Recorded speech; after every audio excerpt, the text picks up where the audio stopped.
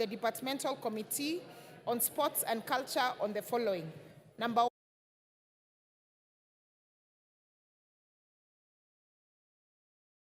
education has made or is making to ensure that the players have the opportunity to take their exams at a time that does not conflict with their participation in the World Cup.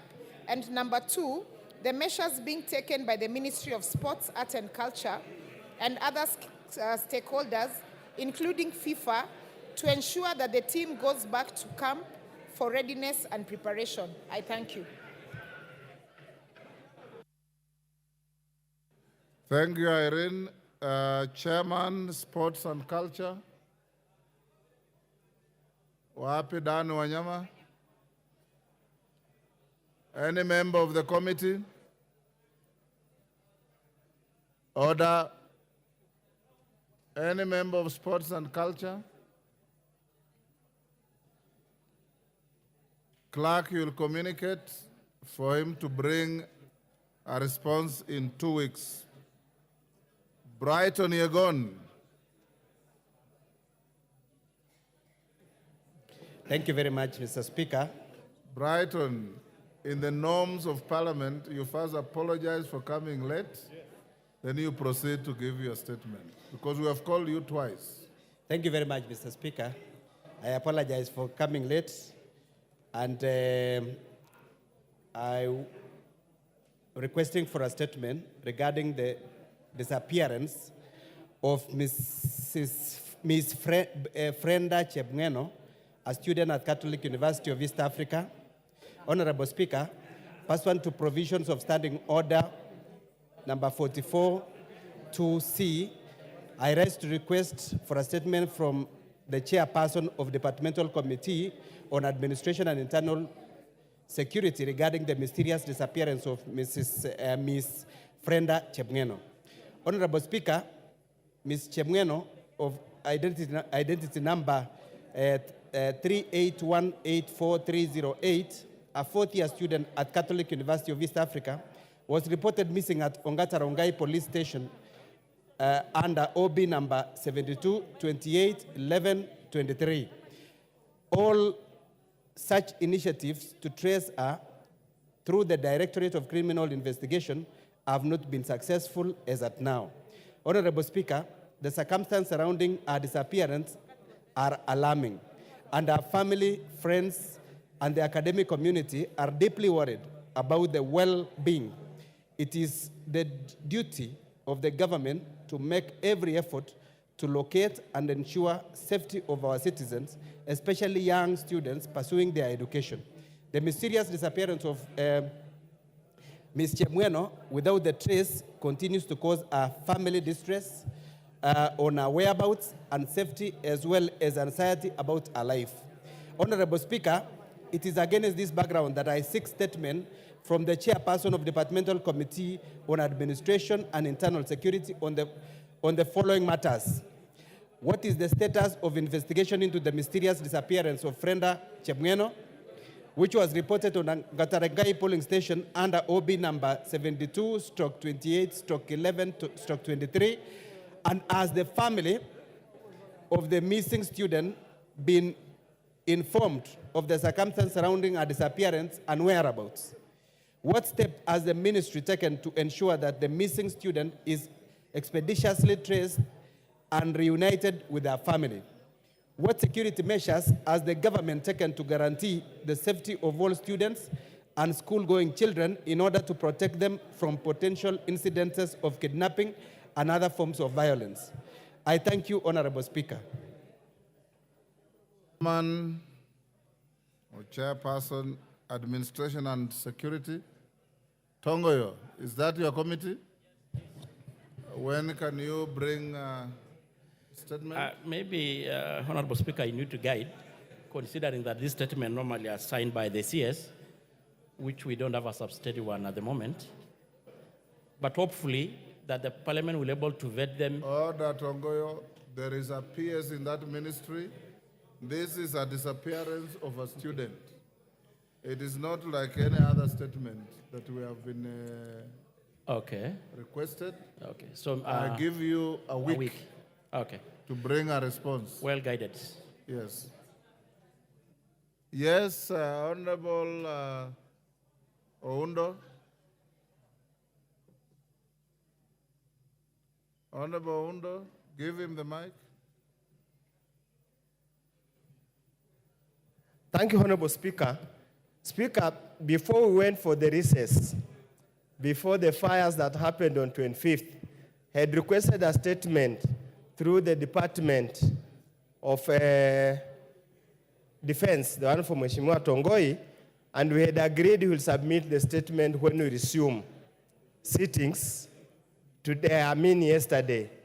I patiently sat and I didn't hear anything.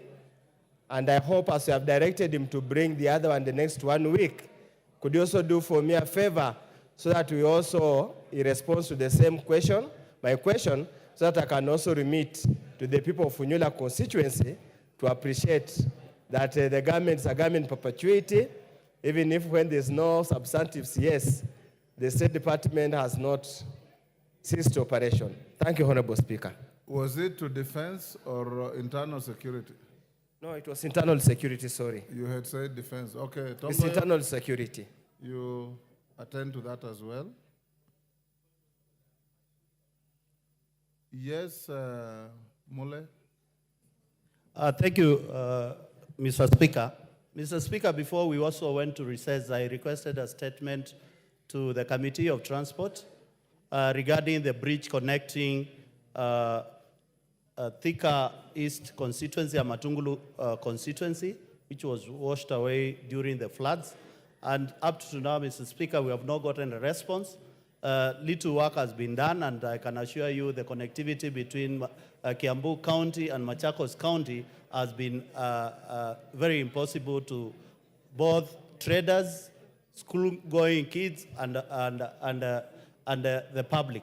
So, Mr. Speaker, I would kindly request if the Chair of Transport has any response from the Minister of Transport, kindly to proceed and give us that communication to assure the people of Matungulu.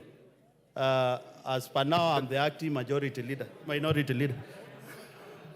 I have no such communication. Where is Honorable GK of Ndia?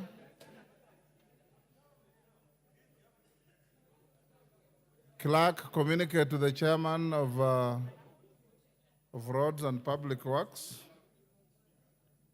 A response with. Now we have responses to statements. Member for Chairman, Administration and Internal Security. Are you ready? Yes, I am, Speaker. That is a statement sought by Doris Donya. Yeah, Honorable Speaker, it's true I've got a response to the statement being asked by the Honorable Member Doris Donya, the member for Kisii County. And I want to, regarding the death of two persons, one, Lucas Nyangao Mirioki Ombioi and Obure Makobe. Honorable Speaker, I want to state as follows. Honorable Speaker, the body of late Mr. Lucas Nyambao Mirioka Ombio was discovered at a roadside in Nyambioreke Market within Makeche Ward on 30th March 2024 at around 4 p.m. as per OB number 0230-0324 of Mageche Police Station. According to postmortem report from the Kisii Teaching and Referral Hospital, the deceased died a natural death, which was caused by anemia and hypoglycemia in respect of hepatosplenomegaly associated with the syncope. The second victim, Mr. Speaker, Mr. Obure Makebe, died at his home and not marketplace, as stated. The deceased fell ill at his home in Nyabiore Magecha Ward on 29th March and went to a private clinic referred to as Richcon within Nyabiore Market.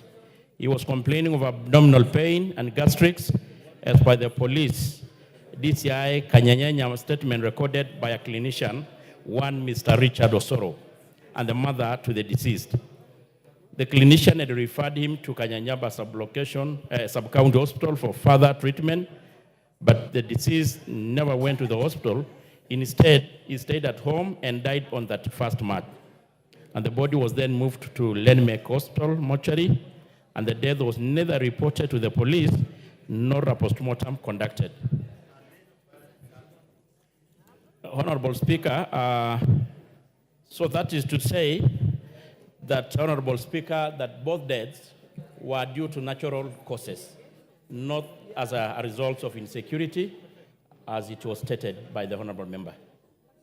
Thank you, Mr. Speaker. Doris? Thank you, Mr. Speaker. It's a blatant lie that it was a natural death. Lie They've just lied. Order. Lie is not a parliamentary language. They've not told the truth. They have given an opposite of what happened. That's it's not true. Tongoyo, are you telling Parliament untruths? Not at all, Mr. Speaker. It's according to the report that were given by our officers, and there was a post-mortem report. Maybe we can able to furnish the member. Yeah. Doris, if you have any issues, when we resume having ministers coming to answer questions, you are at liberty to file a question to interrogate the minister if you are not satisfied. Okay. Next, Chairman, Transport and Infrastructure. Yes? You have the response? Go ahead. On which one? That is to Honorable Mishimbogo. Is she in the house? Honorable Mishimbogo, I received a letter from you seeking to be away yesterday and today. Go ahead. Thank you, Mr. Speaker. First, with regard to the question by Honorable Mule, we will be meeting the agency, the transport agency, the Ministry of Roads on this Thursday, and we'll be able to make a response next week on that question. With regard to Mishimboko's question, Honorable Speaker, on Thursday, 18th April 2024, the member for Likoni constituency, Honorable Mishimboko, MP, requested for a statement from the chairperson of Departmental Committee on Transport and Infrastructure regarding the commencement of Mombasa Gate Bridge construction project. Honorable Speaker, regarding the aforementioned statement, Honorable Mishimboko specifically requested for details regarding the following issues. Details on the loan agreement between the Japanese and the Kenyan government for the Mombasa Bridge construction project, and particularly the total funding provided and repayment terms. When the construction will commence, noting that there were timelines for the commencement by the year 2021 and the completion to be within 36 months. Third issue was a clarification on whether the Mombasa Gate Bridge project loan agreement was among the recently restructured midterm loans, and if so, provisions of details on the restructuring. Honorable Speaker, the committee has since received response from the Ministry of Roads and Transport, which I now wish to make. With regard on the loan agreement terms, the ministry submitted that the total cost of the constructing the bridge was approximately Japanese yen 180 billion, out of which Japanese yen 120 billion was to be paid by JICA through the loan, whereas was to be paid for by the GOK for counterpart funding. Further, the ministry submitted that the completion of the detailed design phase, the project cost was appraised to a total estimated cost of Japanese yen 284.4 billion, which comprises of 194.52 Japanese yen of eligible cost and Japanese yen 89.843 for counterpart funding. The implementing agency, KENHA, has, through the Ministry of Roads and Transport, sought for commitment of funding from the National Treasury, regarding 1, a formal commitment from JICA on the release of the subsequent tranches of loans signed on 5th December 2019, and an appraisal of the loan from Japanese yen 120 to Japanese yen 194.53 billion to adequately cover for the eligible component of the project. 2, additional budget in the subsequent years to cover the counterpart funding amounting to Japanese yen 83.84 billion, with an immediate release of land acquisition funds amounting to Kenya shillings 19.4 billion. Provision of right-of-way, land acquisition and relocation of utilities as a prerequisite condition of contract that should be fulfilled prior to the commencement of the works. The ministry provided an assurance that a commitment of funding from the National Treasury was received on 19th January 2024. The GOK is therefore responsible for covering a counterpart funding portfolio totaling Japanese yen 83.843 billion, which includes payment for the following: 1, land acquisition and compensation; 2, general administration expenses; 3, taxes and duties. Honorable Speaker, with regard to the expected projected commencement date, the ministry submitted that the earliest possible commencement date for the construction of these works is projected to be October 2025. It is projected that the construction of the cable-stayed bridge will take 84 months, which is approximately 7 years. Further, the ministry submitted that a consultant has since commenced preparatory works which are necessary prior to the commencement of the construction works. These preparatory works include geotechnical investigation of the seabed for construction of cable-stayed bridge at Apaya 3, procurement of accredited checker, and establishment of the operations and maintenance entity and toll system are scheduled to be completed in January 2025, and thereafter tendering for the construction work will commence. Due to the complexity of the project, the ministry observed that it is projected that the tendering period will be approximately 10 months, which includes bidding, evaluation, the seeking of no objection from the co-financiers, contract award, and issuance of commencement for works. Honorable Speaker, on the issue relating to the clarification of whether the project was among the recently restructured midterm loans, the ministry submitted it was not among those restructured project loans. Thank you, Honorable Speaker. Yes, Komingo, have you finished? Mama Mishi? Yeah, thank you, Honorable Speaker. And I want to appreciate the response which have been given by the chairperson of the relevant committee. But Honorable Speaker, can I maybe put a complementary question to get some substantiation, to get some clarity? You can seek clarification on the statement given. Yeah, because from the second response, you indicated that the possible commencement date for the construction is October 2025.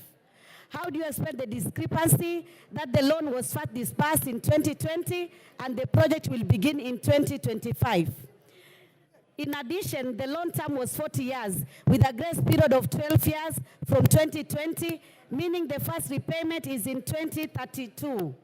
We are in 2024, and the commencement date for the project is October 2025. Can the ministry give a solid commitment that the project will begin in 2025?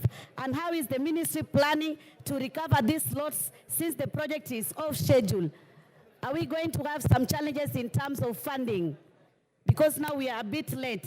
The other one is, can the ministry tell us whether we have the 19.4 billion for land acquisition that has been budgeted for in the current financial year 2024-2025. Can you confirm that we have that fund? Thank you, Honorable Speaker. Yes, Kamingoi. Thank you, Mr. Speaker. It is imperative to note that while we discussed this with the Honorable Mishimboko, we actually agreed that the commencement, the earliest opportunity we have is 2025. What we put before the ministry is to make sure that the works are expedited, to make sure that they're completed within the 8-year window before the commencement of the works. Number two, Mr. Speaker, I think maybe in the next meeting we will respond on whether the National Treasury will approve the 19.2 billion, which is for land acquisition, with regard to the supplementary budget we have, the current one we are processing for her confirmation. Maybe we'll give that information the next meeting, maybe Thursday, for the purposes of confirming whether it is included in this supplementary budget one, which we are currently processing. Thank you. Honorable Mishi, are you satisfied? Honorable Speaker, I'm satisfied, but I also want to know who are the consultants on the ground so that key stakeholders like myself, representing the people of Likoni, can know them and understand what they're doing at the ground. Thank you, Honorable Speaker. Yes, Komingoi. Yeah, Mr. Speaker, let me assure the member that we can procure those details as soon as they are made available to the committee and submit to her for the purposes of proper engagement with the stakeholders and the leadership within the Mombasa County, and specifically Likoni constituency. Thank you, Mr. Speaker. Next, yourself again, Komingoi. Statement by Amina Munyazi. Are you ready? Yes, Mr. Speaker. Honorable Speaker, on Tuesday, 30th April 2024, the member for Malindi constituency, Honorable Amina Munyanzi, MP, requested for a statement from the chairperson of Departmental Committee on Transport and Infrastructure regarding the status of issuance of seafarers' identity document. Honorable Speaker, regarding the aforementioned statement, the Honorable Amina Munyanzi specifically requested for details regarding the following issues.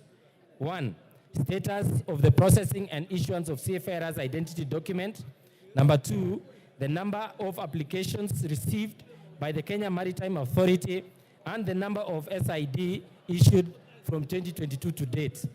3, the challenges that have hindered the processing of seafarers' identity document. 4 is the plans that have been put in place to ensure that processing of seafarers' identity documents is fast-tracked. Honorable Speaker, the committee has since received response from the Ministry of Mining, Blue Economy and Maritime Affairs, which I wish to now make. With regard to the status of the processing of and issuance of seafarers' identity documents, the ministry submitted that the State Department for Shipping and Maritime Affairs, in collaboration with the Kenya Maritime Authority, KMA, has been diligently engaged and advancing the implementation of the SID issuance process. However, the ministry acknowledged setbacks in the rollout of the documents since it was fairly new and not many countries had implemented and issued the SID. The ministry submitted that their efforts are concentrated on expediting the processing and issuance of SIDs to eligible seafarers. Further, the ministry submitted that the process is at the procurement stage, with the Kenya Maritime Authority being the procuring entity. The ministry stated that the procurement of SID was facing challenges due to the unresponsive tenders with the initial... Order. Honorable Jeho, this is not a public baraza.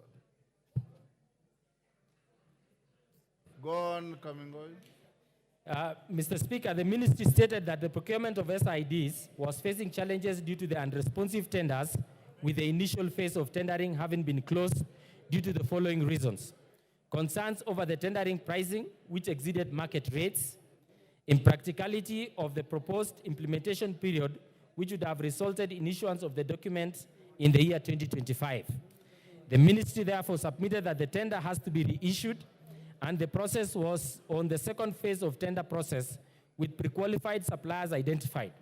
The document was slated to be dispatched to the bidders before May 20th, 2024.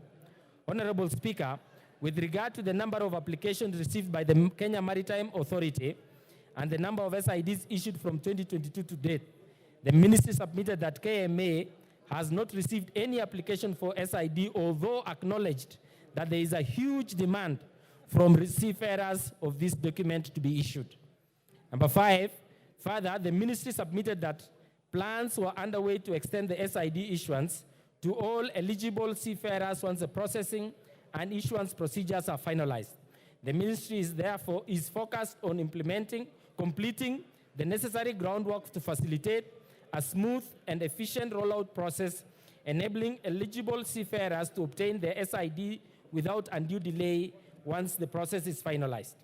Honorable Speaker, on the issue regarding challenges that have hindered the processing of seafarers' identity documents, the ministry submitted that the implementation of the identity document presents unique challenges due to its stringent security requirements set by the international regulatory bodies such as the International Labour Organization, ILO, International Maritime Organization, IMO, the International Civil Aviation Organization, ICAO. These regulations necessitate attention to detail to ensure compliance. The ministry observed that many countries have been quick to issue the SID and got it wrong, resulting in wastage of resources, a path we are trying to avoid. They are trying to avoid. Honorable Speaker, regarding the plans that have been put in place to ensure that processing of seafarers' identity documents is fast-tracked, the ministry submitted that the following measures have been instituted. 1, engaging in consultative meetings with ILO, conducting market surveys, and reviewing the implementation strategies adopted by the few countries that have successfully implemented the SID. This has provided insights and best practice informing the ministry implementation process. Number 2, Mr. Speaker, is streamlining the procedures to enhance efficiency and reduce processing time by optimizing workflows and eliminating unnecessary bureaucratic hurdles, aiming to expedite the issuance of SIDs without compromising on security standards. Number 3 is collaborating closely with the relevant stakeholders, including the Ministry of Immigration, to address technical challenges and enhance overall process efficiency. This collaborative effort ensures that all pertinent issues are addressed comprehensively, fostering a conducive environment for the swift SID processing. 4 is implementing a robust system of continuous monitoring and evaluation of the SID issuance process. This enables identification of any potential obstacles and bottlenecks, prompting and allowing for timely intervention and resolution. The ministry submitted that targeted timelines for the issuance of SIDs is to be June 2024. Thank you, Honorable Speaker. Honorable Amina, are you satisfied? Thank you, Honorable Speaker. I have no further questions. Thank you. Next statement request by Honorable Rael Kasiwai. Komingoi again. Thank you, Mr. Speaker. Honorable Speaker, on Thursday, 2nd May 2024, the member for West Pokot County, the Honorable Rael Kasiwai, MP, requested for a statement from the chairperson of Departmental Committee on Transport and Infrastructure regarding the state of Kapenguria, Lodwar Road. In the statement, Honorable Kasiwai sought to establish 1, the immediate measures the Ministry of Road and Transport is putting in place to rehabilitate Kapenguria Lodwar Road, and 2, the long-term measures the ministry is taking to ensure the safety of residents during heavy rains. Honorable Speaker, the committee has since received response from the Ministry of Roads and Transport, which I now wish to make. The ministry submitted that Kapenguria Lodwar Road is part of the National Road Network, which is managed by the ministry through its implementing agency, the Kenya National Highway Authority, KENHA. On 29th April 2024, a flash flood washed away a section of the road pavement in the vicinity of Lowe's Market in West Pokot County, which disrupted traffic flow at this location. Honorable Speaker, the following remedial measures were taken immediately to reinstate traffic movement and repair the road. KENHA immediately mobilized an emergency framework contractor to construct temporary diversion around the damaged road section. The temporary diversion allowed vehicles to bypass the affected section and enable resumption of traffic movement. The diversion was completed and made operational approximately 6 hours after the washout occurred. Number 2, Once the temporary diversion was reconstructed and traffic flow was reinstated, the road maintenance team was able to complete installation of culverts and rebuild the embankment and pavement which had been washed away, thus repairing the damage caused by the floods incident. The repaired section was opened to public traffic on 13th May 2024. Honorable Speaker, with regards to the long-term measures the ministry is taking to ensure safety of residents during heavy rains, the ministry stated that it has been progressively constructing sections of Kapenguria-Lodwar Road in the last few years. This reconstruction process includes replacing all drifts with bridges, installing culverts with high drainage capacity, widening the road cross-section, installing a stronger and more durable pavement, and gradually making the road more resilient to flood damage. The reconstructing, therefore, provides a permanent long-term solution to the disruption of traffic and risks to the safety of residents that are caused by flash floods from time to time. The ministry submitted that as of May 2024, the road section between Lokichar and Lodwar, together with a standalone bridge section at Kainuk, had been fully reconstructed, while the road section between Kapenguria and Lokichar were awaiting the commencement of reconstruction. Additionally, the government has secured support from development partners towards reconstructing all the roads section between Kitale, Kapenguria, Lokichar. The German Development Agency, KfW, will support the reconstruction of Kitale Morpus section, while the African Development Bank will support reconstruction of Morpus Lokichar section. Reconstructing of the Kitale Morpus section is anticipated to commence in July 2024 this year, Mr. Speaker, while the reconstruction of Morpus Lokichar section is anticipated to commence in the second quarter of the 2025 calendar year. Thank you, Honorable Speaker. Honorable Kasiwai, member for Kapenguria, she's there.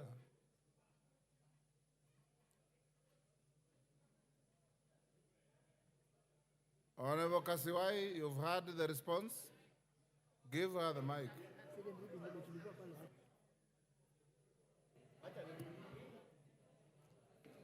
Mr. Speaker, I want to say the answer is okay, though I'm waiting to see it in action. Thank you. Thank you.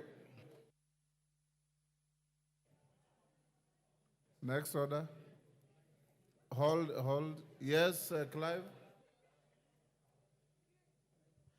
Thank you, Honorable Speaker. I'm rising to follow up on a statement that I sought on 2nd May regarding the status of the Kenya Digital Economy Acceleration Project. This is a statement I sought from the chairperson of the Departmental Committee on Communication, Information, and Innovation regarding the status of the Kenya Digital Economy Acceleration Project. Mr. Speaker, this was to follow up on what happened with the World Bank disbursement of US dollars 390 million disbursed in the year 2023. Mr. Speaker, while I sought that statement on 2nd May, I was informed that I will get a response 2 weeks later. I'm not sure whether Honorable Kiarie is still counting the 2 weeks or he meant 2 years. Honorable Kiarie. So, Mr. Speaker. Is he here? He's here. KJ? Honorable Speaker, yes. Honorable Speaker, it is true that we had given a commitment for 2 weeks, and the committee has been applying itself on the matter, but save for the disruptions that have been there in terms of workings of our committees, it has taken a bit longer than we expected. Honorable Speaker, in a week and a half, we shall be presenting our report on the statement that had been sought by the honorable member. Thank you. It's an assurance that we give. Next order. Order number 8, the Division of Revenue Amendment Bill, National Assembly Bill number 38 of 2024, first reading. A bill for an act of Parliament to amend the Division of Revenue Act 2024. Hold on. Honorable members, on the request of the Majority Leader, I will rearrange the order paper a little so that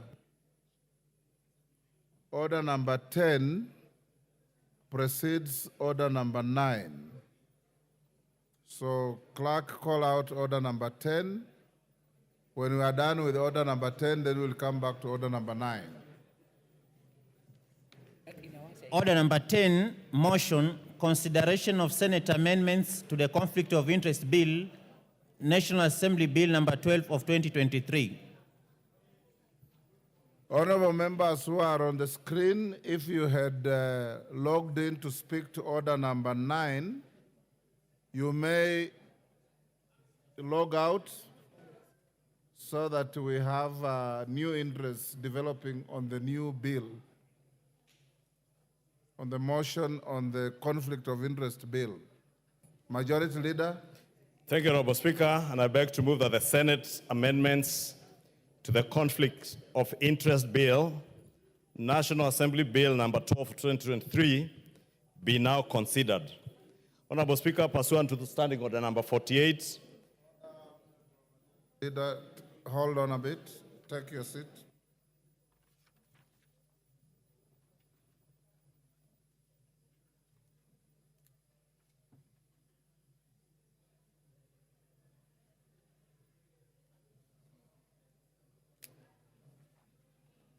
Order, honorable members, I'll take you back to order number 3. Majority Leader, you hold. Those members on their feet, take your seats.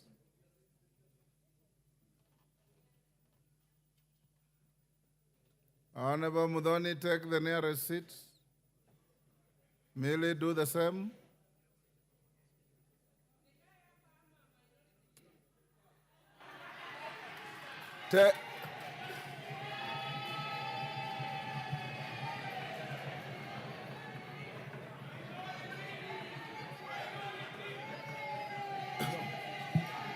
Order.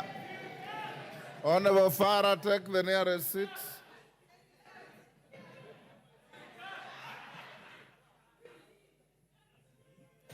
Order. Honorable Mukunji, take the nearest seat. Honorable members, I have a message to convey from His Excellency the President. Honorable members, the message is on the nomination of persons for appointment to offices of Cabinet Secretaries. Honorable members, Standing Order 42-1 relating to messages from the President provide that the Speaker shall read to the House any message from the President delivered to the Speaker for communication to the House. In this regard, I wish to convey to the House that this afternoon, I have received a further message from His Excellency the President notifying the nomination of various persons to appointment to the offices of Cabinet Secretaries. The names are in addition to the ones I conveyed to the House yesterday. In the message, His Excellency the President conveys that in exercise of powers conferred on him by Articles 152(2) of the Constitution, as read together with Section 3 and 5 of the Public Appointments Parliamentary Approval Act 2011, he nominates various persons for appointment to the aforementioned offices. For clarity, Article 152(2) of the Constitution states, and I quote, "The President shall nominate and with the approval of the National Assembly appoint Cabinet Secretaries." The names of persons submitted to this House for approval for appointment as Cabinet Secretaries are as follows: John Mbandi Ngongo, EGH, Cabinet Secretary, the Order, Millie, Cabinet Secretary, the National Treasury and Economic Planning. Honorable Salim Mvuriangala Mugala, EGH, Cabinet Secretary, Ministry of Investment, Trade and Industry. Honorable Rebecca Miano, EGH, Cabinet Secretary, Ministry of Tourism and Wildlife. Honorable James Opio Wandai, EGH, Cabinet Secretary, Minister of Energy and Petroleum. Honorable Onesimus Kipchumba Murkomen, EGH, Cabinet Secretary, Minister of Youth Affairs, Creative Economy and Sports. Honorable Hassan Ali Joho, EGH, Cabinet Secretary, Minister of Youth, Ministry of Mining, Blue Economy and Maritime Affairs. Honorable Dr. Alfred Nganga Mutua, EGH, Cabinet Secretary, Minister of Labor and Social Protection. Honorable Wycliffe Ambetsa Oparanya, EGH, Cabinet Secretary, Minister of Cooperative and Micro, Small and Medium Enterprises Development. Honorable Justin Betan Njoka Muturi, EGH, Cabinet Secretary, Minister of Public Service and Human Capital Development. Honorable Ms. Stella Soy Langat, Cabinet Secretary, Ministry of Gender, Culture, the Arts and Heritage. In view of the foregoing and pursuant to the provisions of Section 8 of the Public Appointments, Parliamentary Approval Act of 2011, Order Mayaka. In view of the foregoing and pursuant to the provisions of Section 8 of the Public Appointments Parliamentary Approval Act 2011, as read together with the Standing Order 42.3, I hereby refer the message from the President together with the curriculum vitae of the nominees to the Committee on Appointments. Honorable members, Section 8 of the Public Appointments Parliamentary Approval Act 2011 provides that unless otherwise provided in law, the committee to which such nomination is referred shall consider the matter and table a report in the House within 28 days. It is therefore imperative that the Committee on Appointments consolidates the names contained in the two lists and immediately commence the process of consideration of the nominees. The committee is expected to immediately notify the nominees and the general public, commence the necessary approval hearings and table its report in the House soonest to enable the House consider the nominees within the stipulated timelines. I thank you.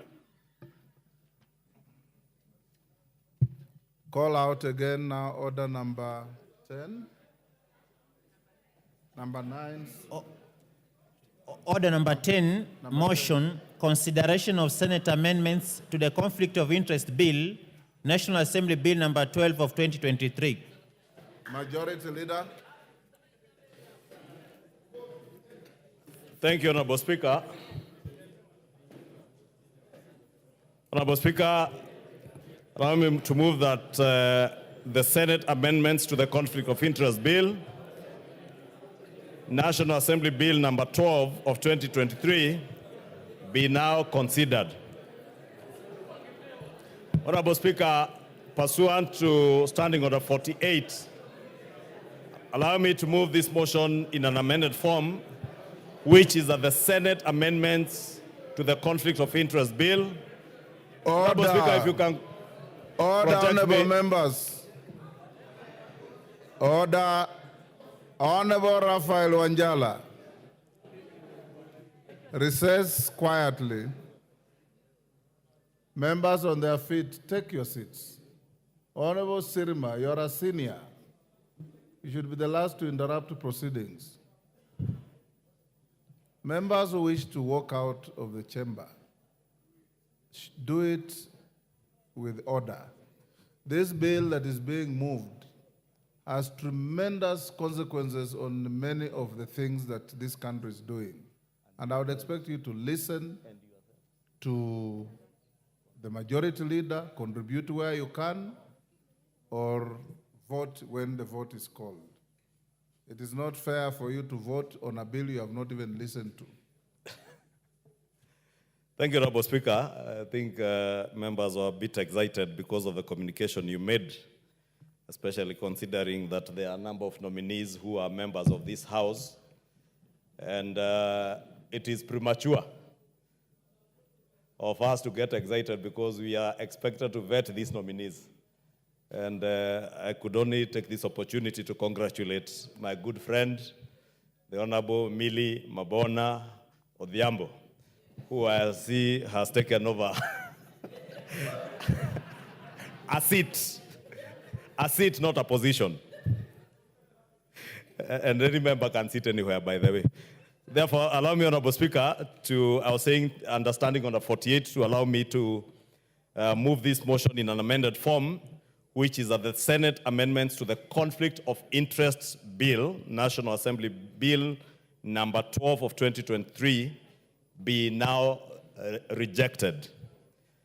Honorable Speaker, under the normal circumstances, such a motion to consider Senate amendments to a bill that originated from the National Assembly would ordinarily be moved by the chairperson of the relevant committee, under whose mandate the bill falls, and in this case, I think it's the JLR committee.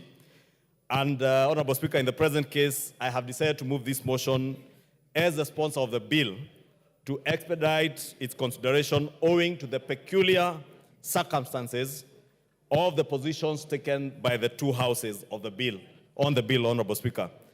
And thank you, Honorable Speaker, that you have pointed it out to members that this bill has huge implications on the conduct of business for both public and state officers, and therefore it's important that members pay keen attention to all the amendments that were proposed by the Senate, which were communicated to the House on the 4th of June 2024, and the amendments were committed to the Departmental Committee on JLAC for consideration and reporting to the House.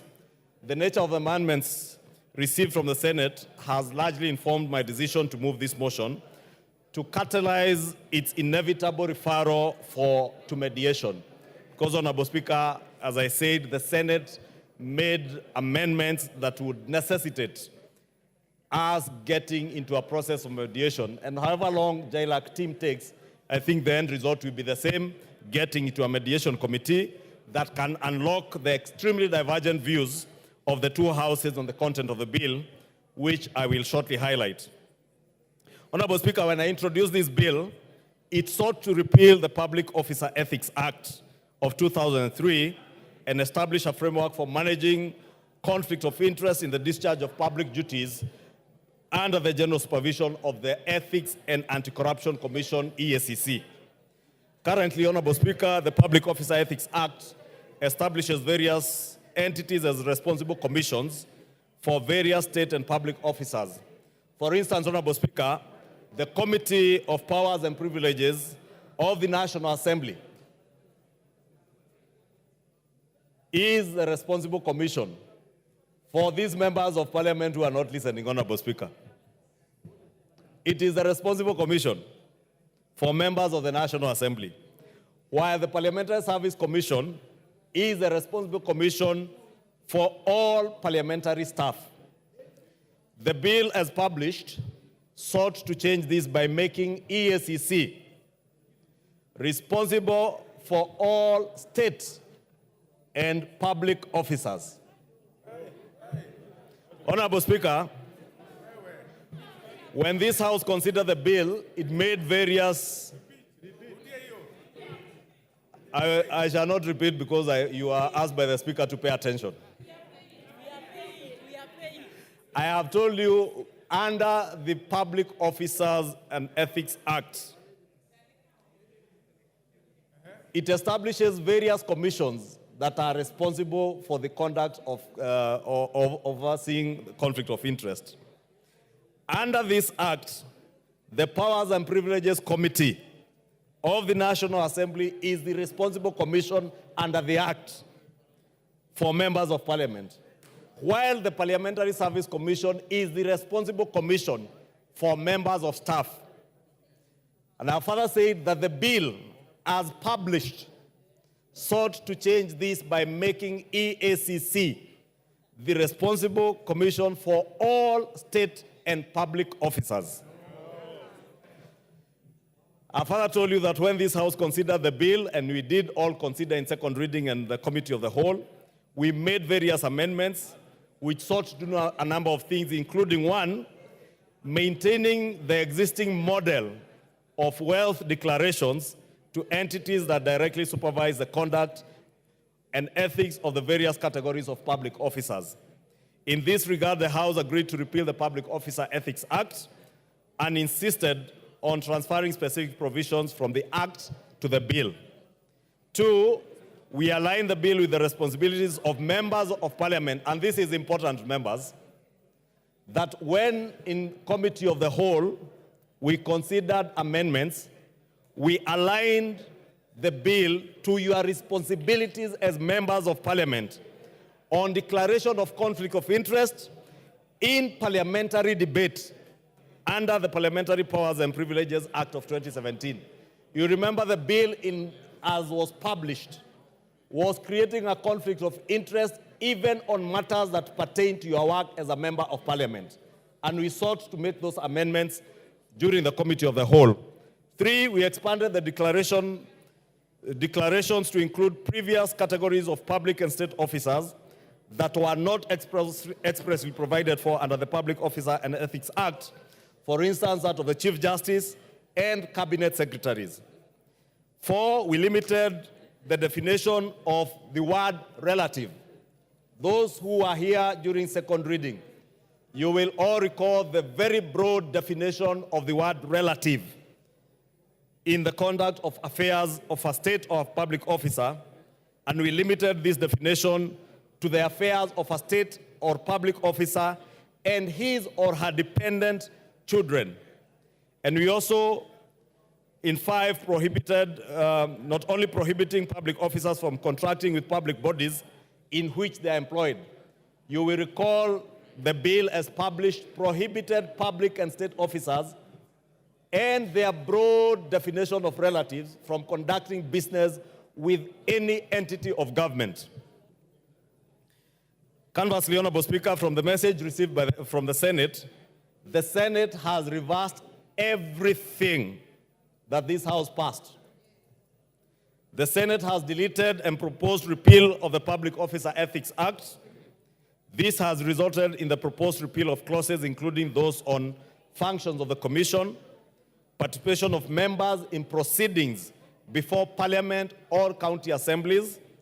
Therefore, there is debate you cannot interact with as a member of Parliament or as a member of county assemblies on the basis of what the Senate has done. Acquisition of interest in partnerships and private companies, restricted gainful employment, for instance, people who are here and are lawyers, professional accountants, etc. The register of conflict of interest, where this register will be. Prohibitions on state officers after leaving office, having served as a state officer, what other gainful employment can you get into? And we had made amendments relating to that. The prohibition against representing people before reporting entities, and declaration of income, assets, and liabilities by public officers. Honorable Speaker, additionally, the Senate has deleted the EACC as administrator of the bill and deleted all provisions on conflicts of interest in the Public Officer Ethics Act, the Leadership and Integrity Act, the Anti-Corruption and Economic Crimes Act, and the Senate amendments are the complete opposite of what the National Assembly considered and passed in the bill. I therefore move that the Honorable Speaker, I've just given the background of what we had done in this bill and what the Senate has proposed to do in the amendments that I'm calling on the House to reject. Because what the amendments that the Senate has passed, besides negating everything that we did to make this bill become workable, what the Senate has done, and without casting aspersions on the other House, Honorable Speaker, must be informed by a huge conflict of interest in the other House. Because, Honorable Speaker, you appreciate this is a House that has been unable to impeach even a single governor. And I saw them the other day pontificating on issues to do with integrity and corruption in this country, Honorable Speaker. But, Honorable Speaker, and you know, we have restrained ourselves over the last 2 years from discussing the other House or even the conduct of members of that House, even under extreme provocation. But, Honorable Speaker, we must stand with the people of Kenya. This bill is critical in the fight against corruption. The dilution that the other House, Senate, has visited on this bill makes this bill completely unworkable. It creates a very fertile ground for corruption and conflict of interest to continue taking root in our republic, Honorable Speaker. Therefore, we must be the bigger brother between the two houses. We must be the house that stands with the people of Kenya who have spoken loudly and told us that matters touching on conflict of interest, matters touching on theft of public resources must come to an end. We must be that house, Honorable Speaker, that today will stand with the people of Kenya and tell our brothers in the Senate that it will not be business as usual for governors to steal and get away scot-free with what they have stolen from the people of Kenya, knowing that because of conflict of interest, they can influence what will happen in the other house and their county assemblies. We must be that house. Honorable Speaker, this house has a singular responsibility of being the people's representatives, while the other house represents counties. Being the people's representatives, Honorable Speaker, we must be the ones to stand today with the people of Kenya. And I think, Honorable Speaker, listening to what Kenyans are saying out there, and I have seen this being one of the bills that even the young Kenyans in our country and other Kenyans of goodwill who want a change in the manner things are done in this country have asked the Houses of Parliament to expedite with, is this bill.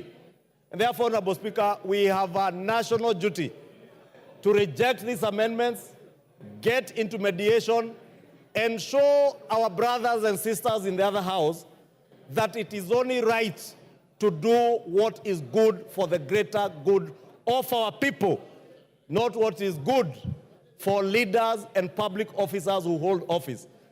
Honorable Speaker, this bill, and I have heard in today's communication from the President, he has also alluded to it, is an important bill not just for us as public and state officers, even to protect ourselves as state officers against accusations, unfair accusations of engaging in corruption or corrupt activities, but also in protecting the assets of the Kenyan people against public and state officers, Honorable Speaker, and even people in the private sector, Honorable Speaker. This bill was misconstrued in the other house to be speaking to just public and state officers. The conduct of corrupt activities in this country, Honorable Speaker, is also largely driven by the private sector. This conflict of interest bill speaks also to conflict of interest by the private sector. 1 minute. Thank you, Honorable Speaker. I was saying, for instance, if you look at the lot and the looting that has pervaded in the old NHIF, the National Health Insurance Fund, it has not come out of conflict of interest by particularly state officers. Private entities have engaged in massive looting and corruption in NHIF. And therefore, Honorable Speaker, when you run a private hospital and you engage with a public entity, it is only a law like this that will protect the assets of the Kenyan people. And I want to beg this House, as I move and call on the Vice Chair of the Jailer Committee, the Honorable Mwengi Mutuse, to second, I want to call on this House to reject in total all the amendments by the Senate to protect the people of Kenya from conflict of interest, corruption, and wanton looting of their assets and resources. I beg to move and ask Honorable Mutuse to second. Mutuse. Thank you, Mr. Speaker. I stand to second the motion that has been ably moved by our majority leader, that the Senate amendments to the Conflict of Interest Bill that was considered by my committee, the Justice and Legal Affairs Committee, that have been referred to this House by the Senate be rejected. Mr. Speaker, the amendments that have been referred by the Senate are very retrogressive. They are in themselves going to undermine very directly the war on corruption. They are in themselves making the Conflict of Interest Bill an empty shell of its former objectives. Mr. Speaker, all of us in this House agree that the reason why we have wanton corruption in the national government and in the county governments is because those who are in leadership are able to do and transact with the offices that they also superintend. And the bill intends to remove conflict of interest so that government entities are not corrupted by people who have been appointed or elected into office. The Senate has made amendments that make it possible, for example, for a permanent secretary to own a company and do business in a state department that the permanent secretary is an accounting officer. This House must stand and say that this cannot be allowed. Out there, Kenyans are saying that we are able to fund our own development, that we may not even be able to need to increase taxes if we are able to take care of corruption and take care of wastage. What the Senate is doing through the amendments is to legalize corruption, is to make it possible for a member of parliament, for example, to be able to transact with the Parliamentary Service Commission, which in itself is even rejected under our own parliamentary privileges and standing orders.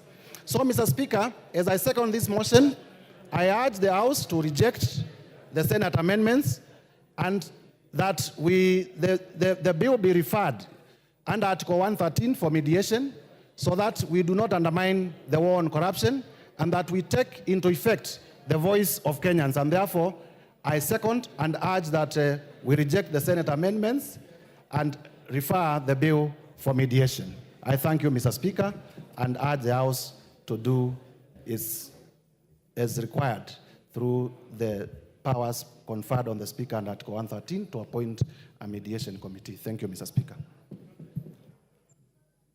Honourable members, I now propose the question, which is that the Senate amendments to the Conflict of Interest Bill, National Assembly Bill number 12 of 2023 be now considered. And remember that the Majority Leader moved it in an amended form. So, Dindi Nyoro, are you here on budget? No contributors? Yes. Wangari? Wangari wants to speak. Thank you, Mr. Speaker. I rise to support the Majority Leader on this bill. And Mr. Speaker, I think the most saddening thing with the amendments done by the Senate is that it takes us very far back in the war of corruption. Mr. Speaker, the issues we have been dealing with for the last 1 month or so, generated by Kenyans, by Gen Zs, by civil society, Mr. Speaker, most of them could be sorted if we dealt with corruption. Because, Mr. Speaker, every year we have had issues of pilferages of money, both at the national level and at the county level. So, Mr. Speaker, anything that would jeopardize that fight should be rejected, and we should actually support this bill and the way we had passed it, Mr. Speaker. And we shall reject the amendments of the Senate and go with what we had passed as the National Assembly, because they called us sitting, the Senate called us sitting, and I'm avoiding to dwell into casting aspersions to the Senate, but I think the Senate has lost the track of what they should be doing. Because, Mr. Speaker, one of the biggest issues we have is that we have so much money going to the counties, but we don't see the value of it. We don't see governors being held accountable. In other words, Mr. Speaker, what we have seen is the Senate being obsessed. And I say that because I've been a former senator, Mr. Speaker, that they forget their major and main mandate of protecting the counties, Mr. Speaker. What we have seen is that we have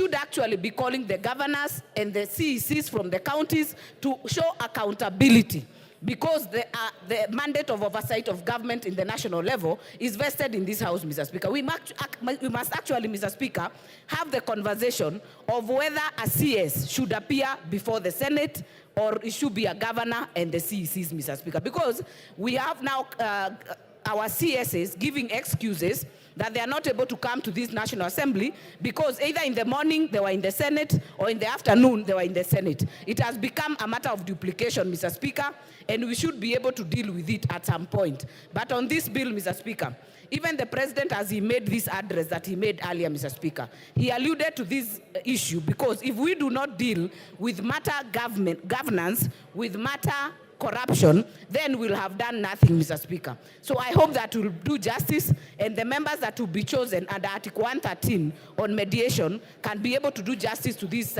bill, so that we can be able to properly deal with corruption. Because you cannot say you're taking from this hand and the right hand is hidden behind, Mr. Speaker. So I actually support the majority leader, and that we should reject the amendments done by the Senate and this bill to proceed as it was, Mr. Speaker, so that we are able to deal properly with the issues that have been raised for the last few weeks. I thank you, Mr. Speaker. Oundo. Thank you, Honorable Speaker.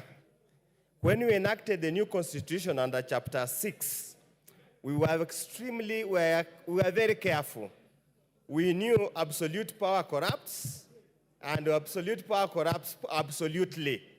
And that's why Chapter 6 of Integrity and Leadership was inserted in the Constitution. We proceeded to prepare an Act of Parliament that made a mockery of Chapter 6. We proceeded to have various anti-corruption laws that do not seem to be biting, because outside the Honorable Speaker, many Kenyans believe it's the elected leaders, it's the political class that the purveyors of corruption in this country. Honorable Speaker, we as Parliament, and that includes National Assembly and Senate, if we can water down the bill that we passed here to make it practically impossible to hold accountable elected leaders, then, Honorable Speaker, we are taking this country into abyss. And that's why I support, as moved by the majority leader, that what Senate did was a great disservice for this country. And, Honorable Speaker, I think Senate is suffering from inferiority complex. Senate thinks that members of Parliament here, National Assembly, have got so much money that they're wallowing in a lot of money. And that's why they go to the pettiness to come and see how many cars are in the parking slot of the National Assembly. How many new cars or how many new tires members of Parliament have bought. They have this misconception, even those who have been here, Honorable Speaker, that members of Parliament use CDF to fund their personal lifestyle. Honorable Speaker, we cannot afford to allow conflict of interest not to be called out. Honorable Speaker, where we are in a position of influence. So if we allow ourselves to also start doing business with our own entity, it means, therefore, Honorable Speaker, no other Kenyan will ever get a contract, will ever get any job in this country unless you know somebody. We must win ourselves this mentality that you must know somebody for you to get employed, that you must be connected to you for get a tender, that you must bribe for you to be paid for any work you have done anywhere. Honorable Speaker, I want to urge those who will be appointed to go to mediation committee. I want to urge, because at times have been some of them, senators can bully ordinary members to accept their way. Here we go with the irreducible minimum. The irreducible minimum is the bill that we passed in this House. Any other story, Honorable Speaker, we will expose them and surrender them to Gen Z to deal with them accordingly. Thank you, Honorable Speaker. I support the motion by the majority leader. Member for Gishugu.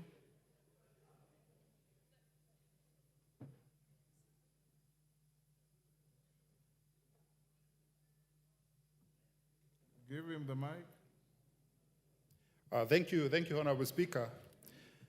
I support the motion as moved by the leader of my majority.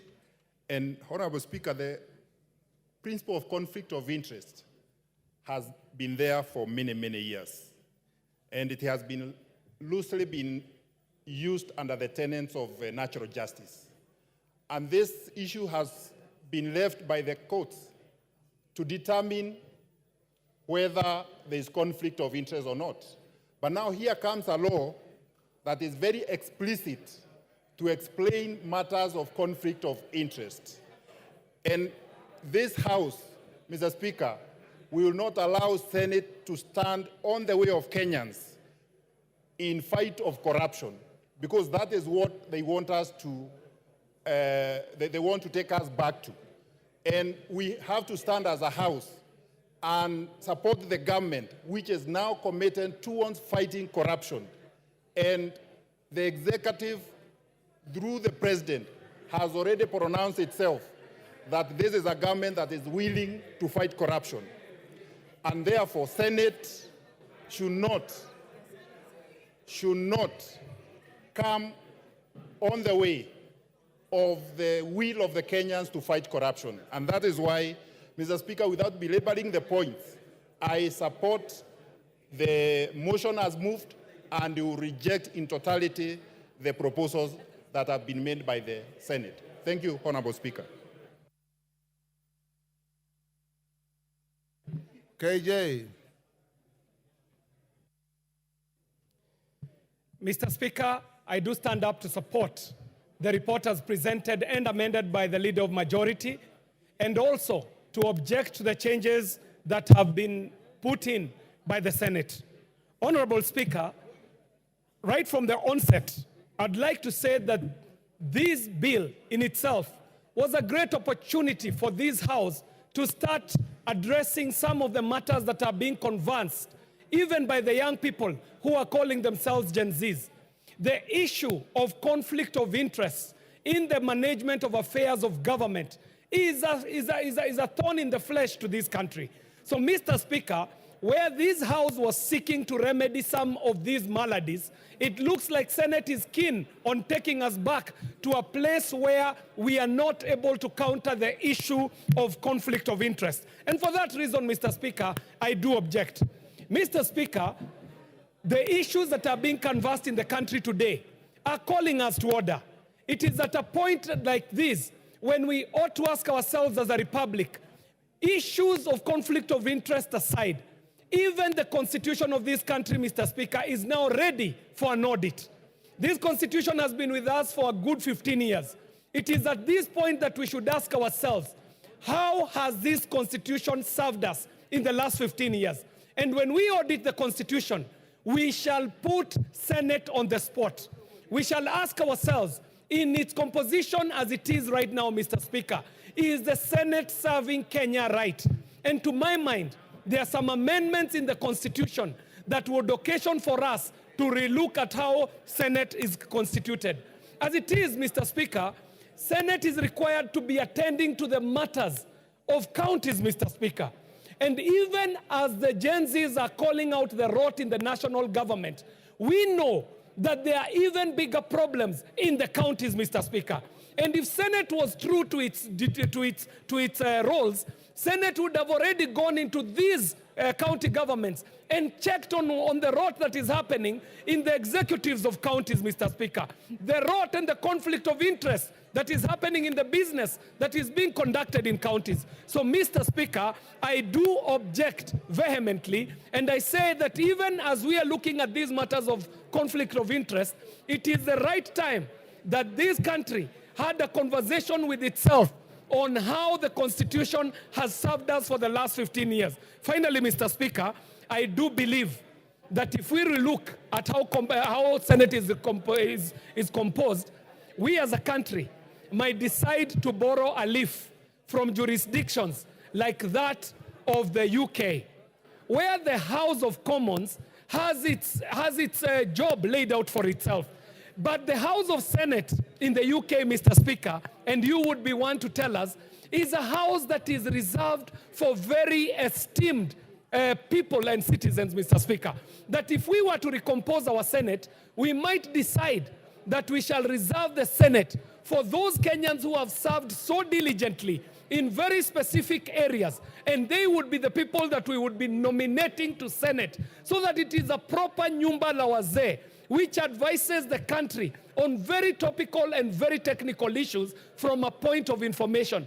As it is right now, the Senate does find itself at times with no business to prosecute other than to meddle with the work that is being done by the National Assembly. And as such, they use their time to do what we have seen this afternoon. So, Mr. Speaker, I object the amendments made by Senate, and I do support the report as presented and as amended and presented by the Leader of Majority. I do support, Mr. Speaker. Thank you very much. Those who are on the screen, like Ndindi Nyoro, Johanna Ngeno, John Gitonga, you are all for appropriations. Now the mover should be called upon to reply. Majority Leader, you may now reply. Thank you, Honorable Speaker. And let me thank the few members who have contributed and commit that we will, upon rejection of the amendments from the Senate, and I want to beg that members do vote to reject, we will immediately constitute a mediation committee to be able to consider this bill and amendments afresh. I therefore beg to reply. Order, members, take your seats. Members on their feet, Sabina Chege, take your order, Sabina Chege, take a seat. Wamshomba, take your seat. Pasaris, take your seat. Honorable members, I now put the question, and those who vote yes will be supporting the amendments from the Senate, and those who vote no will be rejecting. I now put the question, which is that the Senate amendments to the Conflict of Interest Bill, National Assembly Bill number 12 of 2023 be now considered. As members of that opinion say aye. As members of the contrary opinion say nay. The nays have it.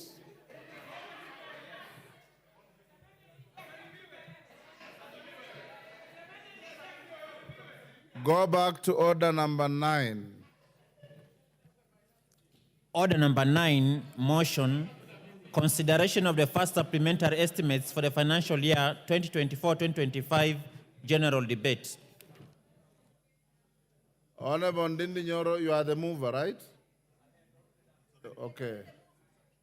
Johanna Ngeno, you are not ready. John Gitonga. Thank you, Speaker. Yeah. Are you ready to speak? Okay. Thank you, Speaker. Mr. Speaker, I thank you. I want to thank you for this opportunity also to contribute on this budget, supplementary budget. Speaker, we have realized that there has been difficulties in the country, Mr. Speaker, and this prompted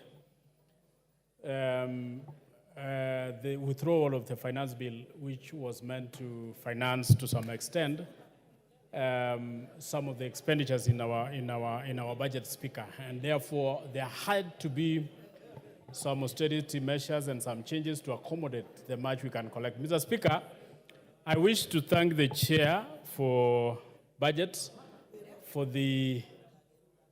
for sitting and looking into the issues that we had tabled before the committee. And Speaker, I want to say that as a committee for housing, we factored in, of course, Mr. Speaker, the issues, the needs, which, of course, the people of this country were expecting to appear in that particular supplementary budget. Speaker, we want also to understand that this supplementary budget will have a lot of constraints, and of course, there are so many shortfalls, and especially on funding some vital projects and programs. Mr. Speaker, I particularly, the State Department for Public Works was majorly affected, Mr. Speaker.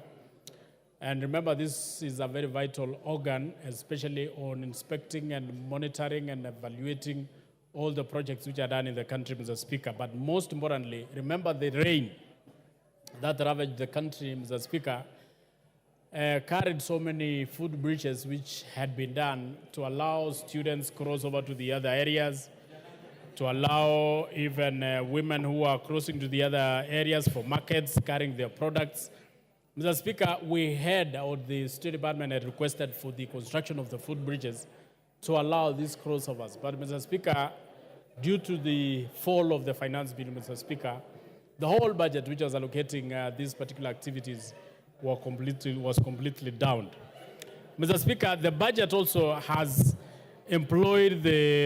given breadth to the employment permanently of the GSS teachers. Remember, Mr. Speaker, we still have a very big and a huge challenge on the issue of GSS, on the issue of our classrooms. Mr. Speaker, this CBC was introduced without considering so many factors. Now it is a baby that we have to nurture. It is something that we have to deal with.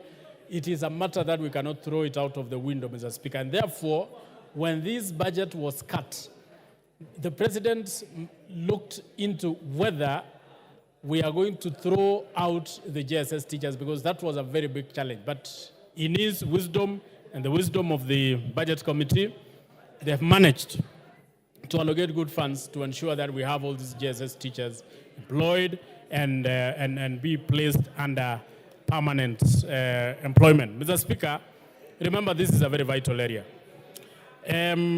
We also ensure that the CBA, collective bargaining agreement, is considered. And this is a very vital thing, which of course will also give our teachers our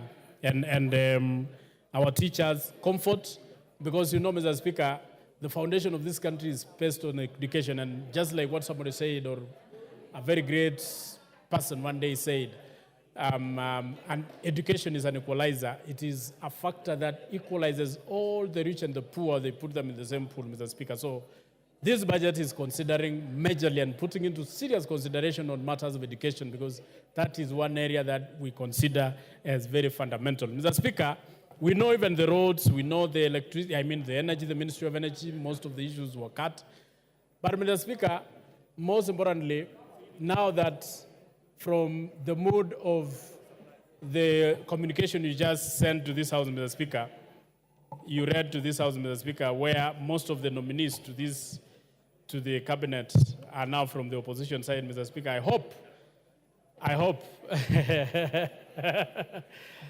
hope it is now going to bring harmony in this House and especially in the country, so that whatever business we are going to be transacting in this House will sail through.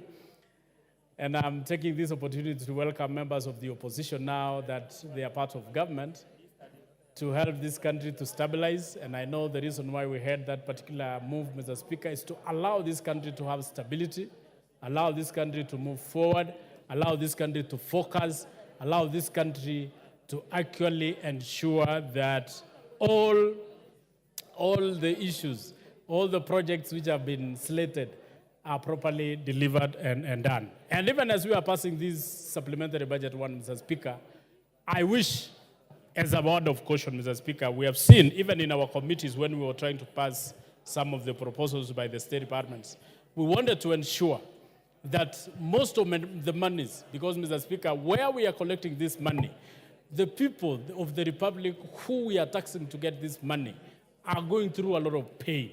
So our major request and demand by this House, Mr. Speaker, is that any money allocated for majorly projects, Mr. Speaker, should be utilized on projects, and especially projects, Mr. Speaker, which bring development to our people and to the people of this Republic. So, Mr. Speaker, I wish to say that we will, as much as possible, try to cut some of the expenditures. But most importantly, Mr. Speaker, the cuts which have been placed on development areas, Mr. Speaker, the little that has remained must be properly utilized. And now that we are having almost a new cabinet, though some of them are the same old faces, but we are having almost a new cabinet. We want to ask the members of the cabinet who are coming in, where especially if they were to be passed or vetted and passed in this House, Mr. Speaker, that it is time to work for this country.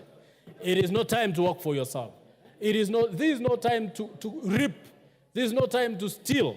This is no time to waste. These are monies which we collect painfully from the people of this Republic. So even as we are going to vet these particular cabinet secretaries whose names have been forwarded to this House, Mr. Speaker, our core mandate as this House is to ensure that we vet and pass members of the cabinet who we know their background has nothing to do with corruption. And if they pass that test, Mr. Speaker, we hope they are going to deliver to this nation. They are going to build this nation. They are going to work hard, just like what the president is trying to do, so that we don't look back and say, these are the people who failed this country. So each one of us has a responsibility. As a House, we have the responsibility. As a cabinet, they have the responsibility. As a president, also has the responsibility to ensure that whatever money we appropriate in this House, Mr. Speaker, that whatever money we tax the people of this country, Mr. Speaker, and put in the budget must be properly utilized without corruption, without stealing. I thank you, Mr. Speaker, and I support. Nairobi Women Rep. Oh, you are not ready. Oh, Rosa Buyu.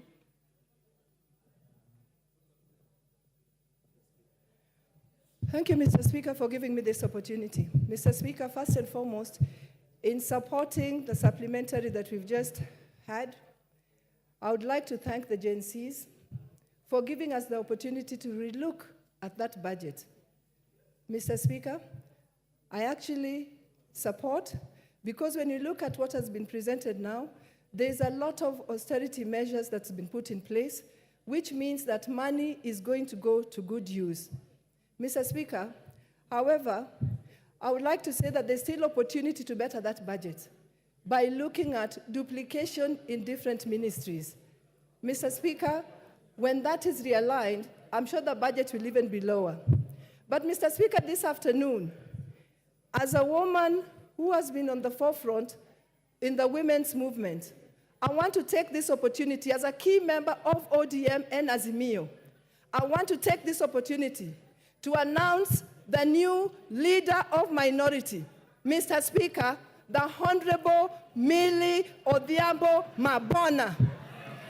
Mr. Speaker, nobody should tell me that I have no authority to do that.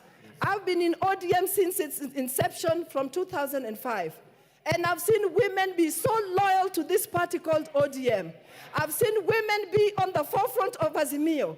And it is time that a woman is given an opportunity to lead this party in the House. Mr. Speaker,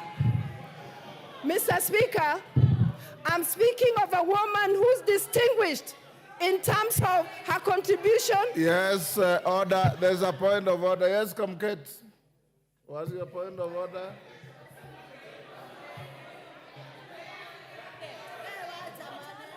Yes, Kamket. Mr. Speaker. Yes. I'm standing on standing order number 91, and also on relevance, and also, Mr. Speaker, the honourable member is is anticipating debate, because there is no motion in this House, Mr. Speaker, about any appointment. There is no motion on this floor about any appointment of anyone to anywhere. And from the experience, Mr. Speaker, from our own experience yesterday, we now know that what is announced outside, what is your point of order? There, on two matters. Is she in order, Mr. Speaker, for the honorable lady to anticipate debate?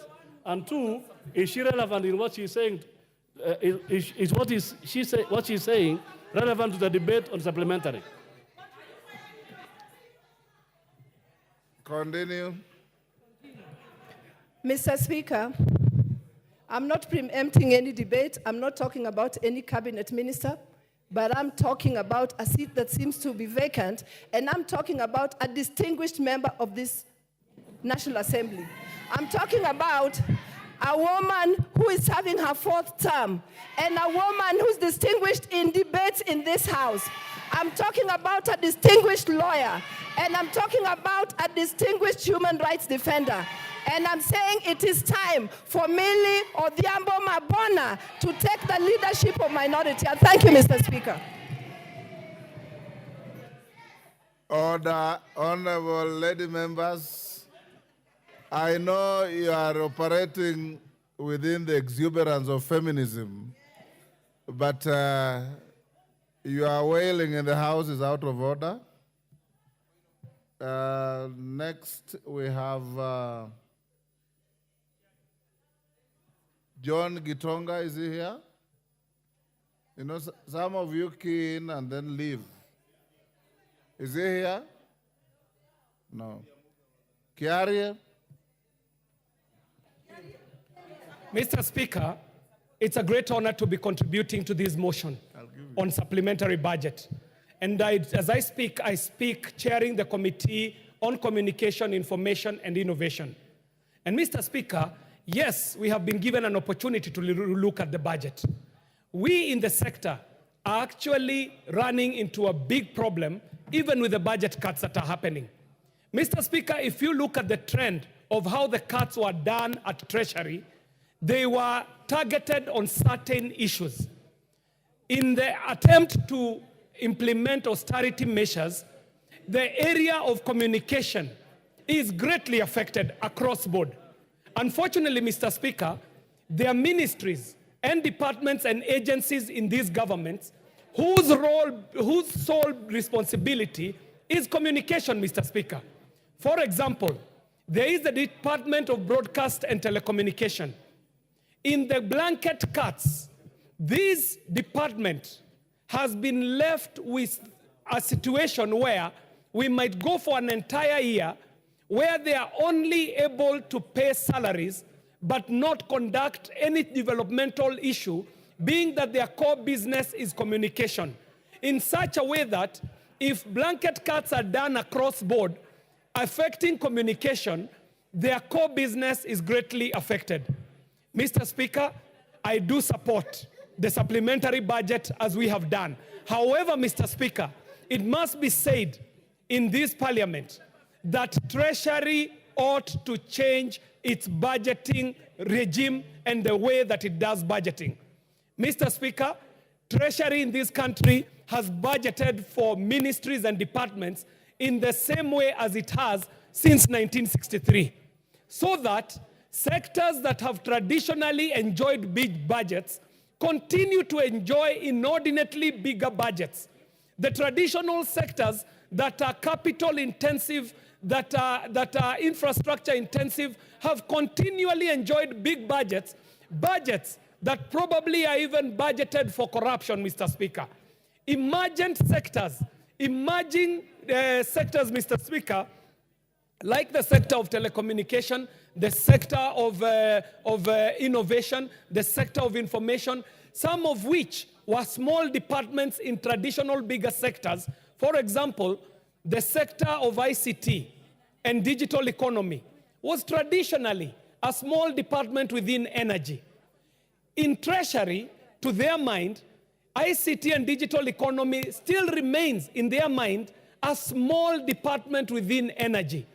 But if you look at the bottom-up economic transformational agenda, if you look at Marshall plans like the Kenya Superhighway, Digital Superhighway program, if you look at Vision 2030, emerging sectors like ICT and the digital economy might be the place where we find a solution for the issues that are being canvassed, even the issues that are being canvassed by the Gen Z on the streets. They are talking about youth engagement. They are talking about employment. This employment will not come from the bigger sectors. It will not come from corporate Kenya. These youth will be meaningfully engaged if members in this house are able to institute digital innovation hubs in each and every ward of this country. It will happen when we are able to make connectivity, get to places like Wajir and Mandera and the other far-flung places in this country. These opportunities will be available when our young people are able to get digital online jobs, where they are able to go to a digital innovation hub in their village and they are able to be paid in dollars. But Mr. Speaker, that is the case we find ourselves in, where Treasury is still budgeting in the way they used to budget in the 60s. Mr. Speaker, our sector in the ICT and digital economy has proven that if you invest 1 shilling, you're going to reap 5 shillings out of that investment. So what we are decrying here, Mr. Speaker, I do stand up as a village crier, saying that even as we prosecute these budgets, Parliament will have to apply itself better so that we can remedy the ills that are coming from Treasury, which are traditionally budgeting in a way that does not benefit us and does not drive us in the way of solving some of the problems that the young people are telling us. So, Mr. Speaker, I do support the consideration of this first supplementary budget, and I do laud the members of the Digital Economy Committee, up to and including the Honorable Dr. Bensouda, who I see here, because they applied themselves well in this supplementary budget to be able to remedy some of those ills that we picked out that were occasioned by the way that Treasury is budgeting for this country. And I want to laud these members of our ICT committee and remind you that in the absence of a committee of the future in this jurisdiction, the Committee on Communication, Information and Innovation is actually the committee of the future. And we shall take our rightful place as Parliament so that we budget as is required by the Constitution, where budgeting happens on this floor in this House. Thank you very much, Mr. Speaker, and I do support. Zamzam, you are on the... Oh, is that... Who is the member at the end? Mwalio. Honorable Mwalio. Thank you very much, Mr. Speaker. I want to stand to support the supplementary one estimates and be able to hear some grievances that the supplementary budget has created. In this supplementary, then the cuts that we have been able to cut, we have been able to remove entirely majority of the development funds in many sectors and also the ministries. And what we are doing by so doing is that we are taking people out of business and also creating unemployment.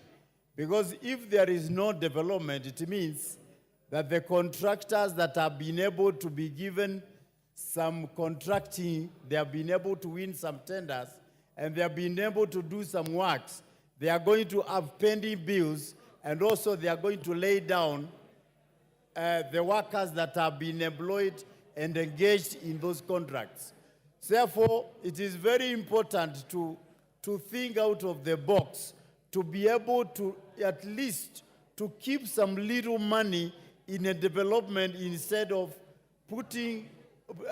removing all the 100% development funds, because it is going to take people to the streets without any employment.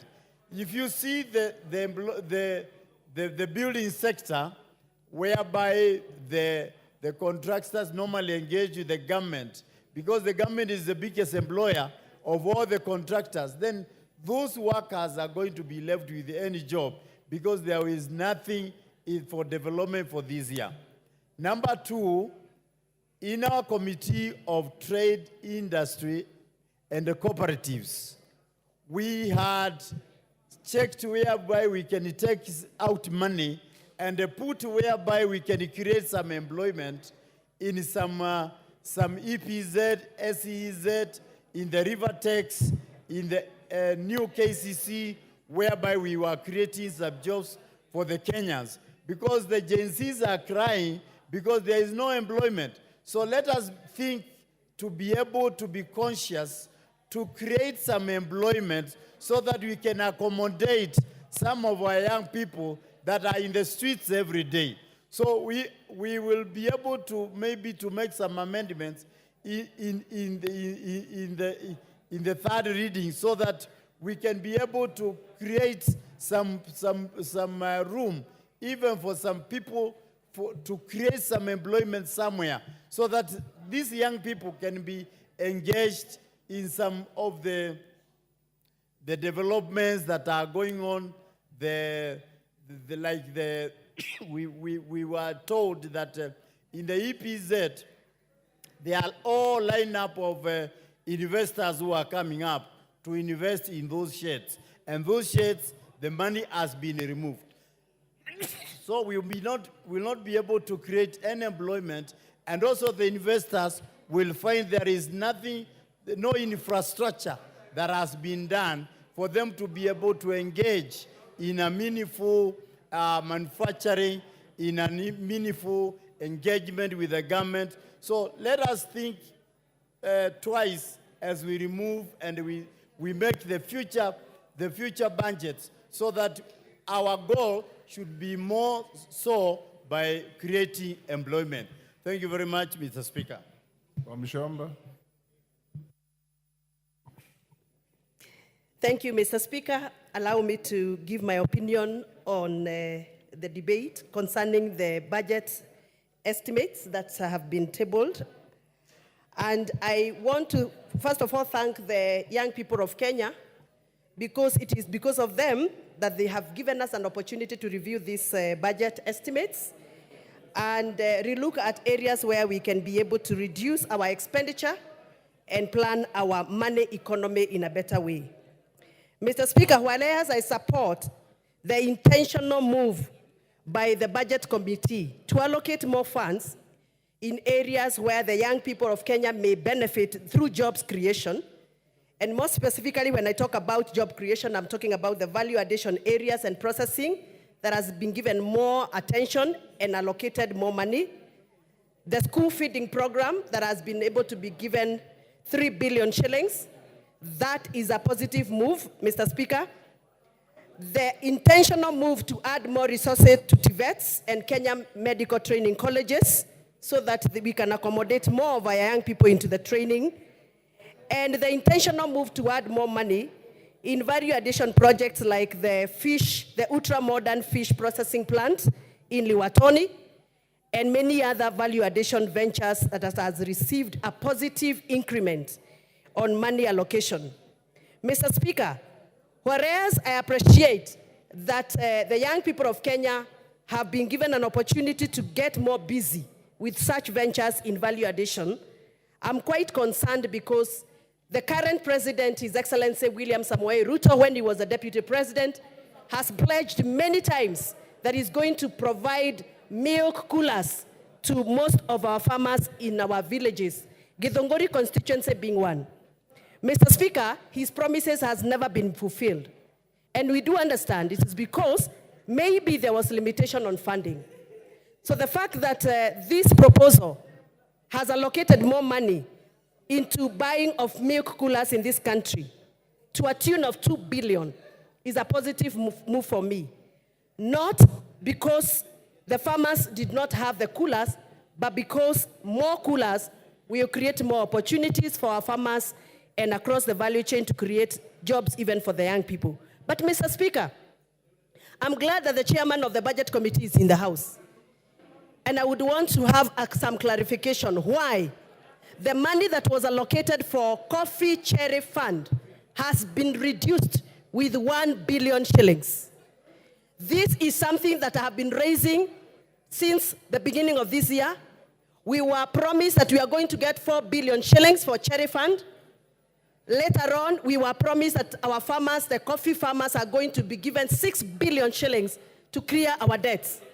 But according to the document that I have, Madam Speaker, vote number 1173 says that the Ministry of Cooperative and Development Management is going to lose 1 billion shillings recurrent fund from coffee cherry fund. Mr. Speaker, I would want a clarification on why coffee cherry fund is being reduced from whatever was allocated initially to losing 1 billion shillings. Is it that our farmers have not absorbed the money? Is it that they have realized that our farmers have had enough of cherry fund? Now they have to reduce to 1 billion, from 2 billion shillings to 1 billion? Or what is this that has informed the Budget Committee to reduce cherry fund to this level? Mr. Speaker, Madam Speaker, I am a farmer. Sorry. I am a farmer. And I can tell you that not all farmers have received cherry fund as we speak. Some of the farmers requested for 80 shillings per kilo of cherry fund. They only received 20 shillings. There are some factories as we speak who requested for cherry fund and have never received this money. So when we come now and revise the budget and reduce this money in the excuse of that we are adding more coolers, Does it mean that milk farmers who are receiving coolers are more important than coffee farmers? This is a question that I would want to get answer from the relevant committee, because it is not right for us to be playing public relations with our farmers. It is not right for us to be promising our farmers something on television, but when it comes to actual figures, we play around with figures. So I will not support this until I'm clear why coffee farmers are getting a reduction. Thank you, Madam Speaker. Thank you. Chair Budget, you'll note the concerns of members. You can respond to them during reply. Dr. Ochanda. Thank you, Madam Speaker. Madam Speaker, I rise to support the motion on the basis of the timing, in terms of the time when it is falling in. Madam Speaker, this appropriation is coming in at a time when precedents have been created. We have basically created precedents in this country. A precedent, and number one, that a finance bill has been rejected nearly as the first time in the history of this country. Number two, we are doing this against a backdrop that members were very elated about the appropriation that we had done last, before we did the finance bill, Madam Speaker. Madam Speaker, as I look through this supplementary appropriations, my view is that if we had time, where we are not able to get the 400 billion shillings, Madam Speaker, if we had time, I believe we are able to get this money.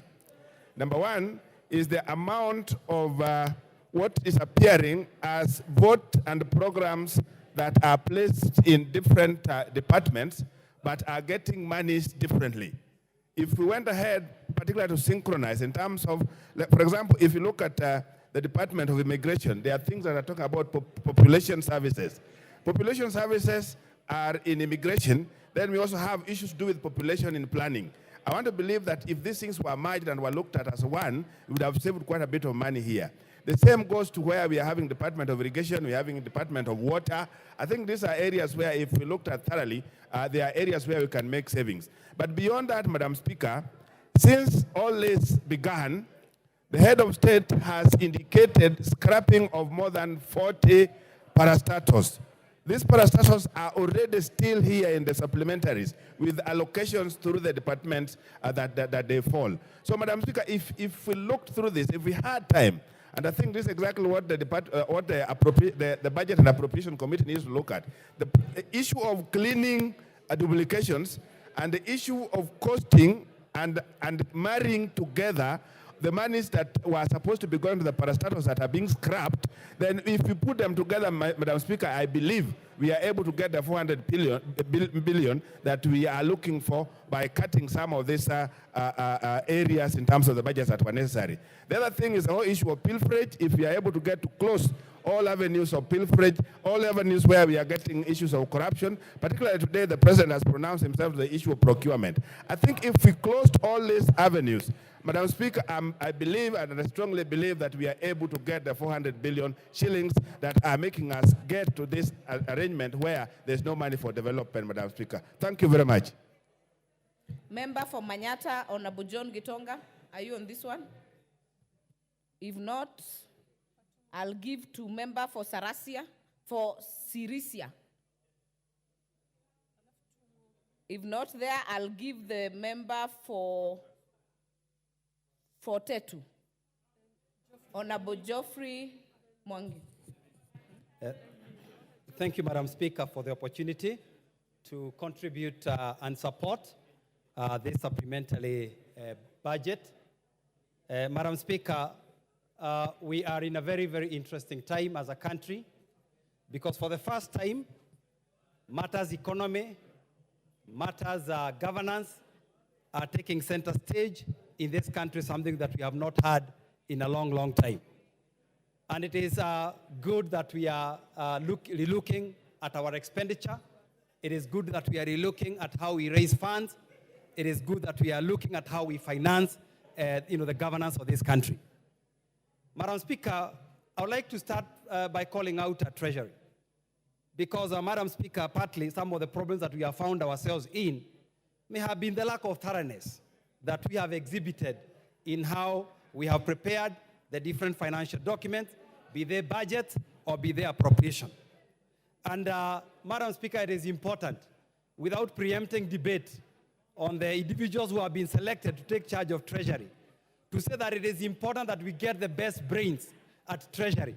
So that some of the challenges that we have gone on with the documents that have been rejected by the public and have put us in the spot as members of this House, at least we can be able to perform much, much better in future in terms of our budget and appropriations preparation.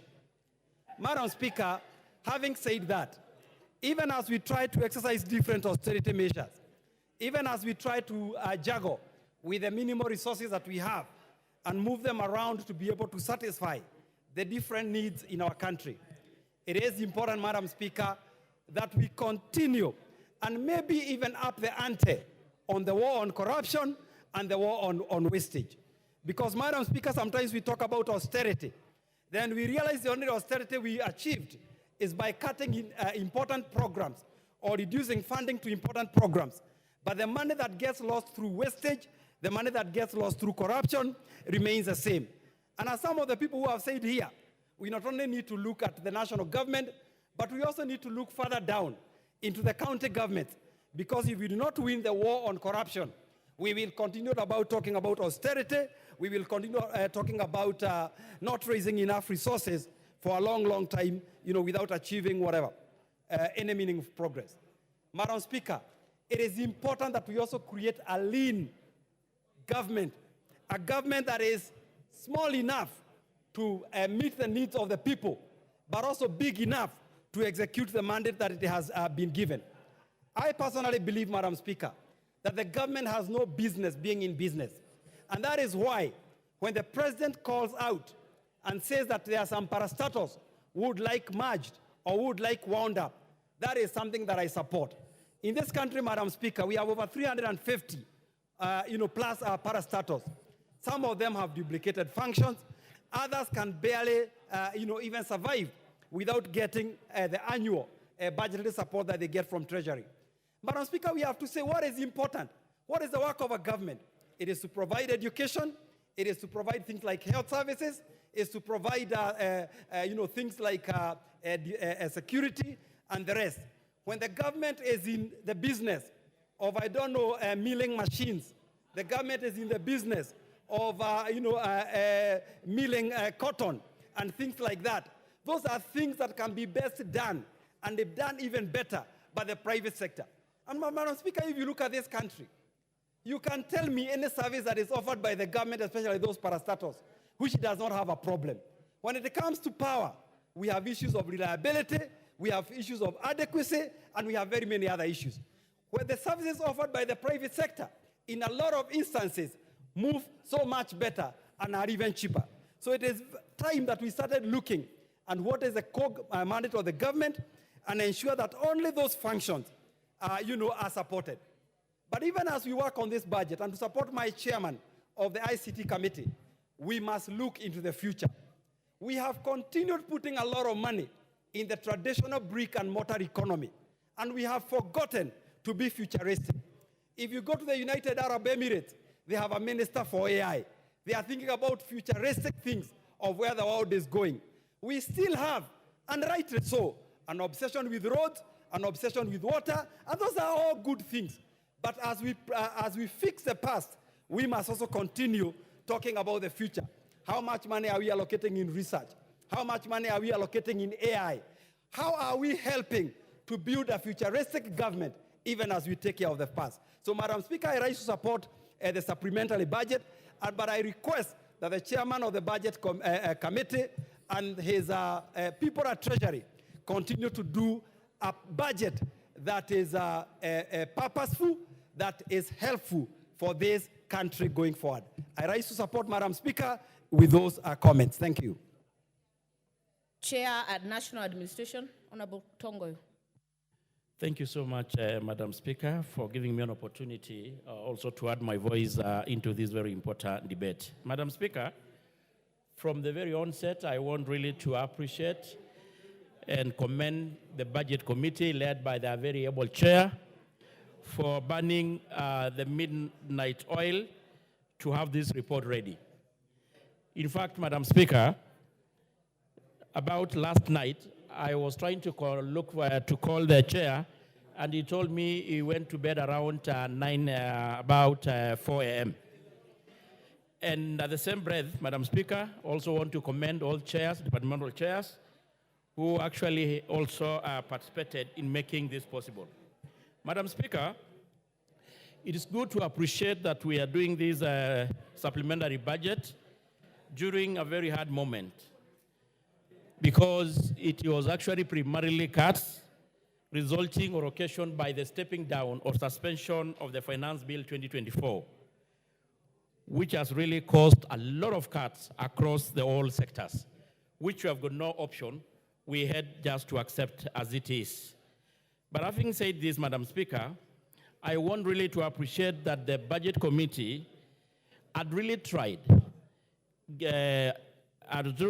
to save and preserve the very critical and important program that are so beneficial to Kenyans.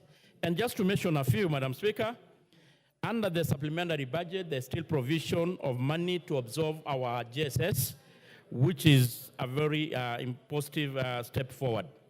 We know majority of our youth are having a problem of unemployment, and absorbing the GSS will actually be a promise that the Kenya Kwanza government will be fulfilling.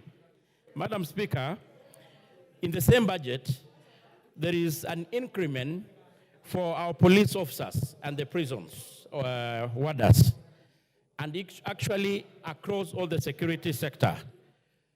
It is actually, Madam Speaker, you remember, we all have to appreciate the Maraga Task Force report recommended a 40% increase of salaries to our police officers. And even the president has committed so, and in this budget, the same money has been provided, a tune of 3.5 billion has been provided to enable our police officers get their salary increment starting this month, as promised by the president. Madam Speaker, and I know we are still going to look at other sectors, like, of course, the welfare, the housing program, so that our police officers' welfare is going to be better. Madam Speaker, the issue like milk coolers is a very important sector, especially actually from the pastoralist community where we come from. Normally we say the cow belongs to the man, but milk belongs to the mothers. And the provision of milk coolers in the budget is a very critical component that is going to ensure that the livelihood of our farmers and our mothers is going to be uplifted. Madam Speaker, it's also an important that, of course, the issue of CDF has been enhanced to enable these members, to enhance their bursaries, to ensure that no kids in Kenya get their bursaries. Madam Speaker, I want to speak on the issue of the lease vehicle. In the same budget, Madam Speaker, there is a provision of slightly less than 10 billion money that is going to enable us to able to re-impact into the program of the lease vehicle, to enable our security agents, our Ngawa officers, to enable to get the very important kits of tools of service so that they can able to give service to Kenyans more effectively and efficiently. And especially even to mention those who are undertaking security operation in the North Rift and in northern part of Kenya. Madam Speaker, in the same budget, we noted, of course, that there is the money for the public participation has been ring-fenced and protected so that the members who crisscross the entire country, taking the views of Kenyans, will be able to have this project provided to give the needed services. But having said this, Madam Speaker, and I hope the chair budget is listening to this, in the police sector, we had anticipated to have a lot of raft of reform and to enable our police officers to perform their duties and provide the tool of service. But in the development... Chair budget, that Kamukunji has gone on too long. Honorable Tongo is addressing a matter to you so that you can be able to respond, especially the chairs of departmental committees. Yeah, thank you so much, Madam Speaker. Chair Budget, I was mentioning that having appreciated a lot of the development and good things that has been considered in the policing sector, where we are anticipated to do a lot of reform to enable our security agents perform their duty more effectively, the money for the modernization is lacking. It has got a zero budget. In fact, Madam Speaker and the Chair Budget, it's good to note this, even the money to do the crowd management, you know, the tear gas, the protective gears, is zero in this budget. I will kindly plead to the chair, when we go to the appropriation or even actually the supply, we, in this house, we look for some money to enable our police officers get the tear gas, the protective gears, to manage, of course, the crowd for crowd management. And kindly, yes, and cyber security, so, as well said by my very able chair, ICT. And I don't want to preempt, but I know the Chair Budget is very concerned, equally concerned about this component, this program that was not really considered. Also, and I kindly, Chair ICT, I want also the Chair to listen to this. Madam Speaker, we had a program, a very good program, Madam Speaker, on restocking program, especially among the pastoralist community, those affected by the cattle rustling, which initially we had about 1 billion, or so, I think 2 or so, which has been removed. I will kindly call this House, and of course the Chair Budget and his committee, to look around where, when we get to that stage, whether we can get some small money to enable the pastoralist community restock there, because that is their source of livelihood, Madam Speaker. So, Chair, kindly, and I don't know, I don't want to preempt, but we have got the issue of equalization is not bad. If Chair, kindly, I want Chair to listen to this. The issue of restocking is very important to pastoralist communities. And I can see even my colleague, Peter Locha, is agreeing with this. The farmers, the pastoralists lost a lot of head of cattle during the drought. Even others did through this issue of cattle rustling. I will beseech and call upon the Chair Budget and this House to look around where they can get some 2 billion or so that we can be able to have money to take back to the restocking program. And having said this, we can, Madam Speaker, this House is a budget-making House. And I'm sure we can still be able to get some money to put some money into that program. Having said this, I want to support this, and I'm really very happy and still commend all of us, chairs, who participated to make this possible. Thank you, Madam Speaker. Very well, Member for Wajir, Honorable Fatuma.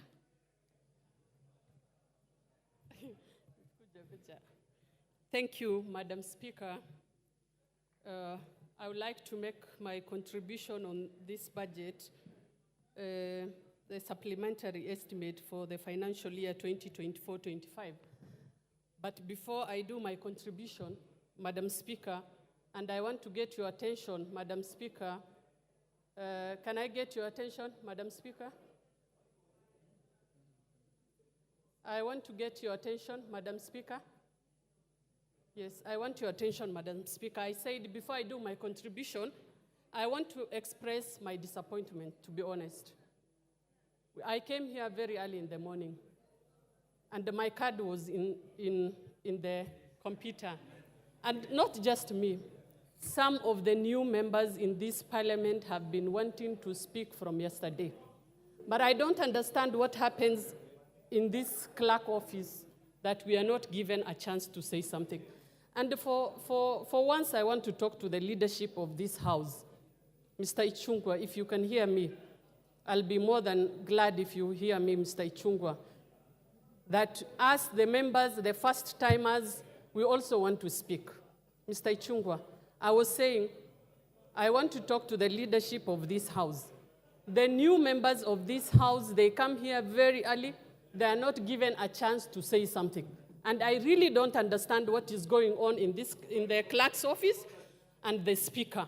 I say that because I was number 2 when I came here early in the morning. Let me just finish. I was number 2, and to date, we are just seeing people raising their hand, giving, to talk. Let us just know. If you don't want us to speak, let us know. Gen Zs have really shown us the way. Honorable Fatuma. Yes. Order. Because you have come to the clerk's table, you have come to me, and there was a directive by the substantial speaker that every time, please take your seat, every time an order is called, the screen is cleared. Because what we see every day is what you have seen me call for members by following each other, and they're not in the house. People put a card and disappear. People put a card on an issue, yet they don't want to speak to it.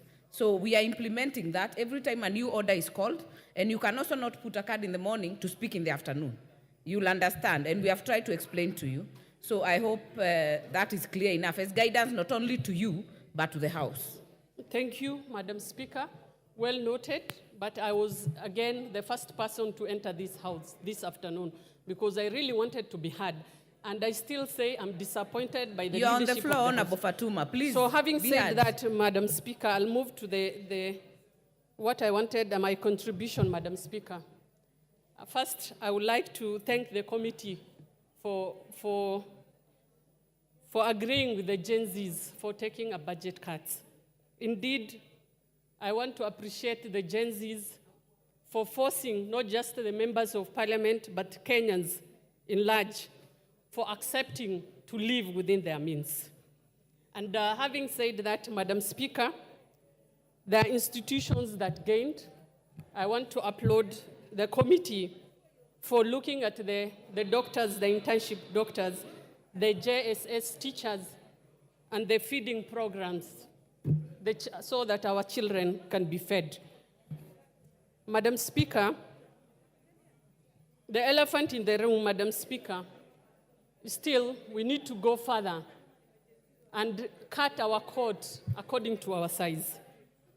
There are ministries that are given monies that there's duplication of roles, Madam Speaker. If I may highlight a bit, the Office of the Deputy President, there is money that is given for alcohol and for alcohol use. We also have NACADA. Someone will ask, why will we give Office of the Deputy President such a huge money when we have NACADA who can also fight against drug abuse? And it's something food for thought. We need to discuss that so that we can also cut our budget and see, because we are talking of lean budget, those are areas we need to look at. Madam Speaker, I have heard my sister, Mudhoni, saying they were given 2 billion for the coffee. And that has actually made me think, for those of us who come from the northern part of this country, whether we will ever see a day we'll get 2 billion for the restocking of our livestock, or even those who fish, or those who do mira, and many others. So it's something for our budget chair to see so that even us, our livelihood can be improved. Lastly, Madam Speaker, I want to discuss on the ministries that are still held at the national government, and they are given huge chunks of money. We need to be serious and devolve some of these functions. If you look at Health Committee is devolved, but still there's a lot of money that goes to the Health Department, Health Ministry in the national government, and many other ministries. Finally, Madam Speaker, I want to take this opportunity for the CS that have been appointed today. I wish them all the best. And I want to applaud my party leader for accepting to dialogue with the government. At the end of the day, the country is bigger than us, and we need to work together. But I want to urge them to remember women. Women are very important in this role. So far, we have not seen any lady appointed from our side.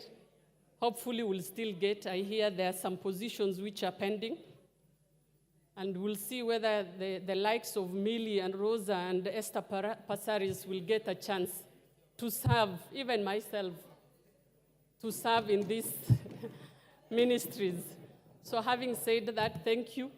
And hopefully for the members, the new members here, we have been shown the way, the Gen Z's way. Let us fight for our rights. Let us fight for us to speak here.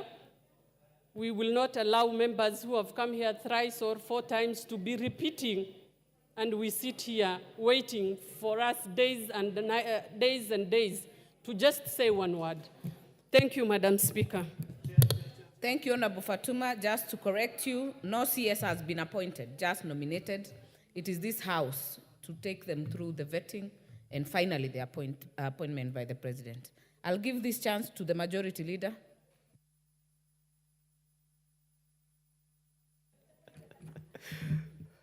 Thank you, Chair. Thank you, Honorable Speaker, for this opportunity to contribute on this consideration of the first supplementary estimates for the year 24-25. Maybe, Honorable Speaker, just to exonerate myself, you know everything we say here is on record. And the Honorable Fatuma was referring to me when she was complaining about new members speaking. And maybe by now she should have known that it is the speakers that, or the persons sitting on the speaker's chair who decide who speaks, not the leader of minority, not the leader of majority. I also wait, like I have patiently waited to get this opportunity to contribute. But Honorable Speaker, let me say this first supplementary budget within the first month of the financial year is a very unique supplementary budget. Indeed, it is the second such budget, supplementary budget that I've seen since I joined this House over 10 years ago, the first being in 2018, which was also occasioned by changes of the Finance Act of 2018-2019. And those like Millie Odhiambo, who are here, we remember when we declined to approve the VAT on fuel. That occasioned certain changes to the appropriations bill, occasioning the first such supplementary, although that happened within the second to third month. This is the first time indeed in the history of Parliament that we are seeing a supplementary budget even before we begin implementing the budget. And it must not be lost on Kenyans that this was occasioned by the rejection of the Finance Act of 2024-2025. That rejection of the Finance Act occasioned a huge gap in our budget for this financial year, Honorable Speaker, and that is what has necessitated this supplementary budget this early in the financial year. The rejection of the finance bill occasioned a deficit of an additional 346 billion. And that tells you, Honorable Speaker, without this first supplementary budget, it would therefore mean that the government of Kenya goes out to borrow the entire 346 billion.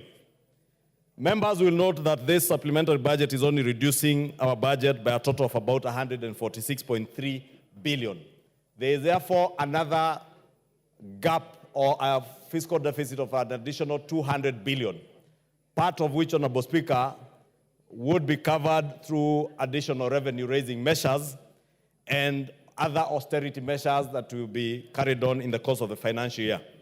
Honorable Speaker, it's important to say this so that Kenyans get to understand that every finance act or every finance bill that consequently becomes a finance act comes to finance government operations and the budgets that we have budgeted for the people of Kenya. And I've heard many members lament this and that budget has been cut. Yes, this and that budget will be cut. And indeed, I heard the member of Githunguri complain that the coffee cherry revolving fund has lost 1 billion shillings, but failed to inform coffee farmers that they have an additional 3 billion shillings, but they would have gotten an additional 4 billion shillings this financial year. But also, Honorable Speaker, as rightly as she said, and she was asking, I don't know whether sarcastically, that whether dairy farmers or milk farmers are more important than coffee farmers. All farmers in the Republic of Kenya are important farmers. And that is why even dairy farmers in Githunguri, dairy farmers in Kikuyu, dairy farmers in Karachuonyo, dairy farmers in Bungoma, in Kandui constituency, and those in Kuresoi, south and north, will benefit from milk coolers, because it is a key promise that this administration promised dairy farmers, that we will ensure that there is substantive value addition in the milk value chain, Honorable Speaker. And therefore, as much as within the last budget that we had just approved, there wasn't money for milk coolers and for dryers for maize farmers, we have now made sure that there are resources that are being allocated to ensure that we also secure the post-harvest losses from our maize farmers. We secure our dairy products by having coolers around our country in dairies in almost all our wards, Honorable Speaker. And I know we don't have adequate resources, courtesy of the rejection of the finance bill, to be able to roll out everything that ought to have been rolled out, Honorable Speaker. You have had many of, and this morning, Honorable Speaker, I had an engagement with the young people who keep sending us messages. A young girl called Jane, who told me she's a student at MKU, complaining that they have no access to university funding, Honorable Speaker. But I want to assure Jane and many other university students that the Committee on Budget has made sure that under the differentiated unit cost and also resources that have gone to the Higher Education Loans Board, no child, no student in university, no child or student in our TVET institutions will lack to access higher education on account of either capitation through DUC or either getting loans and sponsorship or scholarships through the Higher Education Loans Board. And these are some of the balances, Honorable Speaker, that we have had to do. That means, Honorable Speaker, that there will be a give and take within the supplementary budget, and that's why you see there are many other areas that we have cut expenditure, part of which might have been critical expenditure, but which can wait. And budget is all about prioritizing, Honorable Speaker, and we must be able to prioritize so that we ensure that even those who crusaded for the rejection of a finance bill are not going to suffer, Honorable Speaker, because they have opportunities that they will never be able to access. A child who does not access university education today cannot wait for next year or the year after. But probably a road in Kikuyu constituency that was to be constructed this financial year can wait. And therefore I want to take this opportunity to ask Kenyans and to plead with Kenyans to be patient, because under these difficult economic times, under these times where we give and take, you cannot and we cannot have our cake and eat it at the same time. If we have no finances from the finance bill, then a road here and there will give way. A dam here and there will give way. Another project to do a hospital somewhere will give way. But, Honorable Speaker, that will come with the necessary and requisite responsible stewardship of the National Treasury. And I want to believe, even with the nominees that have been named today, the Honorable John Buddy, God willing, if he ends up being in the National Treasury, he has the requisite knowledge, and he has sat in this house. He knows. He has been a member of the Budget and Appropriations Committee when I chaired that committee. Honorable Speaker, I am confident that we'll be able to roll out this budget, be able to chew gum and scale the stairs at the same time, be able to cut on expenditure, unnecessary expenditure, and also be able to roll out critical development and other social programs in education, Honorable Speaker, even capitation to our day and boarding secondary schools, and also our JSS teachers, the JSS capitation, Honorable Speaker. All these things must run concurrently, even as difficult as things are under the rejected finance bill, Honorable Speaker. Honorable Speaker, there are certain things, Honorable Speaker, that were in the Finance Act or the Finance Bill, it never became an act, that would have helped this country also realize very many other developmental objectives. And for instance, Honorable Speaker, was the waiver or the exemption on penalties, on tax amnesty, or rather the tax amnesty provision that was there in the Finance Bill. Honorable Speaker, I am hoping that with time, the Finance Committee will make consideration to see how we can rescue some of these very positive things that were demonized within the Finance Bill, that would have done very well for this economy, Honorable Speaker. That waiver, or the tax amnesty waiver, Honorable Speaker, easily generates close to between 30 to 40 billion shillings, and at the same time allows business people in this country an opportunity to save from penalties that have been penalized by KRA on account especially of bills they have not paid, because government is also holding their money under the pending bills, Honorable Speaker. And I want to pray and hope that the Finance Committee and indeed the National Treasury are working on two ways that they can rescue some of these good things, Honorable Speaker. Honorable Speaker, if you listen to people speak about the creation of jobs, we say the bottom-up economic transformation agenda is anchored on job creation, Honorable Speaker. We tried, Honorable Speaker, during the finance bill debate to speak to Kenyans, and in some of the measures that were in the finance bill spoke to job creation. But unfortunately, under the circumstances, it was difficult to get that message across to Kenyans. When we spoke about the manufacture of diapers, manufacture of sanitary towels, Honorable Speaker, we were simply trying to safeguard local manufacturing, to ensure that our industries are thriving to create jobs locally, to ensure that those industries are generating revenues in this economy, not exporting jobs to other countries in the Far East, not exporting our forex to countries in the Far East as we import. And I'm glad I heard this afternoon the President speak to it, that it is time we had a conversation as Kenyans as to whether we want to make our economy one large supermarket to merchandise products manufactured and creating jobs in other economies outside of our economy, or whether we want to make our country a manufacturing hub where we'll be able to manufacture sanitary towels, diapers, and all those other things, Honorable Speaker. I've had members contribute to the issue of farmers. And that's what I was asking about, whether milk farmers are more important. Those who are claiming milk farmers seems to be getting preferential treatment versus coffee farmers. That, Honorable Speaker, within the finance bill, we had provisions that sought to protect poultry farmers. Many of our peasant farmers are in poultry rearing. Others are growing potatoes, Honorable Speaker. Others are growing onions. We sought to protect the onion farmer.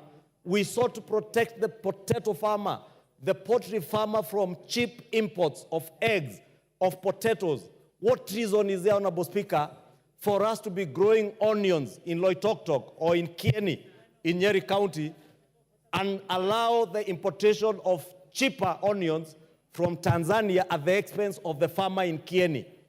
Why would a farmer in Mochongoi, in Baringo County, or in Kinangop in Nyandarua be growing potatoes, yet my famous KFC and other cheap joints in town are importing potatoes from as far as Mexico and Netherlands?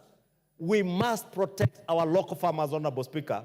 And these are some of the measures that I'm saying we will need time to now soberly look at all these things and know how else can we finance the deficit that we have. Honorable Speaker, in conclusion, the revenue estimates that are contained in the budget that we approved, and even in this supplementary budget, are usually very optimistic. If you look at where our country is today, we have been told we are losing not less than 6 billion shillings. Every day we are out in the streets stopping other people from going to work. The import of that, Honorable Speaker, is that we may not realize the revenue projections that we have projected in this supplementary budget. The consequence of that will be additional borrowing. That borrowing will have ramification on our cost of borrowing locally in the domestic market, because you have to borrow from the domestic market. It will have an implication on how much business people, or the rate at which business people can borrow, how much investments they can invest in, how many jobs they can be able to create for young Kenyans. And therefore, Honorable Speaker, I just want to speak to Kenyans and ask them, let us reason together. Let us act in a manner that we will not destroy our economy as we seek to fix that which we seek to fix in our country. It is possible, as I said, to chew gum and scale the stairs, Honorable Speaker, together. And I believe together, we as a country can be able to do that. We can be able to fix the economic mess that we are in. We can be able to fix our politics without fighting, without injuring each other. We can be able to grow this economy and get it to where it ought to be. And Honorable Speaker, let me conclude by saying this first supplementary budget, as I said, is unprecedented. But I want to believe in the next few months, inevitably, we will get into a second. And this year, I foresee even a third supplementary budget. And ask the National Treasury that as they begin implementing this budget, Honorable Speaker, and as the new government ministries and state departments take shape, they will need to further review these budgets further to be able to align them with the new governance system that will be there, and to ensure that there are further cuts so that if the projected revenues that we project are not realized, then we do not need to go out and borrow much more. Because even that space to borrow more money, we are almost hitting the ceiling that we set in this House, Honorable Speaker, and therefore it will not be feasible to continue borrowing. Honorable Speaker. Time is up. Member for Chepalungu, Honorable Victor Koech. Thank you so much, Madam Speaker. I equally want to appreciate the opportunity you've given me. So I also heard my voice on the ongoing debate on the report by the Budget and Appropriation Committee, led by Honorable Ndini Nyoro. I want to laud them and to congratulate them for the good work they are doing. The President, while refusing to assent to the finance bill, clearly said in his speech that austerity measures are going to follow. Truly, from this report, the Budget and Appropriation Committee has given us a report, and in this report, the Office of the Presidency, together with the Office of the Deputy President, has faced a huge budget cut to a tune of 4.2 billion shillings. This is a clear indication that what the President says is what is being done and what is being undertaken by our committees. Madam Speaker, we were so sad that JSS, our teachers who have been serving us as a country through or under internship, were going to continue serving us under internship. But the Budget and Appropriation Committee saw it well and gave us a solution. And now our teachers are a happy lot, and it is a clear indication that in a few months' time, their confirmation is going to come through. And equally, Madam Speaker, coming from a constituency that greatly relies on dairy farming, I am happy as a member because money for milk coolers is still available through this budget. And it is a clear indication that mopping up of milk is going to happen. It is going to benefit my farmers from my constituency and from the dairy farmers within the country. Further gains, Madam Speaker, on the same is the issue of internship. Availing money through this budget to recruit more interns is a clear indication that this country is moving toward the right direction, ensuring that the graduates who graduate from various institutions are going to be engaged somewhere as they gain experience or as we prepare them for future markets. But sadly so, Madam Speaker, it is important to note that whenever we have a budget, we equally have a finance bill which translates to a finance act which funds this particular budget. We were not able, because we lost the finance bill, to actually put into budget the money for last mile. This money was going to greatly help the constituencies, and especially the constituency that I represent, that is Chepalungu constituency. It is important to note that sadly, we lost 14.5 billion, of which each constituency was going to get 50 billion. It is now upon the Budget and Appropriation Committee, led by Honorable Ndini Nyoro, together with us, members of this House, to look into the ways that we can bring back this particular amount of money in September so as to ensure that we increase or we enhance electricity connectivity within our constituency. They say, Madam Speaker, if you want to remain in power, you have to give people power. And if we fail to give people power, we'll be answerable to the people that gave us these particular seats when it comes to 2027. It is important as a house that we sit down, look into the ways of how we can bring back this 14.5 billion that was going to help not only my constituency, but all the constituencies in the entire country. Madam Speaker, it is sadly also to note that we lost 10 billion that was going to enhance CDF. We all know the amount of work, the magnitude of the work that is being undertaken by CDF. We are losing 10 billion that was going to increase money to our constituencies by a margin of around 30 million by constituency. This means for constituencies that have been left behind for so long, like Chepaluko constituency, that is still facing a lot of dilapidation of infrastructure.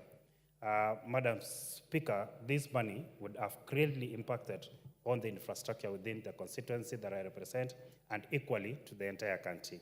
It is now upon us, upon this honorable house, upon the chair, upon the committee, the Budget and Appropriation Committee, to look into the ways of bringing back this particular money so as to improve on the infrastructure of education, to improve on bursaries.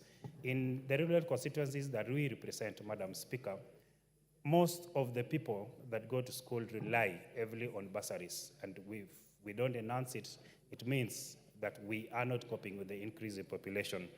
Madam Speaker, on the roads, just like any other department, just like any other saga, roads have actually faced a major cut.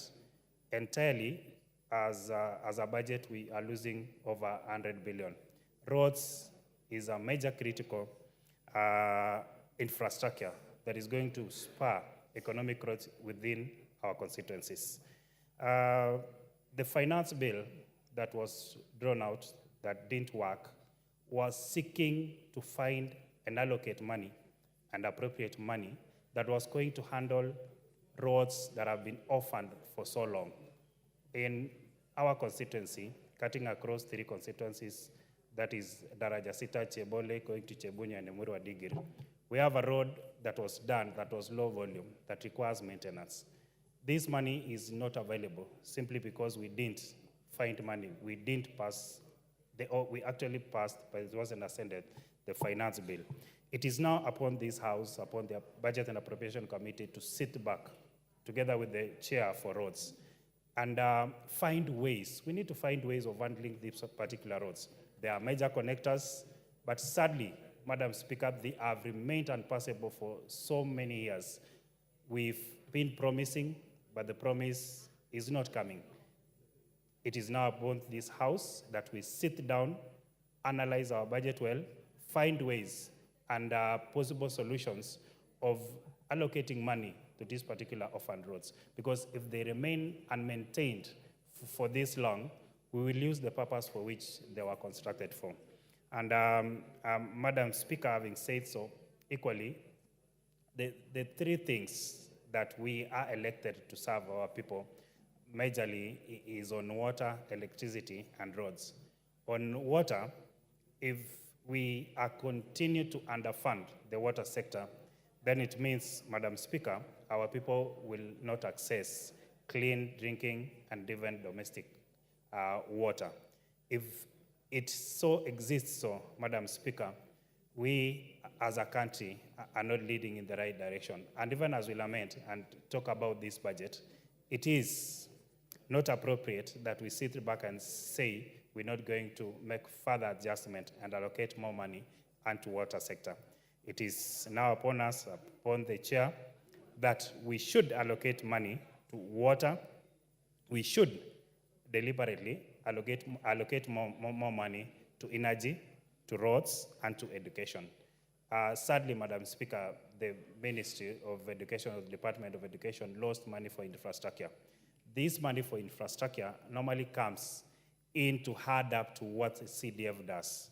in a constituency that I represent, that so many schools are still in a sorry situation, Madam Speaker. This money normally comes up to add up to what I do as a member of Parliament.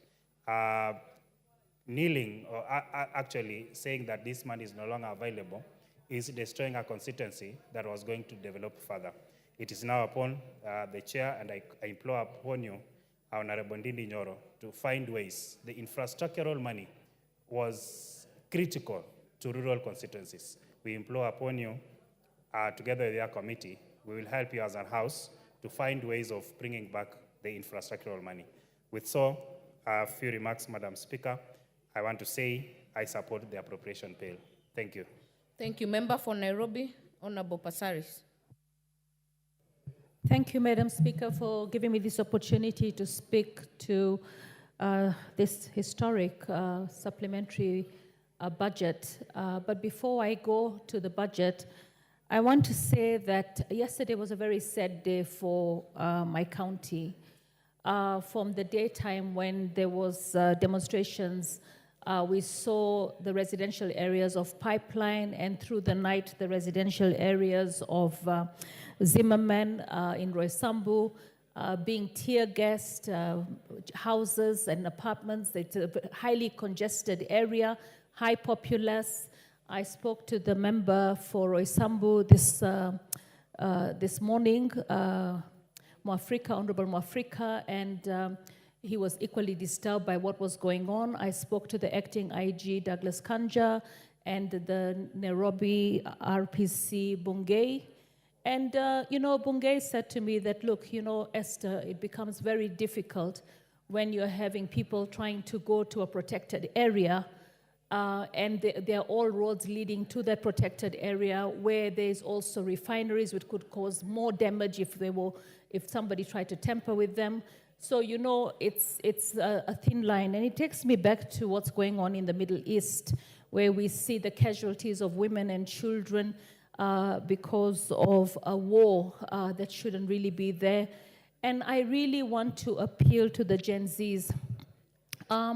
You have done a historic thing in this country. You are our children. I have 2 Gen Zs in my family, and almost every member of Parliament here has Gen Zs in their households. And we listen to them and we hear them, and we understand where they're coming from. And they came out to the streets because the first thing they wanted was the finance bill to be withdrawn. And it was withdrawn.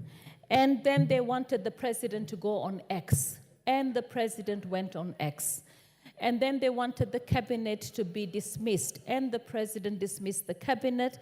And now there's a hue and cry about why do we bring back the same people? At one point I actually asked the Gen Zs, can you put your list together of possible people that you think could be able to come in and help with the leadership? There was no such list coming out. And at the end of the day, this is a constitutionally elected government. People went and voted. And they voted for the representatives that are in the House. Every 5 years, we have that opportunity to vote.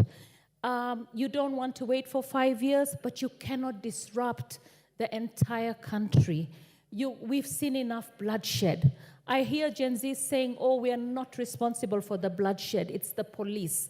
But we saw the infiltration of the Gen Z movement by criminal elements, by goons. And even in Roysambu yesterday, the people that actually came to Roysambu yesterday were actually people that were not from that county. The county was peaceful during the day, and they rained terror at night. So the thing is, as a country, we have to always look for peace. We have seen enough bloodshed. And right now, the government has formed a broad-based parliament, and I really believe that together we can actually be able to steer this country in the right direction. There were so many things in the manifesto of Azimio that could actually complement the government. And I know that Baba has the heart of all the Gen Zs, because for the existence of the ODM party has been 19.5 years, which is the Gen Zs. We have Gen Zs that are 12 years old up to 26 years old. The 12-year-olds are in school. We can't disrupt their education every day. We also have a lot of people who are unemployed. The unemployed and those who are employed are now also having challenges. We've had cancellations, we've had job cuts, and we need to actually put this country in the right direction. Everything that the Gen Zs have spoken about for stop the abductions, let's have arrests of the police that have done wrong. I have seen the president speak to all that today. We have had budget cuts. We removed the things that were unconstitutional from the budget. And I believe that, it's going to be hard for Kenya right now. But the employment opportunities for the doctors, for the JSS teachers, are going to be there. And we hope that the economy can be spurred up in terms of giving incentives to the private sector so that we can create more job opportunities, because our neighbors have actually benefited from the strife that we have in our country. Continue guiding. And today I was thinking, we used to have NEPA desks in every ministry. Can we have a Gen Z desk in every ministry, in every public office? We have retirements every year. Austerity measures might not open out jobs for us. But if we can at least employ some Gen Zs in every ministries and have them run in the Gen Z's desk, they can make sure that they're the eyes and the ears for the president. Because structures of government sometimes are actually so bent on doing things wrong that we need the elements of the Gen Zs within there. In the counties can really help. If the counties were able to actually raise their revenue by reducing the amounts that they've been charging, they will be in a position then to be able to get more revenue, and as a result, actually lessen the burden on the people and be able to actually deliver more services. All round, we know that the Gen Zs are asking for more governance, they are asking for more accountability, they are asking for more action when it comes to corruption, they are asking for an end to opulence, they are asking for questions about how people became as rich as they are in such a short period. For me, I've been driving the same car I've been driving for the last 13 years. Sometimes I also question, how do people who come into Parliament already have helicopters? We have questions that need to be answered, and I really pray that the President will deal with it decisively. We also see a hand of political meddling. An early politician, past and present, who's actually fueling the instability of this country, they need to be questioned and arrested. Any police that actually went beyond his mandate and did the wrong thing needs to be also arrested. There is a lot of healing to be done. The mothers who've lost their children are in pain. I have seen children saying how much they hate the government, how much they hate the parliamentarians, how much they hate everything. But you know what? We need to turn that hate into constructive ways of running this country. This country belongs to all of us. From independence, when the Mau Mau freedom fighters fought for this country, to today, there has been struggle after struggle. I myself in 2017 actually dealt with 97 bodies in this county. I actually was on the street, tear gassed over and over again till I could do it no more. It took me years of post-traumatic stress disorder to be able to deal with the smell of tear gas. I also want to say that we're going to be asking questions that the Gen Zs want answers. What is that pink substance that is being taken through the water bowsers? Is that used in other countries? Is it ISO certified? Is it safe? Are we creating a health hazard coming in the future? There are questions that need to be answered, and we as your members of parliament will ask them. When it comes to the budget, I think there are some things that we have to do. As we tighten our budget, as we deal with corruption, we need to also ask ourselves, can we increase capitation? Can we make sure we pay for capitation? Can we make sure secondary education is free? Can we scrap all these bursaries in all these various entities, from the NGCDF to GAF to MCS to governors? Can we scrap it all and make sure that we have 100% transition? Can we make sure that the schools that have more students, we actually allocate money to classrooms? I think it is sad to see young teenage children who finish primary still at home because they can't pay. There are going to be some decisions that we're going to make as we move along. And I believe that we all have the best interest of the country at heart. I think we need to end the insults. We need to end the hate. We need to come together. And I believe that there is a space for the Gen Zs in every public entity. Every year we have retirements. Let's fill those spaces with the Gen Zs. Let's have a special Gen Z desk in every public entity so that they can actually look at governance. They can look at structures. They should be allowed. Access to information is a law. They should be allowed through every office to make sure that they actually help steer this country. Their efforts and their fight should not be in vain. Those who died should not be in vain. I think it's about time that we consider Gen Zs as we look to replace those who've retired. The Gen Zs, I celebrate you, and I am sorry for all the pain we have caused you. And I really pray that we can work together for the goodness and the greatness of this nation. Thank you. Thank you. Member for Kwanza, Honorable Ferdinand Wanyonyi. Well, Madam Speaker, thank you very much. Having sat here from 2 o'clock, and as somebody mentioned, I don't know what happened, but that's for another day.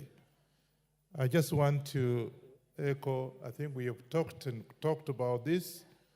My input in this particular supplementary budget is that, of course, we know why we are doing this. I've been here 3 times, Madam Speaker, and this is a very unique supplementary budget because we are doing it after, of course, before we have the budget itself.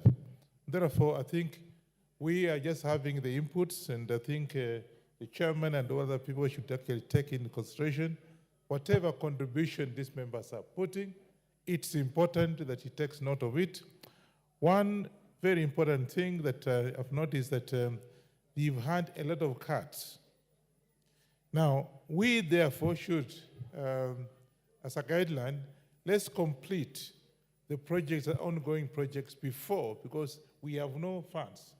Let's complete the ongoing projects before we start new ones because of the financial constraint. And of course, Madam Speaker, there's a lot of wastage in this country. Again, let's look at it departmental or whatever it is, ministry. There's a lot of wastage in some of the areas. And therefore, I think we should also look at it very critically and take that as a priority when allocated some little money that you're going to be allocated. And therefore, that is something that everybody should take into consideration because we do a lot of wastage here, and I think that should be looked at seriously. The only thing that I want to comment on this is that we have 7.5 billion on fertilizer subsidy. I come from River Valley, Trans Nzoia in particular, and we have to have this, the next season, we should have this money ready because, of course, apart from having a technical problem we had, we want in future, the next year, to have fertilizer ready. Madam Speaker, I'll be very surprised that fertilizer came and imagine there was no top dressing, very little top dressing. And so then, you know, what will that lead to? Poor harvest. And that leads to another problem, which of course means we may end up importing food in this country. It's a shame for a country like ours, which has all very good climatic conditions and the soils to import food. But just because we have not addressed that issue of fertilizer, and of course I can see 7.5 billion shillings, which is good enough, but let this come on time. And again, as it comes, some areas maize grow very fast. Let's also have the top dressing fertilizer on time. As I'm talking like this, I'm told those in Trans Nzoia and parts of River Valley did not get the top dressing. So we'll have a very poor harvest. Yeah? And that is because we did not do our job well. Otherwise, I think there's some allocation. Apart from that one, of course, there is this matter of coffee. Let's again work on it very, very seriously so that it can be able to export. Because coffee in this country is one of the best in the whole world. Let's again work on it. whatever it is, have for the people that are in agriculture and those who are devoted to assist the farmers do something that can be able to have enough coffee harvest for us to be able to export. Secondly, of course, we have these mini coolers. I want to thank the committee for having put 2 billion shillings on importation of mini coolers. That is important. I think I took advantage of that. And I have, in my 6 wards, have at least a cooler in each ward. And this has actually helped. One, employment of the youths. Secondly, the milk that we get from here can be able to, and we have sent it to Kenya, to KCC and other factories. And I can tell you, we have a very good market in the Middle East, particularly Middle East. I have been in the Middle East many times. Those days when we were doing very well in terms of milk production, we had milk from Kenya. Today, you go to Middle East, and you'll be surprised that you get the milk from Uganda, and you wonder what happened to us. So that, again, is an issue that I think the committee want to thank you for having put 2 billion shillings for importation of the milk, and I think that milk coolers, I think from Poland, wherever it is, must be Poland. I think that is, again, something that we should be able to do, and do it well so that can be able to have market, particularly the Middle East. And of course, we're also trying to do zero grazing. That again will be able to go with the zero grazing. Madam Chair, Madam Speaker, that is something that will be able to provide employment. I think in 4 of the mini coolers have almost got almost 80 youths actually working in those mini coolers. So I want to request that the committee look at these wastages and at least there's a debt on that. Again, I think we can also negotiate the debt, the public debts, because we are asking at least to increase the funding on projects that actually can bring development in this country. And therefore, we can also ask the Ministry of Finance to be able to renegotiate on the public debts so that it can be able to increase the funding to some of the projects that actually can create employment and, of course, increase development in our country. I think, Madam Speaker, I support this bill, the supplementary bill, but I think it's a very unique. We hope and pray that we're able to, God willing, we'll be able to go through, and when you get the bill itself, the financial bill, we'll be able to look at some of the issues that were put forward to amend. So that it's also not rejected. I think some of us are even here because, we voted yes, and that has caused a lot of anxiety, some of the people. Myself, Madam Speaker, I tell you, the youth invaded my home. Yeah? So It's out of order, Honorable Member. No, I don't want to get involved. Madam This Speaker, is not your take, Honorable I support. Ferdinand. What is out of order, Honorable Funyula? What is he ordering? What is out of order? You have your mic. Yes. Chair. Take your seat, Member for Kwanza. Chair, I just want to send my sincere condolences, or my sincerely want to sincerely sympathize with my colleague who happens to be my brother-in-law for the loss you almost suffered for refusing to listen to electorates. I think you have learned your lesson. What is out of order, Member for and you Funyula? live to work properly. What is out Thank of you, order? Honorable Speaker. Member for I Funyula, think- you're I totally think- out of order. I think it's out of order. It is You a should apologize. democratic right for any member I to was- vote anyway. Member Yeah, I for was- Kwanza, Yeah. conclude. I just want to say, I think I support this, this supplementary bill, and I just hope and pray that be able to be implement. I talked when you are away, but I think I'll be able to discuss with you some of my suggestions. I support this, this supplementary bill. Thank you.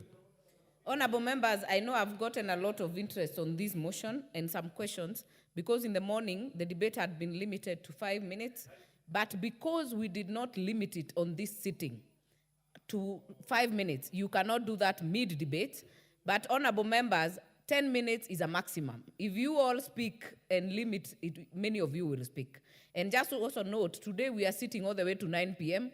There is enough time for members to contribute. This chance will go to the member for Nandi, Honorable Cynthia Muge.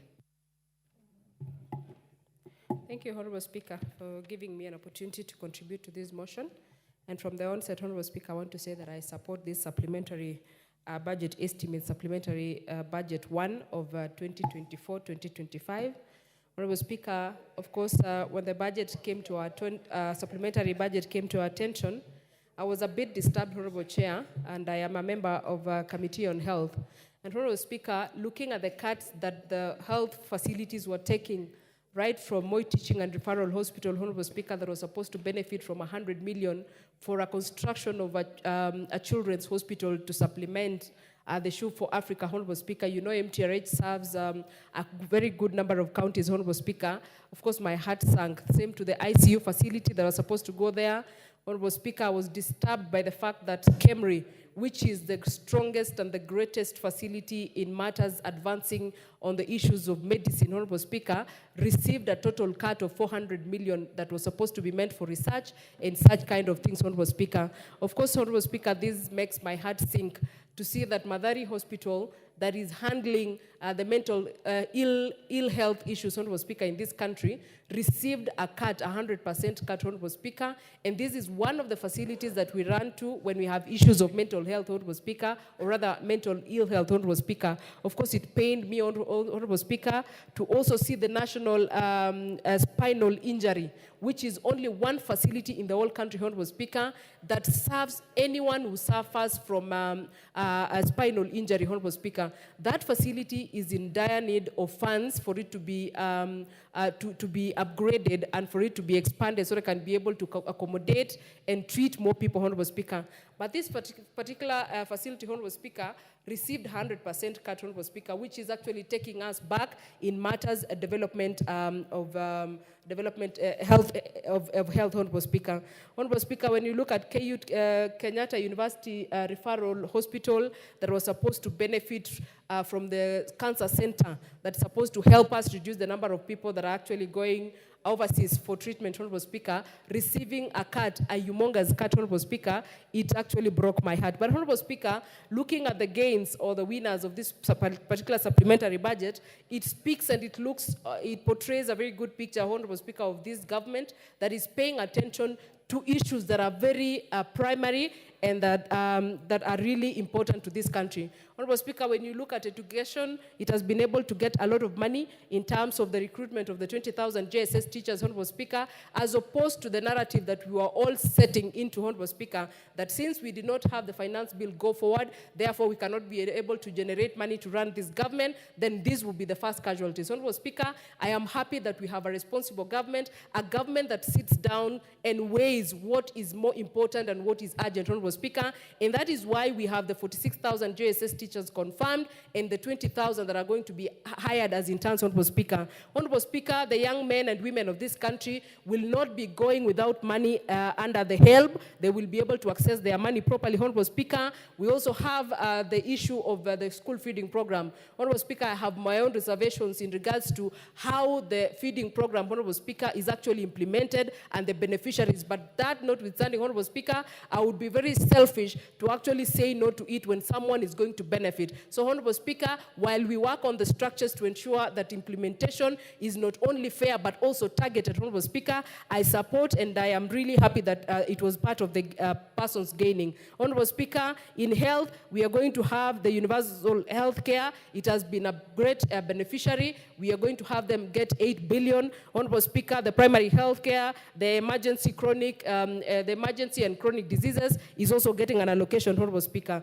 Importantly, Honorable Speaker, if you look at livestock and cooperatives, where the milk farmers, the dairy farmers are falling into, Honorable Speaker, as much as the budget cannot be able to accord the 2 billion that we really wanted for us to be able to bring up the prices of milk for our farmers, I am happy that at least we have 1.5 billion, Honorable Speaker, so that we can be able to take care of our milk farmers and be able to save them from the treatment that they are getting currently, Honorable Speaker. Honorable Speaker, I cannot overemphasize, Honorable Speaker, the cherry fund that is being given to coffee farmers. Nandi County, Honorable Speaker, as you have noted, is the greatest and the newest entrant to coffee farming, and we hope to be able to benefit, Honorable Speaker, from this, including the sugar reforms, Honorable Speaker. I am one happy representative to see that this budget or this supplementary budget has maintained or retained the 1 billion that is supposed to be, that is meant for sugar reforms, Honorable Speaker, and of course not to mention the fertilizer subsidy. I am one happy person, I am one happy farmer, and one happy representative, Honorable Speaker, because our people will continue to produce their farm produce, Honorable Speaker, and feed this country. Honorable Speaker, I am especially happy because of the National Government Affirmative Action Fund. Honorable Speaker, like it has been put across by several members in this House, is that the CDF and the NGAF are very important funds that touch the people on the ground. I am happy, Honorable Speaker, that this government has seen the importance of those two funds, and therefore, if a budget cut has been inflicted on any of them, it is minimal, Honorable Speaker, but for NGAF, we want to appreciate that actually we are receiving the money that's supposed to help us do affirmative action in our counties. Honorable Speaker, looking at these two sides, Honorable Speaker, allow me to say that this is a sincere budget rationalization. A sincere one, Honorable Speaker, considering what was taken away and what actually gained from those that had something taken away from them. Honorable Speaker, that notwithstanding, I must mention, Honorable Speaker, that we have issues that we must be able to deal with, Honorable Speaker. We must deal with wastage, Honorable Speaker, and we must be able to deliberately shed the fat of public resource wastage, Honorable Speaker. This one must be done for us to be able to ensure that the services that we want to get to our people actually get to them and on time, for that matter, Honorable Speaker.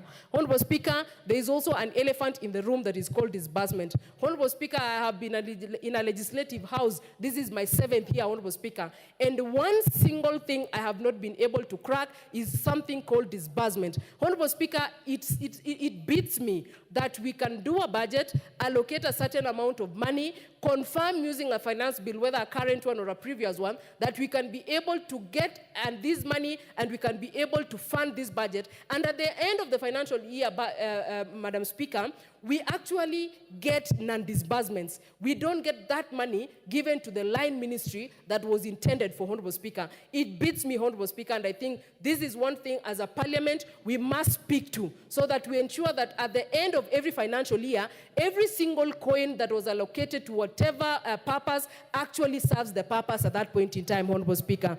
Honorable Speaker, we also have the elephant that is called non-expenditure, Honorable Speaker, or underutilization, Honorable Speaker. Honorable Speaker, it is sheer incompetence for you to be given money, a specific amount of money, and at the end of the financial year, Honorable Speaker, amidst all the needs that we have in this country, all the issues that need to be sorted, you return the money at the end of financial year, courtesy of lack of utilization or underutilization. That is something, Honorable Speaker, as a parliament, if we intend to ensure that the people of Kenya get services, we must deal with it, and this is not only the time, but also the opportunity to be able to deal with it, Honorable Speaker, so that we can be able to sort out these issues and get services to our people, Honorable Speaker. Lastly, Honorable Speaker, you know, I remember in the year 2022, when the President of the Republic of Kenya, His Excellency William Samoei Ruto, came into office, he made a very unpopular decision.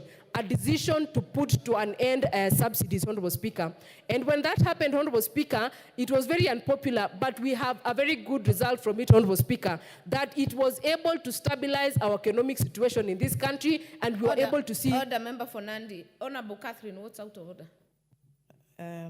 I just wanted my colleague and a very good friend of mine, Honorable Cynthia Muge, to notice that when school feeding program for nomadic places... What is out of order, Honorable Catherine? She said that it's not working, but it is working. I want to prove to her.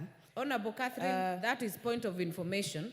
What? If I had Honorable Member for Nandi, she said she may not agree with how it is done, but she supports. And she did not say it's not working. So that is not a point of order. Is there anything out of order, Honorable Catherine? I want just to mention something so that she can be happy, a little happy, even if she's not agreeing. She looks pretty happy to me. She was not agreeing. I want her to agree. Actually, NACONEC is a council that is working better. Before Honorable Catherine, that is a point of information. It's a point of debate. You'll be free to put it in your debate. Honorable Member for Nandi, kindly conclude. Yeah, thank you, Honorable Speaker. And of course, you know, issues of is in the heart of every woman and mother, so that I understand, Honorable Speaker. And just lastly, Honorable Speaker, I must say that the finance bill has brought us here. And we have all realized that it cuts to the front and to the back. That those who are there and those who are not there are suffering the same consequences, Honorable Speaker. But it is also good that we are here so that we can be able to live within our means and ensure that whatever we have, we make it count while it lasts, Honorable Speaker. Honorable Speaker, thank you for the opportunity to contribute to this particular motion. Honorable Joseph Oyula, Member for Butula.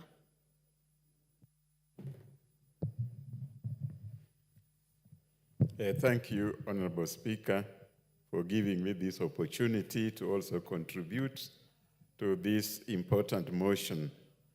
Honorable Speaker, I want to start by congratulating the Budget Committee for work well done. The Budget Committee went through a lot of small areas to ensure that the budget is almost properly brought out. However, Madam Speaker, my concern is mainly on the huge reduction on the capital expenditure against the reduction on the recurrent expenditure. Madam Speaker, development expenditure is the one that should have been given less reduction because it spurs development in the country. It's the area that the youths can get employment. It's the area that the production of a country can be assessed and be determined. Madam Speaker, I would suggest that as the Budget Committee continues with their work, they should put more effort in reducing recurrent expenditure and enhancing the capital expenditure. Capital expenditure is very important for development of the country. Other than that, Madam Speaker, I'm happy that a lot of areas have been properly taken care of, like in agriculture. We have those coolers, which are very useful in some of our areas. The other issue, Madam Speaker, is the consideration for the JSS teachers. There have been a problem in the constituencies, but I think with this provision that has been put in the budget, many of them will be accommodated in the system. Madam Speaker, TVETs, construction of hostels has also been considered. And that is very important because most TVETs do not have hostels. And therefore, you find the students moving around looking for accommodation.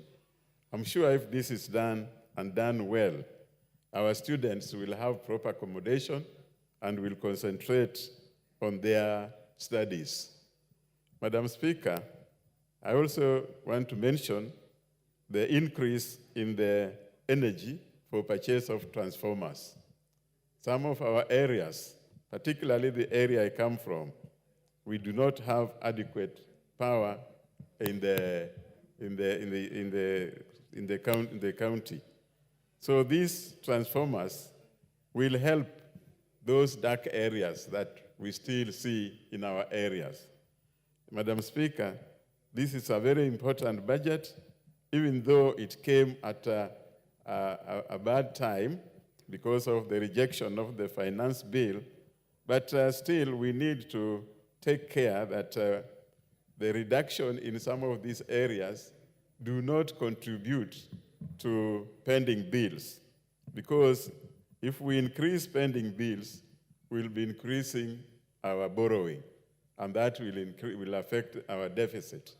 So these reductions should be looked at again so that we have adequate funding in some of the projects that were ongoing so that we don't create pending bills which are going to increase our deficit. With those few remarks, Madam Speaker, I wish to support this supplementary budget. Thank you. Honorable Jackson Kosgei.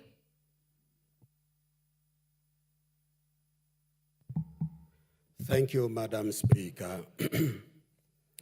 From the onset, I support this motion on the consideration of the first supplementary estimates for the financial year 2024-2025, and I appreciate the chair and the committee for bringing in a mitigative supplementary budget that is going to cushion our expenditure and as we collect the revenues in this country to run the government.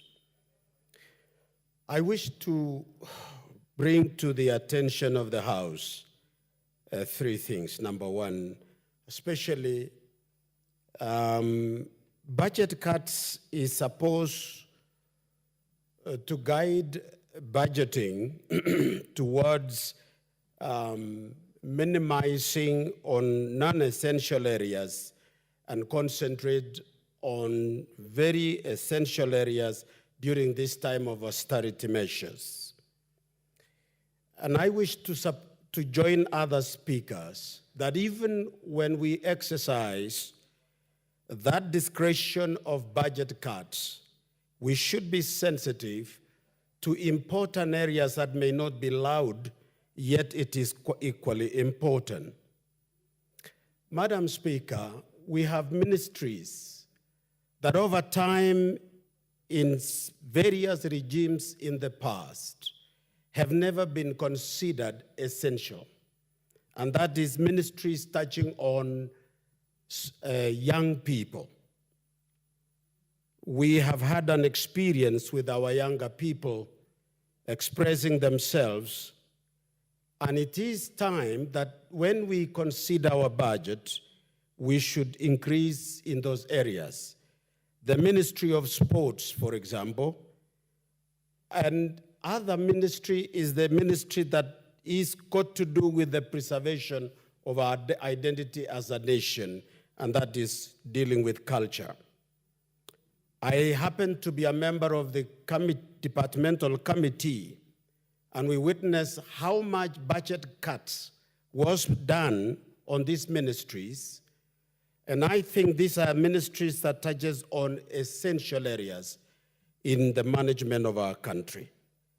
And therefore, I would wish to request that the budget committee reconsider some of the areas where the budget cuts has affected those activities that would have accommodated the needs amongst our young people. Number two, Madam Speaker, is a consideration of safety features in risk management in our own premises as Parliament. I wish to again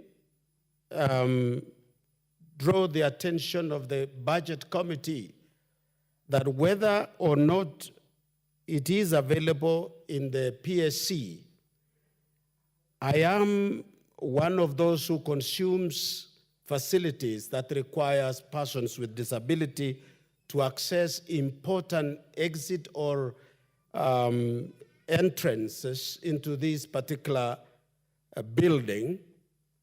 And there are two areas in this building. When we have students coming up here into the Speaker's Gallery, Madam Speaker, the area of entrance and exit is complicated. We would like to have attention by the Budget Committee to add in this supplementary budget, because risk is an issue that can call for attention at any time. The other one is exit route, as discussed yesterday or the day before yesterday, which affected us, who are more dependent on assistive devices. It was totally impossible. Even if my brothers and sisters would have loved to carry us, you wouldn't have saved us and you would not have saved yourself. So very important is that as a matter of urgency, the Budget Committee should include that as a matter of urgency, that in the ongoing repairs include also the services, whether putting up a lift or building a ramp. Finally, Madam Speaker, I wish to appeal to our children, the Gen Zs. You realize I was in they call it the eye of the storm, or I wish to appeal to them as a father, as a grandparent, and as a leader in this country, that their voices have been heard. Their voices have been heard. And let them listen to us from Parliament. We have listened to them. The ongoing strikes may no longer serve the purpose of passing the message. It will encourage hooliganism, it can encourage deaths, and it can encourage retardation in development and progress of our country. History, Madam Speaker, is awash with witnesses on alternatives that people have changed their governments. Some with good intention have brought down governments to zero, to start again, and by the time they are building their countries, it is about 50 years later, and those who brought down the system will not be there to enjoy what it comes. It is important to appreciate that today in this country, we have gone through a great transformation from post-independent leadership to where we are. We have a very responsive system. We have a constitution that opens room. There was a time, Madam Speaker, that you would not even demonstrate in this country and go home safe. You can do it in Kenya. You can even abuse and insult any leader at your own will. You talk of things that cannot be accepted in a normal society. You can see how much freedom we have. And this is a product of those who came before us and was sensitive in the transformation of government management. I wish to use this opportunity as a person who is consumer of disability assets, that we cannot encourage the country to open up to civil conflict, violence, which will maim, make others cripple, and we are doing all over again the same thing that others have done. Gen Zs, I wish to speak to you. You have the numbers. I am appealing to you. Prepare for the subsequent elections that are coming. Go and register so that during that time, translate your intention into votes that can change the direction of this country to the direction you want. That is the strength we have in this country. I, once again, as I end, Madam Speaker, I am appealing to them that they are our children. And we meant them. We meant well for them. We are us who educated them. We took them to school. We gave them the best. That is why they are able to argue. Can you listen to us for once? Stop the demonstration. With that, I support the motion. Thank you, Madam Speaker. Thank you very much. Member for Kiamba, Honorable John Kawanjiku.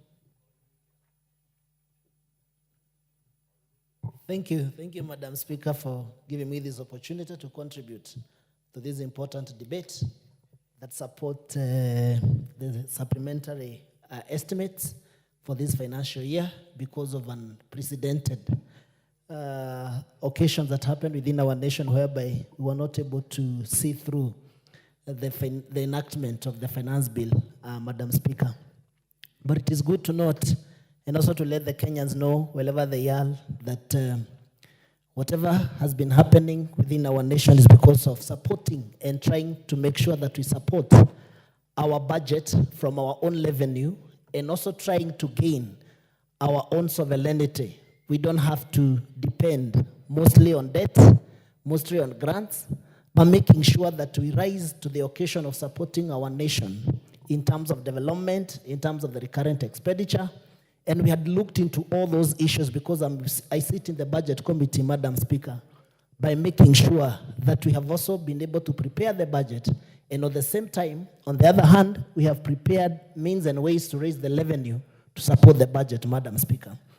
On that note, tough times call for tough measures, Madam Speaker.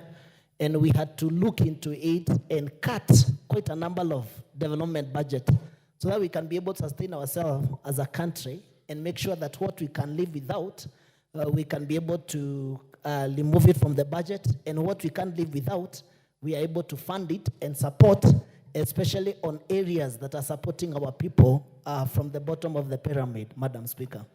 Majority of these issues, we had the issue of JSS, whereby we had looked into it because it supports the education sector of our country, whereby majority of our people can only be able to eliminate and to remove, poverty within our homes is only through educating our family members and fellow Kenyans, so that at least they can be able to gain their confidence and gain, certificates to take them to the next level. We were able to support the JSS education teachers by making sure that we have included, no matter how difficult it is to support them, we decided we have to cut the budget on other areas and make sure that we have money to employ the 46,000 JSS teachers so that we can support our CBC, our system of education, to make sure that we retain as many students in our school as much as we can. We were able also to allocate money for the coffee cherry fund, whereby we had allocated 4 billion, but because of the difficulties of raising the revenue, we deducted 1 billion from the cherry fund, but we remained with about 3 billion shillings to help our coffee farmers to maintain and to support them to continue doing, the farming for the coffee. It normally have a lot of impact to our economy, Madam Speaker. Part of it is helping us generate, foreign exchange. The moment we exchange our coffee from other countries, we are able to retain and to gain foreign exchange and make sure that our shillings is stronger against the dollar, and we are able to support what we can import and what we can export, and especially on the level of exporting, of supporting our export, Madam Speaker. On the same note, we are able to retain money for coolers, milk coolers, Madam Speaker, 2 billion shillings. This will also help our farmers who are able to produce milk so that we can, contain and maintain that milk in a better form and support the milk, the farmers with milk in cooler, Madam Speaker. On that also note, we are able also to maintain we had put funds for the farmers, for the new KICC, so that every farmer can be able to have what we call minimum guarantee returns and maintain a 50 shillings sale per litre, so that that farmer, when you prepare to farm, when you have your cow, depending on the number of liters that you are able to milk every day, Madam Speaker, we are able to make sure that that farmer will be able to manage and to plan his income, because he's guaranteed that this is the amount of money that he's going to be earning, Madam Speaker. And in that way, we are able to support our local farmers to make sure that we support them with the resources. We had seen a very serious gap between the farmer and the broker and the person who is selling the milk at the supermarket, Madam Speaker. 1 liter, the KICC or the other people who are buying this milk, they buy at a very low price, around 30 shillings, Madam Speaker. But when they are selling it, this 1 liter of milk into the supermarket, they are selling it at 100 and or 200, 100 and 120 shillings per liter, Madam Speaker. And with that, we realize that the farmer is not benefiting from the farming and from the work and from a lot of, input he has put to make sure that he's able to produce that 1 liter of milk, Madam Speaker. So therefore, we decided we must put a minimum guarantee returns to secure the farmer and to make sure that he also able to benefit from the amount of money that the new KICC and the KCC are selling to the farmers, to the market, Madam Speaker. On the same note, we have done the school feeding program, whereby it is also very essential, even if there was a lot of politics going on between where the school feeding program is stationed. But we also thought as a committee, we cannot transfer that service to National Disaster Management. We took it back to the education sector because they have an overview, they have a better program, they have a better things, they have a better... They're able to know how to make sure that they distribute these foods to the people who need them. They have that infrastructure, Madam Speaker. But the moment we transfer this food feeding program to other departments that has no crew, that has no infrastructure in terms of making sure that the food gets to the people at the arid areas, Madam Speaker, we thought it was prudent. We take the money back to Ministry of Education. Then the Ministry of Education can decide what to do with that, how to distribute and to make sure that our students are able to get food, a lunch in their school, Madam Speaker. On this note, Madam Speaker, we must all agree that no matter whatever is happening within our country, we must come back to our senses and support this economy, Madam Speaker. We don't have any other Kenya. We only have one Kenya, Madam Speaker. Whatever is happening outside here, it is very demoralizing, but we need to tell our fellow Kenyans that whatever we are going to do going forward is to make sure that we manage our resources, prudently. When it comes to the issue of wastage, that the government must be able to deal with wastage conclusively. And I support the president on areas that he decided to do away with. We didn't need to have the office of the first lady, the office of the second lady. Those are the things that we can be able to deduct and to reduce in terms of the costing and support the local manufacturers. And this finance bill, Madam Speaker, because there was a lot of misinformation that was going on, the issue of making sure we support the local manufacturer must be key in this government.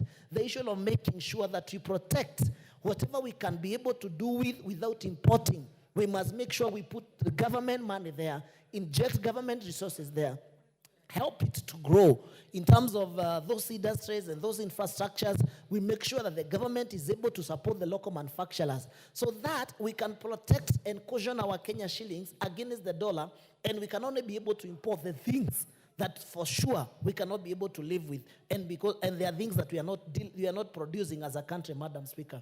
Supporting local manufacturer is key.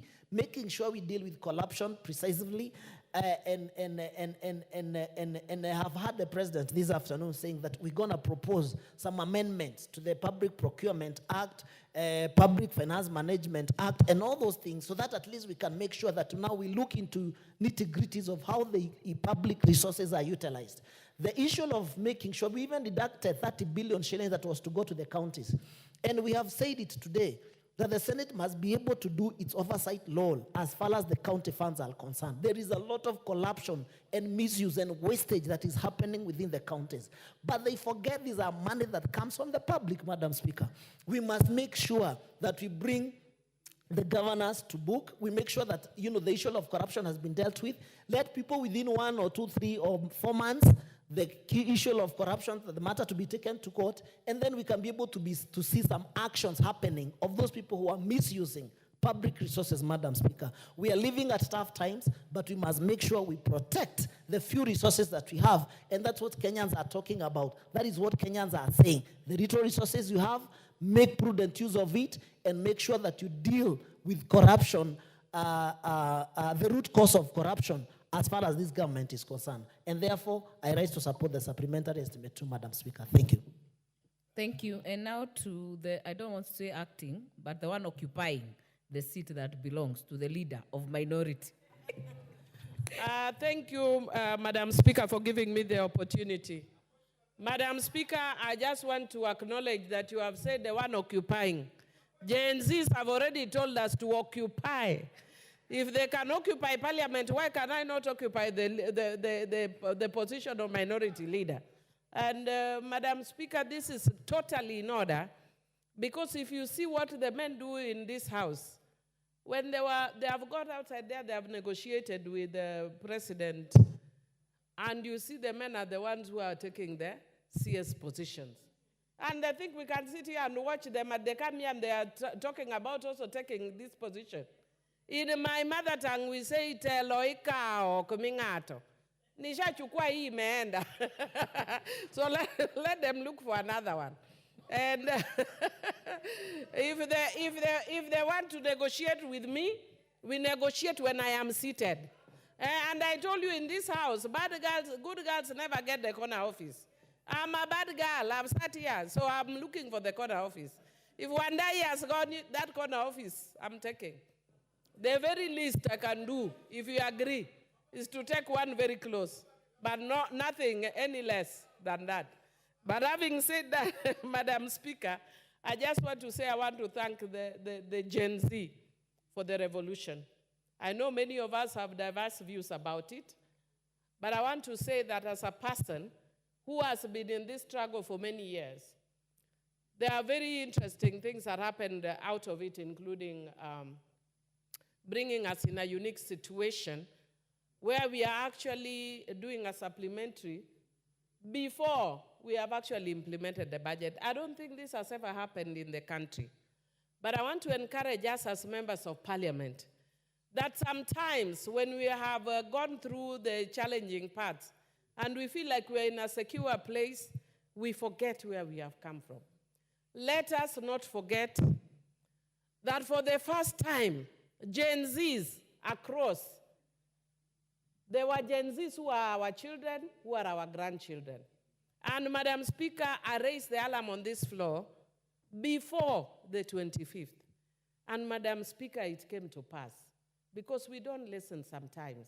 When we are leaders, sometimes we think we have all the answers. We don't. Because we have a generation that are experiencing life differently, and sometimes they're also experiencing the way we did, it's just that we've forgotten. We need to listen to them. Yesterday when I was meeting my cousin who was visiting me from Canada, and the daughter has whatever, she has pierced her nose. So she has a ring on her nose. And I wanted to complain and say, why do you have a ring on your nose? But before I could raise my voice, I was reminded that once upon a time I had one. I'd even forgotten that I had a ring on my nose. I was asking the person, I did? Yeah, you did. And Madam Speaker, when I saw all the scenes of the Gen Zs for the first time, I was so thrilled to just sit back and see myself from another perspective. When I was that age, I was on the street, lying on the streets with a police gun hovering over me.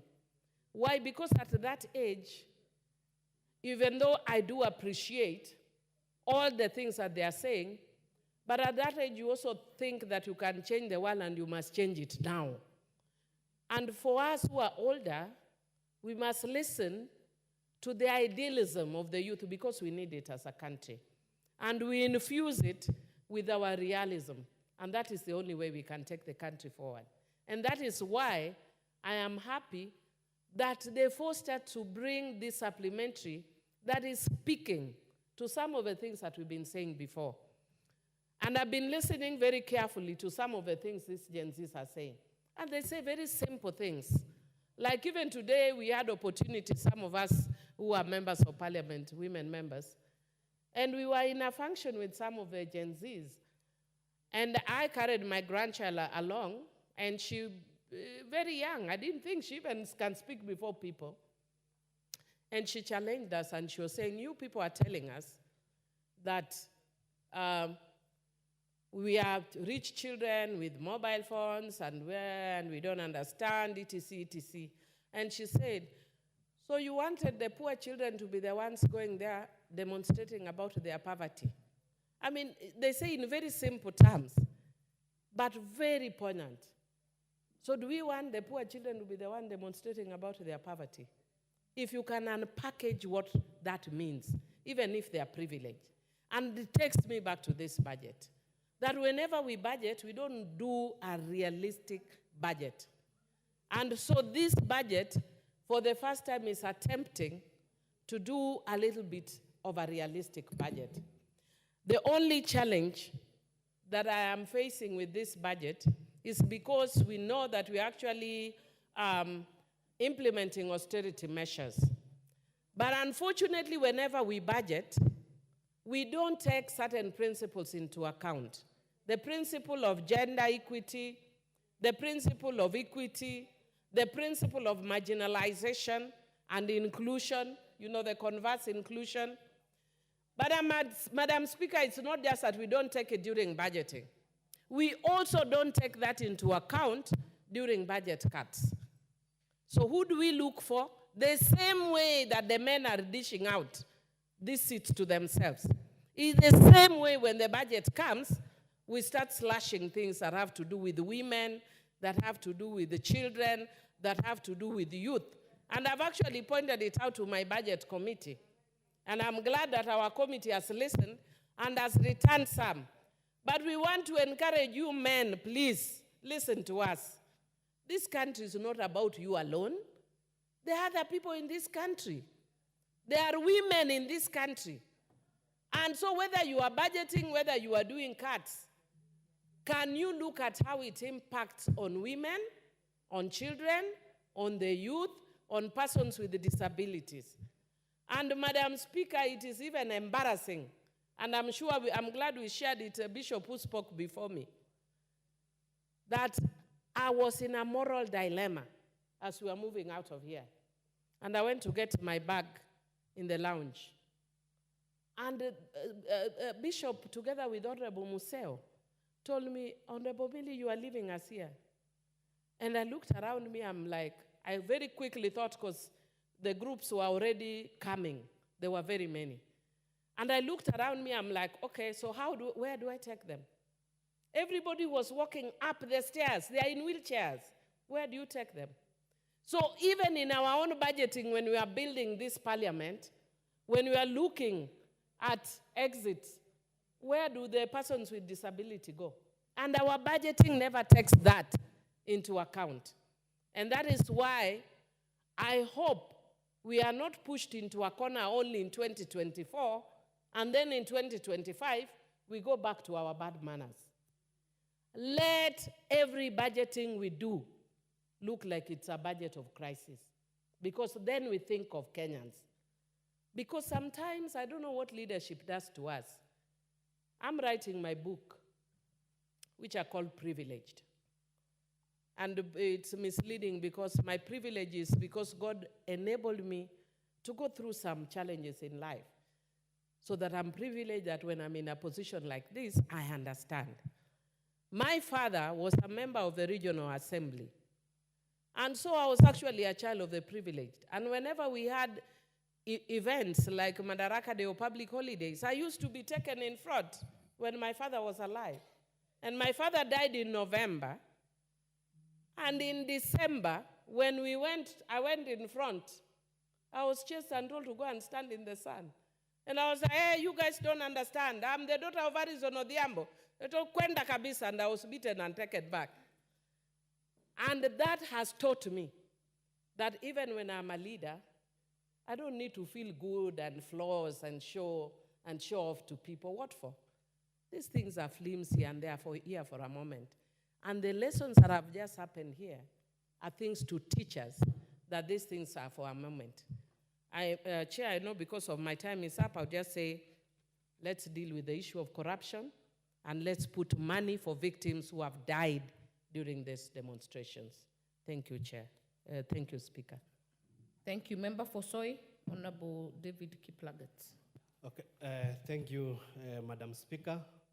I rise to support, though reluctantly, the budget, the supplementary budget that has been laid, tabled, and being discussed in this House.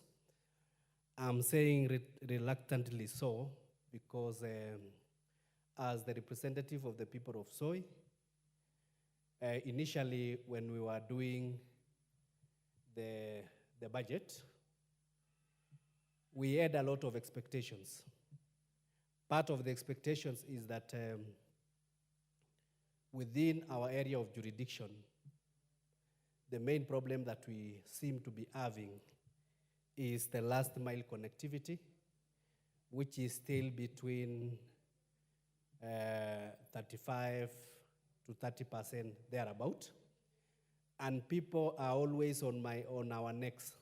I'm talking on behalf of all the Wasin-Gishu members of Parliament, because they expect us that the issue of last mile connectivity should be addressed. And we were very happy when at least we were looking at light at the end of the tunnel. The allocation of 14.5 billion that had been allocated for every constituency. In fact, I was talking to Jelash the other day and telling him maybe because Langata is connected to 100%, we might talk behind the 10 so that he can be able to assist me the 50 million. I took mine to 100 million. But due to what happened, which we all regret, the finance bill was withdrawn, and the revenue raising measures by government was a bit curtailed, and that one has affected the last mile connectivity. I'm calling upon the Budget and Appropriation Committee and the Energy Committee to still relook at the issue of last mile connectivity so that we can sacrifice other projects, we can sacrifice on the recurrent expenditure, and we try as much as possible to raise the 14.5 billion, which it was actually something we could take home and we could be able to discuss.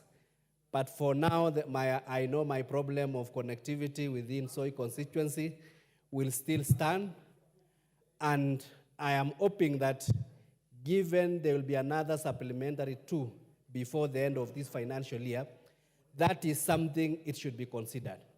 I had even dared that the 10 million, which have been, the 10 billion, which I have been told it has also been affected, for the CDF could be transferred to last mile connectivity. For my case, I could be a very happy man. That's why I'm saying that I support, since the government has no otherwise because of what happened, but reluctantly so. Another thing that is that we need to address, I know the young generation, the Gen Zs, are raising a lot of issues on wastage, a lot of issues on accountability, a lot of issues on transparency, which is very important. But because we are the fathers of our young people, that is the Generation Z, if you hear them out, the complaint is that it seems they don't have the information as to why we are doing this. Because it is very important that we sit down and we have a conversation with the young people so that they can understand, since independence, we have been accumulating a debt, and that debt now stands to over 11 trillion that we have to pay, and it forms as a first charge. And I was telling them that we are paying around 1.1 trillion per year.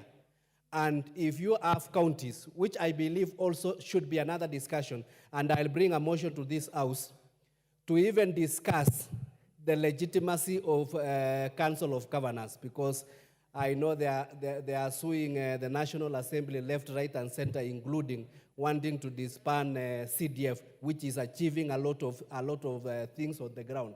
So we actually need to discuss, because as currently constituted, the Council of Governors has no legal bearing, is not within our laws, and given that it has no legal framework, then that organization should be disbanded so that they don't continue disturbing us within the corridors of our courts. Having said that, I think it is important that the Budget and Appropriation Committee and also the Treasury, and I'm very happy my chairman for PAC will be who is now the nominee for the CS Treasury. The next budget he will bring to this House, we shall focus more on development.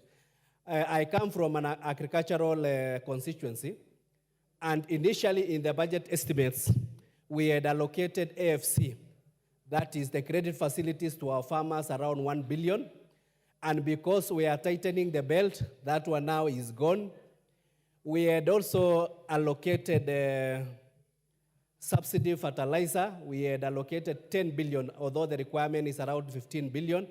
But because of that, now we have about 7.5 billion because of the other necessity of milk coolers, which is very important. So we are living in a physical space that is so small that when you try to fit the requirement of this country, it becomes very complicated. But now that we have Honorable Kinamili Odhiambo having joined the government, I believe we should come back with a finance bill, which we can be able to adopt, so that at the end of the day, we support the government in having a balanced budget within the next 3 years, and we support, we raise enough revenue where we can be able to run our country. Otherwise, because of the physical space that is there, we remain with no any other option but to reluctantly support the supplementary budget. And I believe, and I haven't heard the chairman for budget on the issue of DORA, on the issue of CARA. I believe if we are tightening our belt, if we are reducing on CDF, if we are reducing on last mile connectivity, if we are reducing on subsidized fertilizer, if we are reducing, in fact, I was looking at the social media, there is a road that was awarded to Chinese in my area for the last, since 2018. It has not been completed, and now the people are very agitated, and because of this physical space, we might not have enough money to construct that road so that we can finish ongoing projects. So I believe in the next supplementary budget, let us focus to finish ongoing projects. Let us focus on those development projects that will bring impact to our people.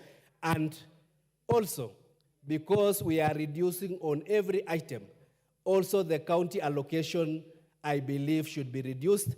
And I propose that we need to amend the DORA, we need to amend the CARA so that we can reduce it by a further 25 billion. With those few remarks, I support the supplementary budget. Thank you. Thank you. Honorable Member for Mombasa, Honorable Zamzam. Asante sana Mheshimiwa Spika, na nimengojea kwa muda lakini umefika. Mheshimiwa Spika, kwanza niweze kutoa rambirambi zangu kwa familia ya wale waliopoteza wapendwa wao wakati wa maandamano, Mheshimiwa Spika. Na Mheshimiwa Spika, Kenya ni yetu sisi sote, na bila amani Kenya hakuwezi kuwa na maendeleo, Mheshimiwa Spika. Na licha ya kuwa watoto wetu walizungumza mambo mengi na yamesikizwa, mimi nawaomba watoto wetu waweze kutulia. Kama ninavyoona katika hii bajeti, mambo yao mengi yameangaliwa na mambo ambayo yalikuwa yanawasumbua mengi yametolewa, Mheshimiwa Spika. Mheshimiwa Spika, pia nachukua fursa hii kuweza kumpongeza ndugu yangu kipenzi, ndugu yangu tunayemwenzi Simba wa Pwani, ndugu yangu Hassan Ali Joho, kuwezwa kuweka katika ule msururu ambao utakuja kupigwa msasa hapa bungeni katika kiti cha waziri wa uchumi samawati na madini, Mheshimiwa Spika. Niweze kumpongeza pia kinara wangu wa chama kuweza kumkumbatia ndugu yetu na kuweza kumweka katika wale ambao wameteuliwa, Mheshimiwa Spika. Kwetu Mombasa tunasema ni furaha kubwa na tunajua ni mchapakazi. Na yale ambayo aliweza kufanya akiwa mbunge wa Kisauni, akiwa gavana wa Mombasa na akiwa naibu wa waziri, ataweza kuboresha uchumi samawati na madini katika Kenya na aweze kuinua uchumi wa Kenya, Mheshimiwa Spika. Na muombea Mungu mahali popote alipo, Mwenyezi Mungu amtangulie mbele, na naomba wabunge wenzangu akija hapa bungeni tuweze kumpa support, Mheshimiwa Spika. Mheshimiwa Spika, nirudi kwenye bajeti hii ambayo imekadiriwa. Niweze kushukuru sana kamati ya bajeti ambayo imeleta haya makadirio, ambayo kwa wakati ule tuliweza kutoa ile finance bill, Mheshimiwa Spika, ambayo ilikuwa na mambo mengi mazito mazito, Mheshimiwa Spika.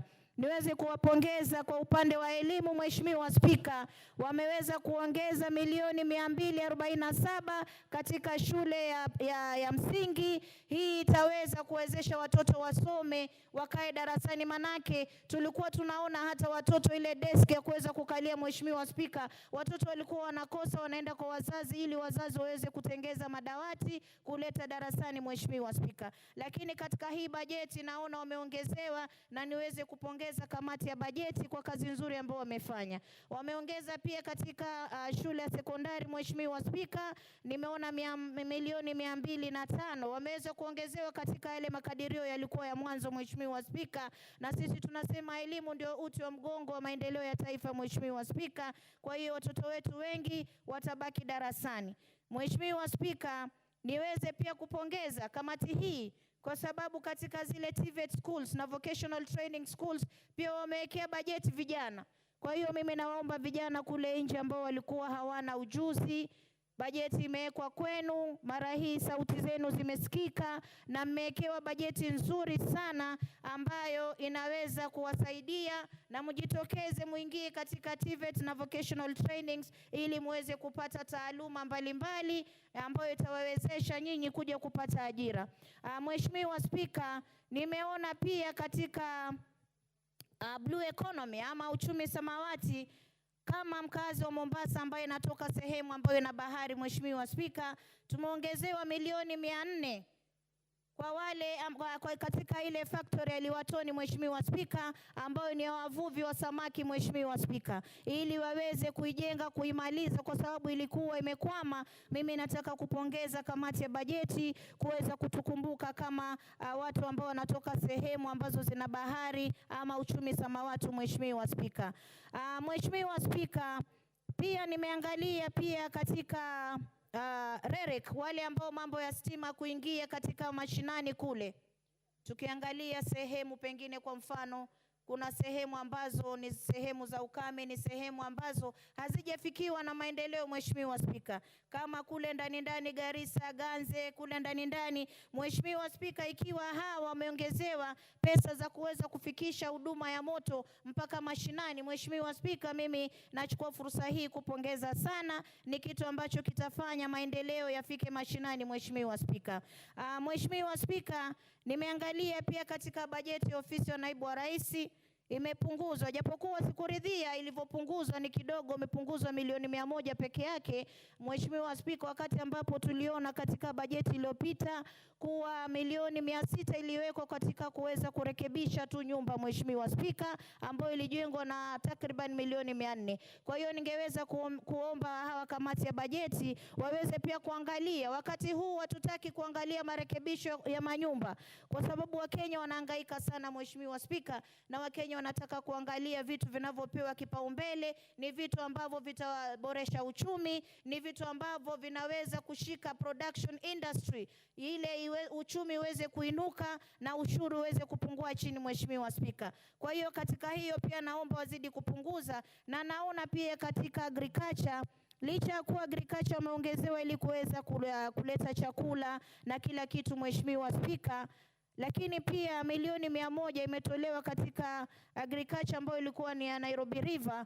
Tunajua huo mto huo unapeleka maji, inaenda maji sehemu kubwa sana ambayo inafanywa mpaka irrigation na mambo mengi na kusafisha. Naona hii imetolewa kule, imewekwa katika ofisi ya naibu wa rais, Mheshimiwa Spika. Kwa hiyo mimi ningependa kuomba kamati husika waweze kuiregesha kule ili iweze kusaidia pale, ilikuwa na usaidizi mkubwa sana, Mheshimiwa Spika. Mheshimiwa Spika, nimeangalia pia wamefidia katika ile kitengo cha ardhi, wameweza kuongeza milioni 750, na mimi niweze kufurahi kwa sababu kuna wakazi wa Mombasa ambao walipoteza mashamba yao, wako katika wale ambao watakaoweza kufidiwa na wale wa kutoka Taita Taveta ambao ni pwani, Mheshimiwa Spika. Kwa hiyo naona pesa zimeingia sehemu husika, na ndio maana mimi nataka kuambia hawa watoto wetu wa Gen Z wamefanya kazi nzuri sana. Wameamsha ili bunge, wameamsha bongo za waheshimiwa, wameamsha mabongo sasa yanafanya kazi, yanaweka pesa sehemu ambazo zinakusudiwa, Mheshimiwa Spika. Na mimi nataka kuwapongeza sana tena sana. Ule mwamko ulikuwa mzuri, isipokuwa wabaya waliingia ndani, lakini mpaka sasa kama wabunge tumepata funzo na bunge hili naona limeamka na limeimarika, Mheshimiwa Spika. Mheshimiwa Spika, nimeona pia walimu wetu ambao ni wa shule wa JSS, hizi shule ambazo za juzi ambazo walikuwa hawana mishahara, Mheshimiwa Spika, wameweza pia kuwekewa bajeti yao na imeongezwa. Kwa hiyo mimi nataka nipongeze kwa sababu hawa walimu wengi walikuwa wamejitolelea kufunza tu, Mheshimiwa Spika, walikuwa hawana mshahara, Mheshimiwa Spika, na wengi walikuwa wakitufuata sisi kama wabunge wakilia wakisema, Mama Zamzam, tukimbilieni kule bungeni, muhakikishe kuwa na sisi pia tunapata mshahara, tunapata pesa ambazo zinaweza kutusaidia kujimudu kiafya na tukiweza kuangalia watoto wetu wakisoma, Mheshimiwa Spika. Kwa hiyo hili la kuwapa hawa walimu wa junior secondary school mshahara, Mheshimiwa Spika, mimi nafurahi sana tena sana, manake limetoa mzigo mkubwa katika mgongo wa wananchi, Mheshimiwa Spika. Ilikuwa wazazi wakati mwingine wanachanga ili kuweza kuangalia wale walimu wa JCC, lakini sasa wamepata mgao wao na mambo yataenda shwari, Mheshimiwa Spika. Mheshimiwa Spika, ninaangalia katika hospitali kuu ya Kenyatta, Mheshimiwa Spika, matibabu katika sekta ya kansa, Mheshimiwa Spika, yamepunguzwa mgao wao, Mheshimiwa Spika. Na Mheshimiwa Spika, mimi nataka niwaambie wanakamati hapa, msingepagusa kabisa, kwa sababu wananchi wengi wanahangaika na kansa haichagui tajiri wala maskini, Mheshimiwa Spika.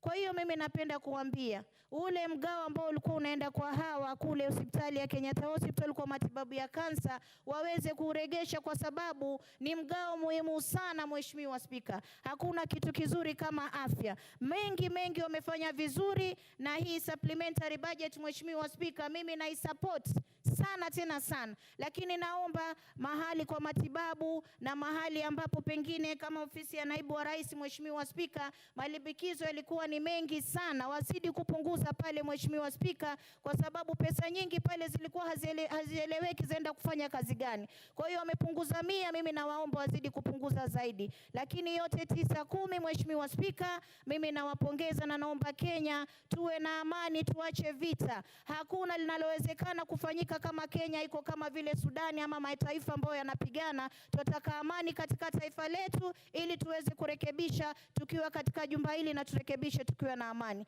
Asante. The Honorable Dr. James Ombura Nyikal, the MP for Seme. Thank you, Mr. Speaker, for giving me the opportunity to contribute to this debate. Mr. Speaker, this supplementary budget, we describe it as unique, we describe it as unprecedented, but what actually it is just a revision of the 2024-25 budget because the finance bill didn't go through. And Mr. Speaker, matters have even been made worse by the loss of revenue due to the ongoing unrest, which we hope may be addressed soon. The budget itself is actually realistic in the circumstances. It looks at areas of need that are critical and address those. It looked at areas where we can wait, like areas of construction, and monies have been removed from those. Mr. Speaker, the real question is, how did we get into a situation where our own children went to the street, agreed to be killed, and many of them have died, and all of us support them. All of us start by saying the Gen Zs are right, the Gen Zs are right, the Gen Zs have shown the way, the Gen Zs. How did we get to that situation? Mr. Speaker, all this is a culmination of the errors of omission, the errors of commission that we have committed in the past, in areas of governance, in areas of our politics, in areas of service delivery. Look at education. Up to now, the university students who are reporting in September do not know what their fees are. Look at health. The shift that we are going on, all those laws have actually been declared unconstitutional or improperly passed by the courts. And therefore, all the services that were dependent of NHIF have actually suspended. The police, insurance, the civil servants insurance, all these are issues that didn't come suddenly. The issues of corruption, the issues of excessive show of opulence, the issues of biased recruitment, all these are actually what have culminated in this. Mr. Speaker, some of it is due to expectations that we did not meet. And some of these expectations, we actually raised them ourselves. We raised expectations that we have not been able to meet. Mr. Speaker, in my view, as we discuss this, what we need to realize is from now on, we have to change our way of doing things. Let the interests of the people be our guiding principle. Mr. Speaker, this finance bill that actually could not go through, we knew from the beginning the people did not want it. Public participation everywhere indicated withdraw that bill.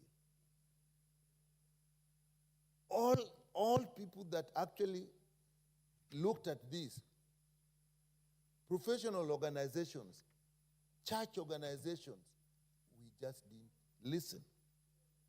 So, Mr. Speaker, we have a situation where over the years, recently, probably have become worse, we do not attend to the needs of the people. The very sensitive areas, the most critical areas of people's lives. Look at the cost of living, the issue of fuel, the issue of housing levy. All these are things that actually the people have expressed their concern that they were hurting us. We did not take heed. Mr. Speaker, as a parliament, we represent the people. We have a duty to oversight the executive. And the people expect that the representatives they elected will protect them should we have an executive that has gone rogue or an executive that has have excesses. And Mr. Speaker, as a parliament, we did not do that. As we discuss this, Mr. Speaker, we must start to listen to the people. We must start, as a matter of urgency, Mr. Speaker, to rebuild the confidence of the people in this parliament. We are going to have vetting to do. We must really go out and listen, because the problems are not solved yet. The Gen Zs are still out there. We appeal to them, and we should.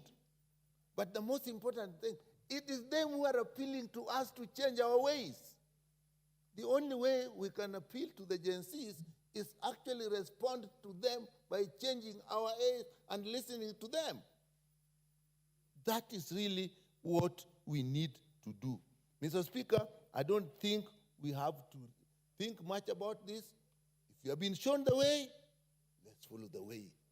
My concern, I repeat, Mr. Speaker, as I sit down, how do we start to build the confidence of the people of Kenya in this house, in Parliament? If we do not do that, the people will always come out to express themselves, and it will not be always in ways that are acceptable, that are safe, that are peaceful, but they will express themselves. We must realize that in the presidential system, this house in totally oversights the executive. And therefore, it should not matter which side we are in. If something is not good for the people, it's not good for the people, and the people's expectation that this house will stop such things. With that, Mr. Speaker, I support this first supplementary, which, as I said, is basically a revision of the 24-25 budget. I support. Honorable Alice Nganga, MP for Thika Town.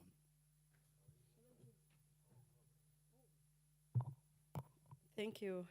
And members, I want to take a bit of time on our female MPs for good reasons. Thank you. Thank you, Mr. Speaker. I rise also to support Supplementary Budget 1 of 2024-2025 because though it came early, Mr. Speaker, because of the austerity measures that we are undertaking after we dropped the finance bill, Mr. Speaker, I know there are so many cuts in this budget, but we have to live with it because that is how things are. And we have to live in our means. Mr. Speaker, I know our roads are in a very pathetic situation, but from this budget, we have seen that we have reduced 14 billion for roads, meant for roads. And what I can tell the Ministry of Roads and Transport is to look at the critical, after the floods that we had 2 months ago, to look at critical roads that need to be repaired because we are not starting new projects because we don't have enough money for new projects. New projects means even going outside there to borrow, and we don't even have means even to repay the debts that we have. But out of this budget, what made me happy is the JSS interns. They are going to be employed. That one is a win for them because there were many, 46,000 in number across the country. And I can say, at least that one looks good for them because they were really looking forward to be employed. And after the drop of the finance bill, there was a possibility that they were not going to be absorbed by the government. But looking at these estimates, I've seen they have been factored in. I know before we dropped the finance bill, we had talked about the sanitary towels where we had said that they were going to be manufactured locally, but going forward, before the austerity measures were taken, at least they were going to be manufactured in Kenya, offering a lot of employment for our young men and women, and at least we were supposed to be buying from Kenya and we are going to build our economy. But looking at things the way they are, I can say at least we have a shortfall when it comes to our sanitary towels for our children, which is a very important issue for our young girls at school, both primary and secondary school. But because things are looking this way, and their budget has not been reduced from 940 million Kenya shillings for buying for them the sanitary towels. Another thing that was in the finance bill that was dropped, and it is not in this supplementary estimates, It is because we are going to have connectivity across the country where every constituency was to receive 50 million Kenya shillings to put power where they have never seen power since independent. But going with these estimates, that one has been reduced. Also, what has made me happy today is the feeding program for vulnerable children in the arid areas. I'm happy for them. Without food, children cannot concentrate in school. Once they are given this money, at least they will be going to school looking forward they are going to be fed. And me, I'm a champion for children. I like when children are given their privilege at whatever stage of their lives. They are the next leaders of this nation, as well as they will be the core component of our nation. So we need to take care of them at their small ages and small years, in their small years. Honorable Honorable Speaker, what I would want to say today is we have seen, and I also want to categorically say this, we heard our young men and women, the Gen Z, when they said we want to have a conversation. And this conversation is very healthy because they woke us from the slumberland. And they told us we need to relook into this and that. And they were doing a very good job. Out of it, we heard them and we continue hearing them. And I know as members of Parliament, we'll go back home and all of us are going to have a conversation with our Gen Z so that they can tell us of how they feel and how we should run this nation. But I condemn those ones who are taking this conversation because it's a very healthy conversation that we are having right now. Those ones who are coming to hijack a conversation that was started by our young men and women, those selfish people should stop. The Gen Z meant well for this nation. They were saying we needed to take a hostility measures in this nation. They said that we should stop wastage, and they had a very, very good narrative. And the narrative was good for all of us and for this Republic of Kenya. Those ones who are taking advantage of this situation, I want to tell them that we have only one country called Kenya, and it is our motherland. If they wanted to have their own mandamano, they should stop hijacking our conversation with our young men and women. What they are doing is wrong. Rooting other people's property is very bad because people have worked very hard to acquire what they have. I'll say as a nation, as we're continuing to have conversation with our young men and women, we'll tell them, those ones who are hijacking their conversation, those ones have always been here and they have never offered solution. They are using a backdoor. They want to use our young men and women, but them, they are only talking, hiding in their cocoons. They don't want to come outside. And yet our young men and women, they came out, they talked, and we heard them. And you can see even fuel to what is going on in the country. They even quote Mr. Speaker. They will have a caption of something a member of Parliament said, and that member of Parliament has not said that. I saw in my case that I was told that I had insulted the Gen Zs. I can never do something like that. I am a mother of Gen Zs in my house, and we do hear them. But those people who don't wish as well, they are creating stories outside there so that they can hijack a conversation that them themselves have failed to have. Mr. Speaker, I will also say, and I'm talking to the EACC, is an institution, an independent institution in this republic.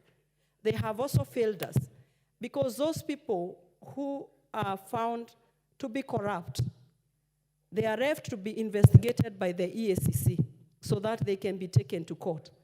We usually hear of arrests, but we don't see prosecution.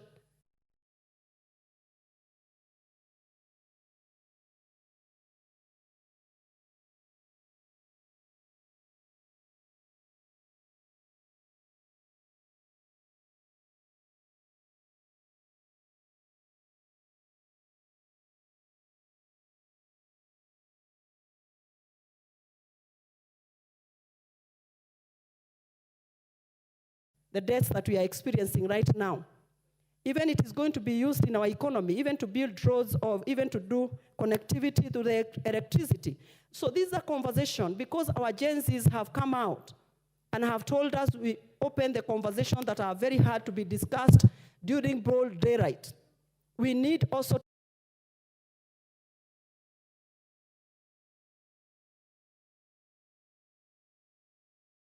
the Pandora Papers, when it exposed them, we had been told that we were given 21 days for it to be told whoever has money outside our country and has stashed that money, and it is doing our country no good. We need to have those tough conversation that even those even COVID-19 billionaires, these are the kind of conversation our Gen Z are saying, can we have this conversation in this country? Let us not sweep things under the carpet and we say we don't have money, and yet there are people we know who stole from Kenya and they have Kenyans and they have never been prosecuted. So I am talking to our EACC, up your game. All those people who have been caught to have taken Kenyan money, please help us to take them to court because you have been assigned that duty as an institution, as an institution by Kenyans to be arresting those people who are rooting this nation. Honorable Speaker, there are 30 billion Kenya shillings that has been cut from going to the county governments. After we finish the conversation at the national level, then we are gonna go to the county government level. Also, we check and we see how also they are spending their money, because we have seen a lot of wastage, a lot of corruption, a lot of rooting, and nobody is talking about it. Money is money, either at the national government or even at the county government. It is Kenyan money, and we all need to know what is the purpose or what the money has, whatever intended function it was supposed to do at the county level, they follow it to the rata. Because I can tell you from where we sit and from where I come from, I can tell you there are a lot of wastage, and the programs to which they undertake are programs that cannot be audited at any level. So we need to look into this. Like I have said there earlier, this is our nation, our country, Kenya. We have had our young men and women, and they were bold enough, and they talked very loudly, and we heard them. And the conversation must continue so that we can put our Kenya where it's supposed to be. We cannot sit back and let money to be rooted. And people are told this department has been caught embezzling money from the public. Then EACC is investigating. Years down the line, we don't know exactly what happened. So if EACC can arrest here and there, then people would start fearing with misusing public funds. And that is the conversation our Gen Zs are talking about. If as the nation and as Parliament we are discussing about the supplementary budget and the austerity measures that we have undertaken moving forward, then it means that every person, every Kenyan, wherever we are, we need now to stand up and speak when we see something wrong happening. We should not be quiet anymore. If there is rooting anywhere, we need to speak out. And if we don't speak out, we are going to let our young men and women down, because them they spoke and we heard them. Then what we need to do is to act and implement on what we have promised them. Implement. If we have said we are having austerity measures, this money, if it goes to the departments where they are supposed to be, either health, energy, roads, or even social protection, when that money goes there, can we spend this money to the intended purpose? Because if we don't do that, then we are going to be failing our nation and failing our young men and women after they spoke and we heard them and the conversation is speaking. Thank you very much, Honorable Speaker, for the opportunity you have accorded me. Asante. Honorable Dr. Joyce Osogo Bensouda, tell us what is happening in Homa Bay in addition to the budget. Thank you so much, Mr. Speaker, for giving me this opportunity, and I thank you because you are very efficient. Kindly lift up your mic. Oh, sorry. I normally assume that I have the mic on my throat. I want to really appreciate that you are always effective on equity, on giving members chances. I was here in the morning, and it is evening. It is past 7. You came and found me here, and you've seen it important that ladies should contribute. I thank you, and I appreciate you for that. Mr. Speaker, I rise to make my contribution on this supplementary budget 1. I want to say, Mr. Speaker, that I'm making my contributions based on observations and providing for some gaps which I think need to be looked into when we are still under this budget cycle, so as I am sure I am fully representing Homa Bay County and Kenya as a whole. Mr. Speaker, allow me first to appreciate the Gen Zs and to appreciate this House and to appreciate for the first time President Ruto for having not signed the finance bill.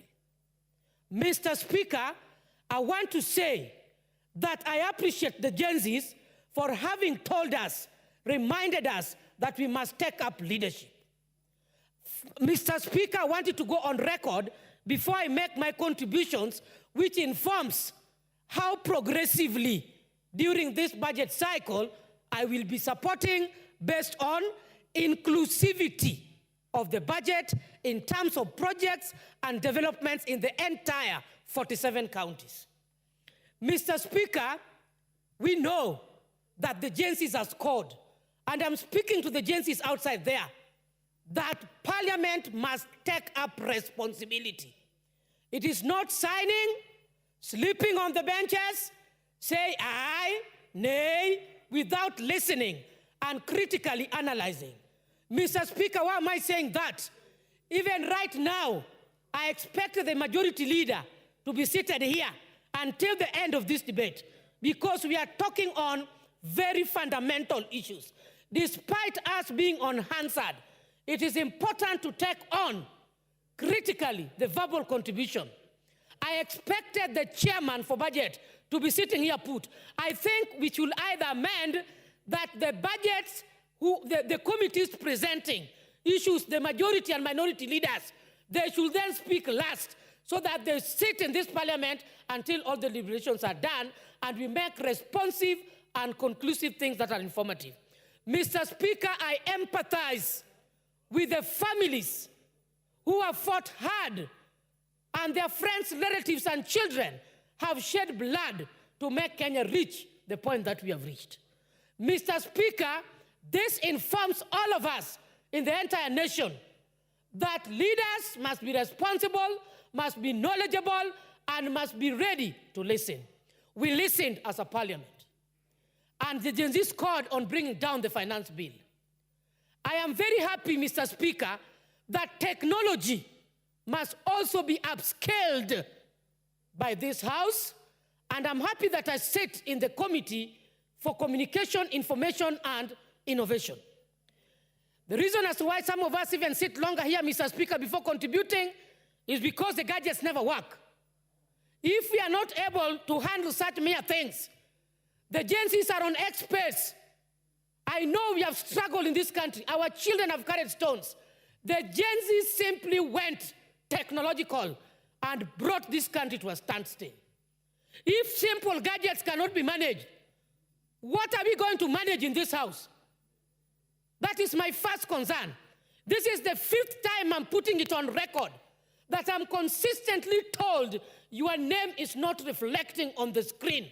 Yet on my side, I insert my card at the right time, it is blinking, it confirms that I'm in the House. We must be responsible and correct simple mistakes. Mr. Speaker, I want to note that the meeting that Honorable Millie Odhiambo was in, I was also a member, because those were issues which were touching on child rights, protection, governance, legitimacy, and campaigns, and looking into the budgets that have been put to take care of our children. Mr. Speaker, it was affirmed in that meeting by the Gen Zs who represented, which is true, that systems have collapsed in this nation. This issue of psychophancy, the issues of MPs thinking that they are the only ones who have failed this nation, we must take it up from the grassroots, Mr. Speaker. How resources are utilized, how budgets are done, how public participation is conducted in all our respective counties must be realistic and to the true cause. Mr. Speaker, on contributing to this budget, I'm informed by calling upon this House, where are we in terms of revenue generation as a country? These things must not be opaque, Mr. Speaker. They must be publicized, and they must be given ample time to inform the kind of budgets and appropriation that we need to come out with, Mr. Speaker. Mr. Speaker, I would also want to contribute. It is not only the case of austerity measures, the case of cutting down the current budgets, the case of cutting down development budgets. Grants do come to this country. These things must be made public with a lot of equity, a lot of public participation, and monitoring implementation of grants that come from outside. We are not crying, and we should not be persistent that we cannot keep on borrowing. We are under serious debt. Yet, the money that is locally collected, there is no accountability. Yet, the grants that are received by this nation, there is no accountability. Yet, the oversight on checking and ascertaining that the projects are distributed equitably is not working. Yet, Mr. Speaker, at the same time, the needs of the people are not effectively taken place. We must differentiate as a House what is theory and what is practical and what affects any part of this nation. Mr. Speaker, I come to the contribution of the budget. I want to start, you asked me very well to tell you and to tell this House, what about Homa Bay? I want to talk about Homa Bay, first taking care of the women. There are markets, Mr. Speaker, that you know, the national government confirmed that they were going to build. Kona Kobodo, Rodi Kopany, Kindu Bay, just to mention a few. Mr. Speaker, I want to advocate that constructing those markets to women without solarized boreholes, without power, we need them to have solar energy so that the women can maximize the time that they spend in the market for their security and to ensure that they are maximizing on the time that they have the peaks in the sale. And to that level, I'm advocating that there are so many markets without transformers, without electricity. You cannot separate a woman with water. And so even the 10,000 liters water capacity tank that as a woman representative of Homa Bay County have tried to distribute across to the markets and to the schools of 100 in number are quite inadequate. And so I'm saying that we need an increased, we need to play around with the budget that is existing. We know that even State House funding is still left at 5 billion. I want to say that we can remove 1 billion there so that we ensure that we have solarized water, boreholes, we have power in our markets, we have the footbridges connecting the agricultural areas to the markets. So I'm really advocating that the budget committee needs to look for additional 1 billion to take care of our markets and our agricultural areas. Mr. Speaker, number 2, in as much as we are reducing and we must work with what Kenyans can afford, we cannot go beyond. Recently, we were hit hard by floods. We need water pumps in Karachuonyo, Wangchien. Families are always displaced. Are we waiting for another floods? I think, Mr. Speaker, this year, or since we got into power, we didn't get, as we got as Azimio. Let me correct that. I think this country needs true and honest spiritual legislation. The evils we have undergone in this country, I'm even worried about this budget. Shakahola deaths, the floods, the corona, no implementation, corruption. The EACC to take charge and do their work. The Senate to take charge and do their work. Let us oversight, let things be done from any perspective of any institution. Accountability must be done. When I look into this budget, we have different commissions allocated money. We have different state departments allocated the money. We must be hands-on. Gone is the time that we have the CSS standing on big vehicles campaigning. Gone is the time. We have people swinging with chairs in the offices.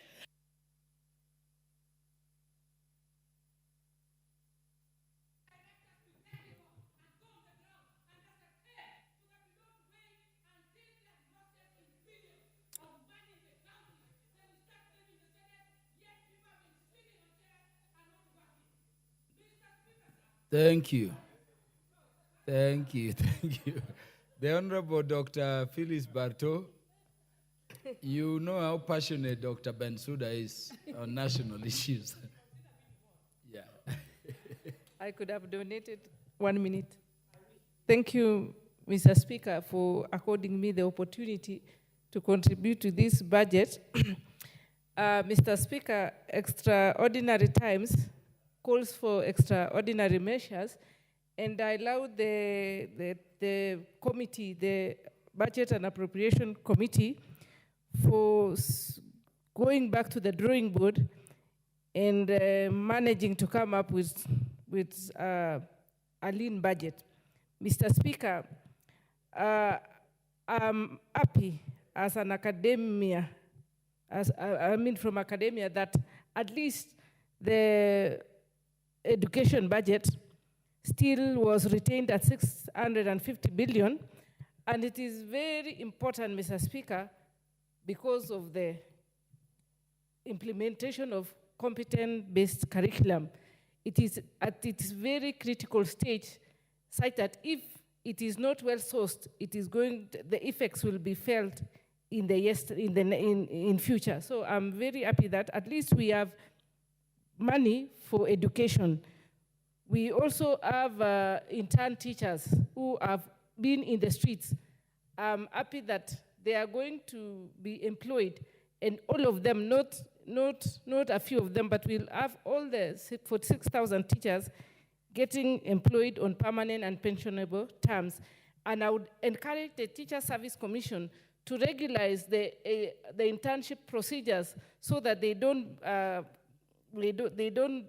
so that the courts will not declare them illegal, but they look at the policies. They look at their policies very well, so that the intern teachers are acceptable, just like any other intern in any other ministry. Because internship is a very good learning process. It enables those who have just come out of class to have hands-on skills on how they are going to fit in the job market. Mr. Speaker, I'm also supporting this budget because of the feeding program.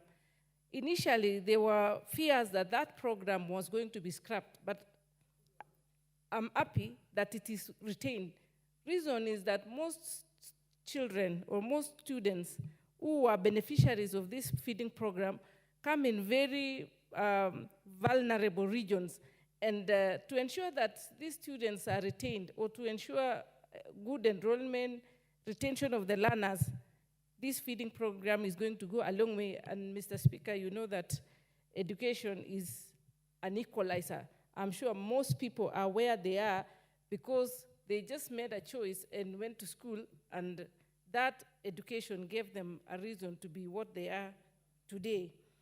Mr. Speaker, what should be, what I would encourage in future, maybe in the supplementary, is that we relook at this feeding program and include every other child in Kenya. I mean, it should cover, it should be spread widely. Otherwise, at the moment, in as much as it is just for those ASAL areas, there are other regions like the urban areas where we still have people who are living in very difficult conditions. So that program should be, they should be included in the program. I'm also happy that the capacity building for farmers, we have... Honorable Umulke, point of order, point of information. The Honorable Dr. Phyllis Barto, you want to be informed? I stand guided. No, do you want to be informed? She cannot inform you unless you I don't need any information. I'm just saying what I know. Then proceed. Okay, thank you. Capacity building for farmers. I'm happy that At least the program on subsidized fertilizer is still ongoing. And how I would wish that this fertilizer is available to the farmers timely. For example, in Uasin Gishu, our planting season is between January and April. How I wish that this fertilizer gets to our stores as early as December, so that when the farmers harvest the maize and they sell, they're able to go and purchase, because if it is delayed, money has so many uses. Nobody can just keep money waiting for fertilizer when they need to pay school fees, when they need to meet other needs. So also for coffee and tea, and I think when a farmer is supported, it is like growing a nation. Mr. Speaker, the issue of the salaries for policemen, rightly so, which is stated in this budget, I think it is also important to consider to our armed police who do very difficult jobs. They stay late. They were, and I'm sure they felt they eat so much during the demonstrations, which have been there for the last 1.5 months. I think this is going to motivate them, because they do a lot of work. They work under very difficult circumstances, but they are still on duty. So I think for me, that one is a plus. However, Mr. Speaker, when I look at the budget cut, what has been affected, the issue of infrastructure. In my constituency, we still have so many roads which are in dilapidated conditions. A case in point is even a road in a place called Seretio in Muiben, where the bridges have collapsed and students are not able to access their schools. So it is unfortunate that the budget cuts affected such very critical services. I was hoping that this financial year we had been promised tarmac road for two specific areas. Tachasis, Karandili, Chebiemit was supposed to be tarmacked, and it has been, it's a promise which has been there for the last 10 years. We have Kablogoi Birika Road, which has been there for so many years. I was hoping that this financial year we were going to see those roads tarmacked, but it is unfortunate, Mr. Speaker. I hope that in the next supplementary budget, these particular roads will be included, so that the people of Moiben constituency feel also that they are part of Kenya. Mr. Speaker, we have the issue of the proposed last mile, which has just been cut. In my constituency, we are still at 35% connectivity in as much as electricity is concerned. Possibly that is why most of the agencies in my constituency were not happy, because we have very few people connected to the to electricity. We still even have schools who have not been connected to electricity. That is where inequality begins. And I wish, or I hope that in this budget, they would have considered affirmative action in some areas where we still have bad roads, we still have we don't have water, we don't have enough connectivity in electricity. So I hope that in the next supplementary, it will be included. The case of NGCDF, where every constituency was going to get some additional funds. It is unfortunate that this is also going to be cut. If there is a fund which is felt up to the grassroots level, Mr. Speaker, is the NGCDF. It has NGAF to support my colleague member, Bensouda. That is the fund which is really felt by the people of Kenya.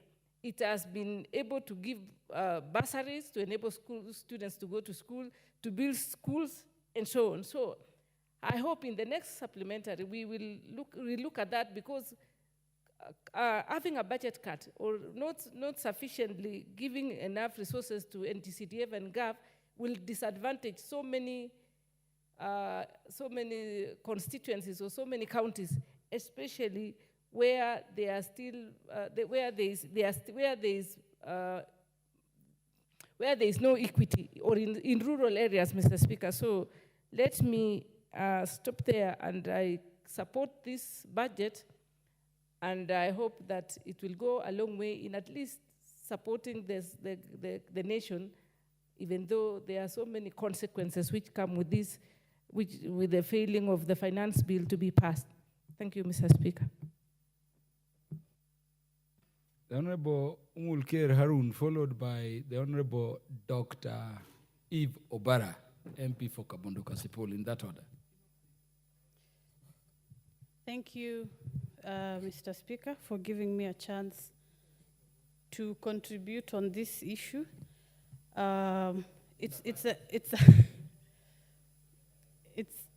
It's an issue that is of national interest whenever we are in the appropriations period or allocations of funds.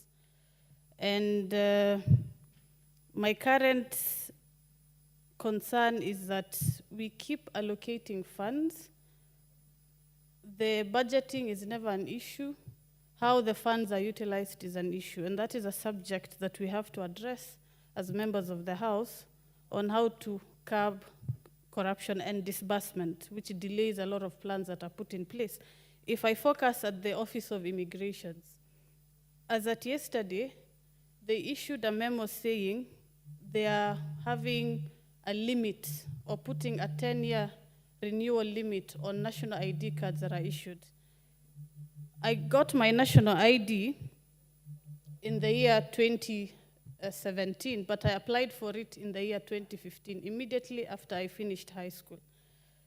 And I wonder, does the Immigration Office have the capacity to start a renewal process when they have failed to implement on issuing of passports timely and issuing of IDs timely? Can they take on the burden of having a renewal process when they have failed to even implement the mandate they have of issuing timely passports and timely ID cards? That's my concern, because it took me almost 3 years to get my ID.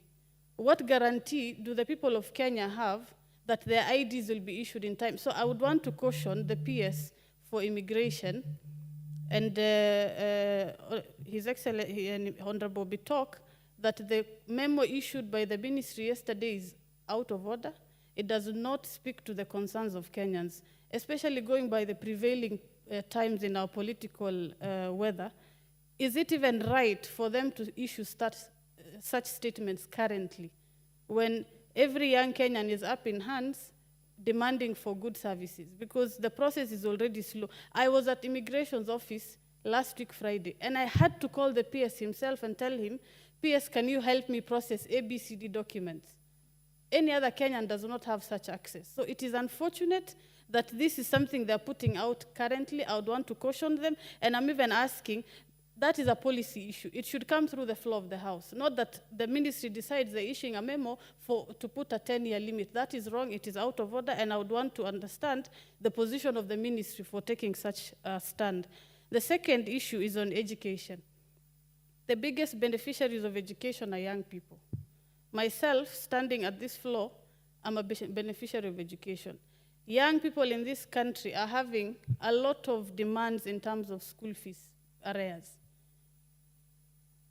This is the right time when the country is asking the right questions, because the concern of Gen Zs is not out of the ordinary. It's just asking for good governance and for the systems to work for them. My question is, we have the NGCDF, which is currently appropriated, and members of parliament have a portion of it. But if we look keenly, the issue of school fees payment or bursary is not sufficient, even in the component of NGCDF. But in the same breath, we have bursaries from the county governments.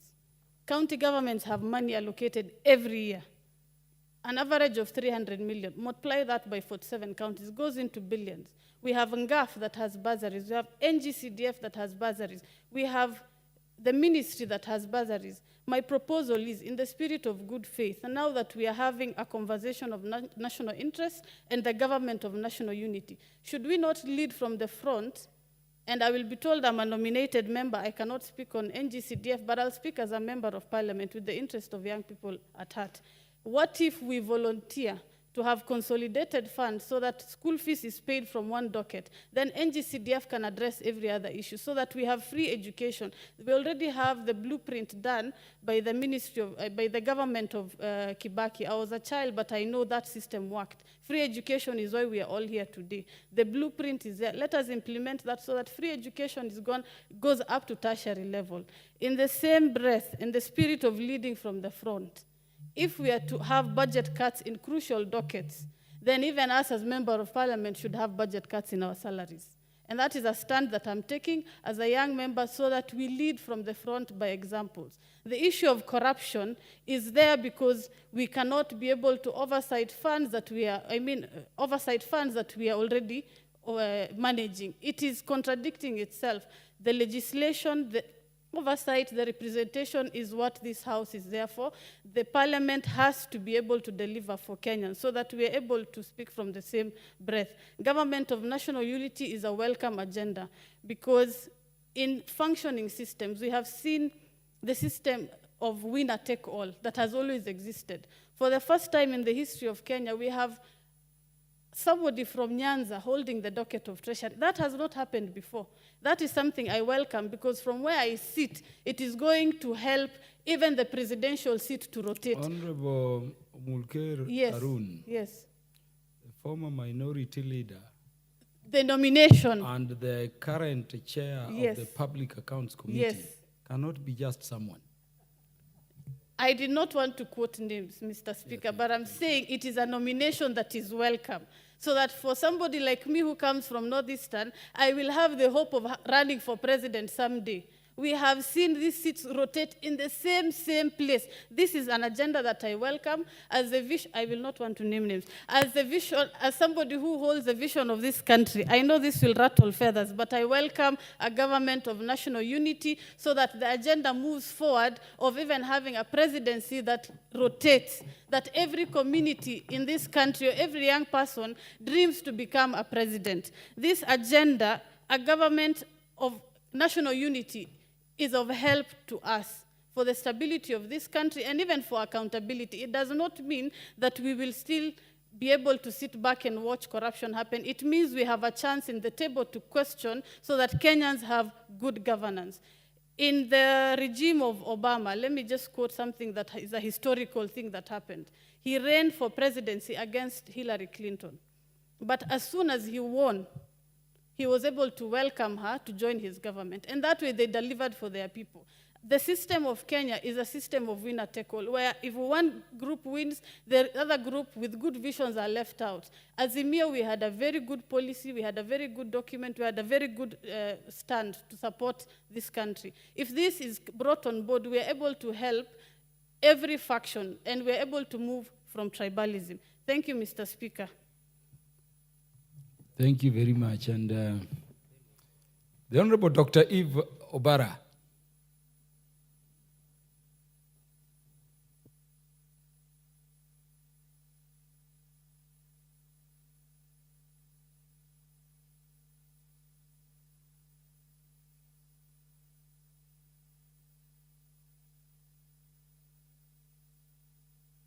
John, thank you. Thank you. Thank you very much, Mr. Speaker, and thank you for giving me the opportunity to contribute to this motion.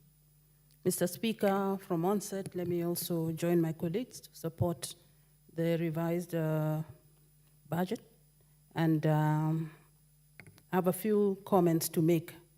Mr. Speaker, this is the first time, I don't remember when this ever happened, when we were discussing supplementary budget before the actual budget has even commenced.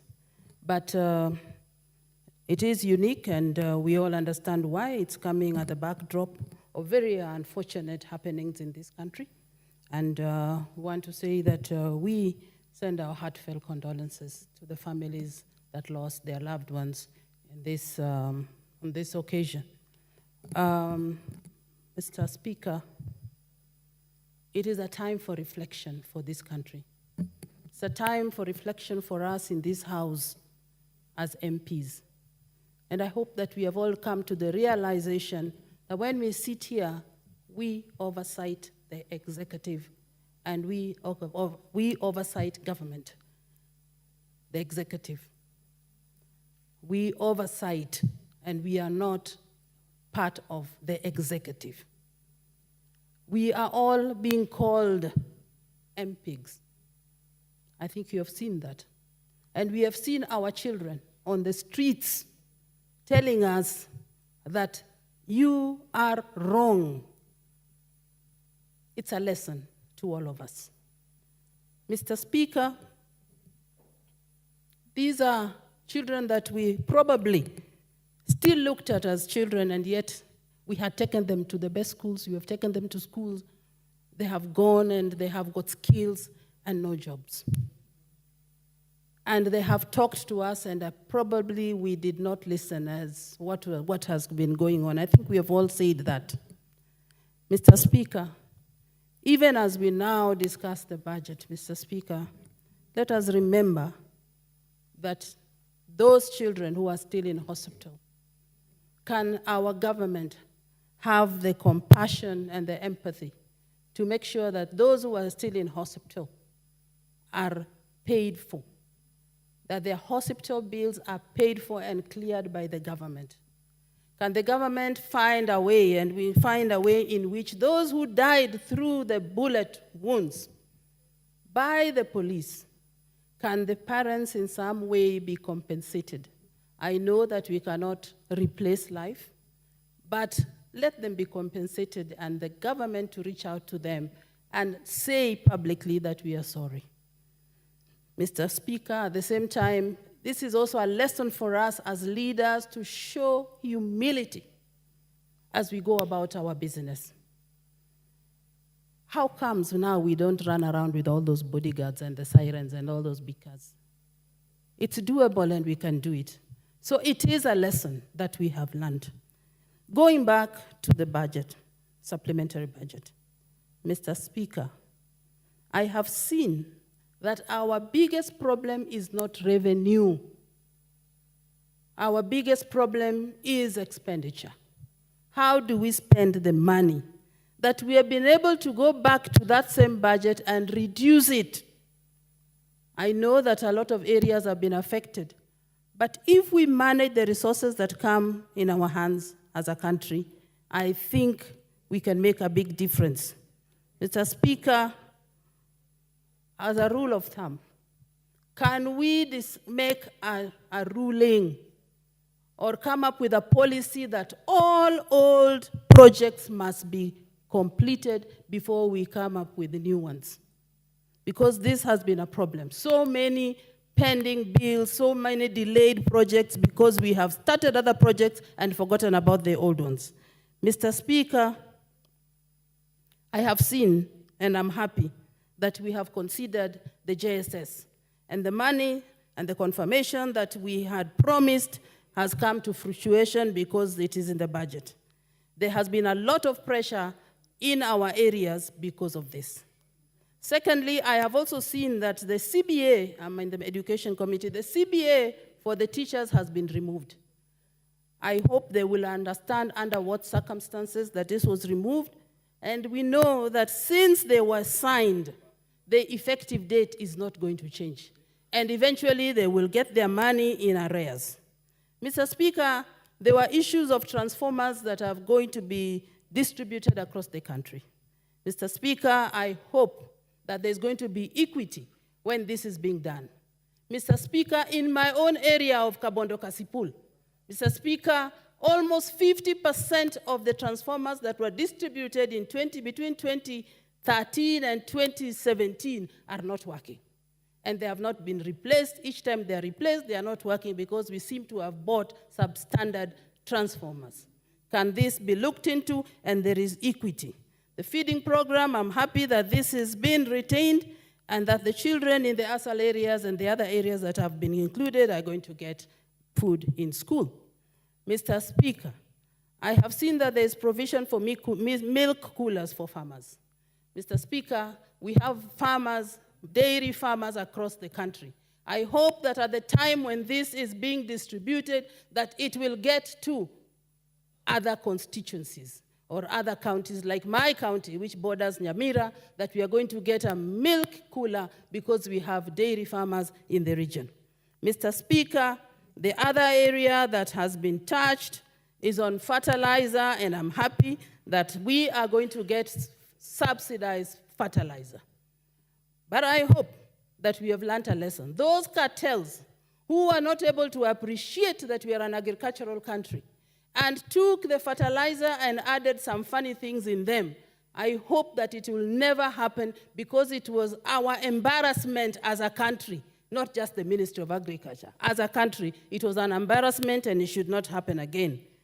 Mr. Speaker, the other issue that I'd want to dwell on is on the NGCDF, and I also want to add my voice to this, that this is a fund that is felt across the country, that this is a fund that demonstrates true equity, because every region, every sub-county has its share of the money. Mr. Speaker, I want to correct the previous speaker who said that we manage. We don't manage the CDF, NGCDF. We oversight the NGCDF. And I would be happy if this is retained, because it is the best structured fund. You cannot eat CDF money. I don't know why people don't understand that you cannot eat. There's a way in which there are structures put in place and how you can spend and what you can spend and what percentage you can spend on CDF, on bursary, on environment, on all these things. It is structured, and finally what remains for projects and how the projects are approved at the head office here. And with the support, of course, with after public participation and all those things. So CDF, let us stop this debate on CDF. Mr. Speaker, finally, on pending bills, Mr. Speaker, I would be happy if all pending bills are interrogated. We cannot have pending bills and appropriated for these projects. What happened to those funds? What happened to those monies? Those people, even if they've left service, I want that they should be called back to explain what they did with the money that was appropriated, the money that was budgeted for those projects, so that our suppliers do not suffer. Mr. Speaker, even in my own constituency, they have been reduced to beggars. Some of them have even close to committing suicide because they have not been paid from monies that they used from 2013 to 2017. They have never been paid. And I know that my county, the governor, is doing the best that she can do, but this matter must be brought to an end. And as the young people said, it is not protest against the government. They were talking about protest. It was pro-good governance protest. That's what they called it. It was not anti-government protest. It was pro-good governance protest. Let us now embrace good governance. Let us do what we are supposed to do. The Constitution is there to guide us. Let us follow it. And don't get into too many things at the same time. One at a time. Finish it before you bring another one. But of late, there were just too many at the same time. We were also confused on which one is going to get money and which one is not. Thank you very much, as I support. That's Dr. Ivo Bara, the one in whose single head 3 degrees sit very comfortably. Honorable members, I gave priority to female members because of what we have in Article 53, not because of gender bias. But Article 53 says whatever we do, we consider the best interest of the children. And you know they have some duties to those important Kenyans. We have enough time. I want to call the Honorable Wambugu Wainaina, the MP from whose constituency we have one of the best presidents who have ruled our country. Thank you, Mr. Speaker. Mr. Speaker, I rise to support this appropriation budget. Mr. Speaker, from the onset, we need to ask ourselves, why are we here? Mr. Speaker, our Gen Z, what they have done, they have changed this country the way we used to govern this country. Mr. Speaker, I happened to discuss with those Gen Zs. And Mr. Speaker, those Gen Z, they have a lot of information, even where we don't have. They know everything that we do, at what we are doing, at what we are intending to do. Mr. Speaker, where we are and where we are going, we are not yet offer. Because, Mr. Speaker, those people, they are watching us. They want to know what we are doing. They are still watching us, and still they want to see what we are going to implement. Mr. Speaker, when we are debating this appropriation budget, we heard that 20 million workers, 3 million, they are only employed by the government. 17 million, they are in the informal sector. Mr. Speaker, if you go to the informal sector under our budget, those informal sector, they are the ones who are driving this economy of this country. Mr. Speaker, we want our budget committee and our finance committee to relook the informal sector side, because Mr. Speaker, if you check the informal sector, the people they are observing from the school, they are 17 million, and yet there are more coming. And we don't have, this country is not a developed country, it's a developing country. And we want those people who are leaving school to get a job. We need to invest in the informal sector where many people are going. Mr. Speaker, when we are doing our finance bill, we need to look what is supposed to be implemented so that it can accommodate everybody in the informal sector. Mr. Speaker, when we are doing the policy, which will be implemented, we look on the top of the pyramid. And if you go there, you are leaving the many people who are down there, who are in the informal sector. And all our energy, we put to the big industry, we forget the light industry. All those, most of those people in the informal sector, they were in the informal sector. And those people, they are the one in Kamukoji, they are in Kariobangi, they are in Komba. Those people, they are the one who is in the informal sector. And those people are the one who are being affected by this Madamano. Mr. Speaker, if you go back to about 40 years ago, Nairobi had only about 300 people. Now we are more than 5 million people who are there in the city. Now those people, Mr. Speaker, most of them, it is not because they want to stay here. They will stay here because they are educated. Their mothers spent all the money to educate them. Now, they are asking, when they go back there, their mother said their land, said their cows to educate them. They don't have job, and they can see, most of us, all of a sudden, our lifestyle has changed. Mr. Speaker, when those people, Gen Z, when they are seeing what we are doing and what we are changing our lifestyle, and they can be able to they can be able to do research and see this person was staying like this, lifestyle was like this. When he got a government job, he changed lifestyle for a sudden. They get irritated, and that's why we are here, Mr. Speaker. We need to look what we can do to those people, Mr. Speaker. Those people, even next year or next year to come, they are leaving school. They are coming. And we don't have job. We don't have industry. There is no research we are doing. What will happen 10 years to come? Those people will come, and there is no industry. Only what we can observe is only 3 million or 4 million the way we are going. We need to change.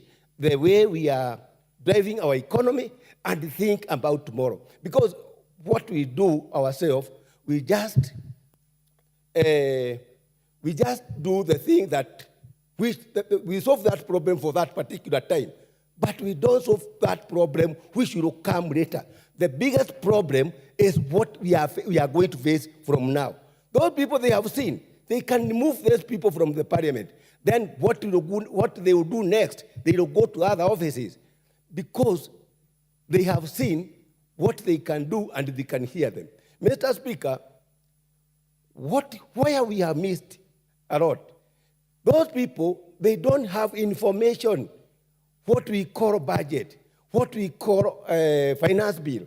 Because when I try to engage with them, they don't understand this money we collect from the business community.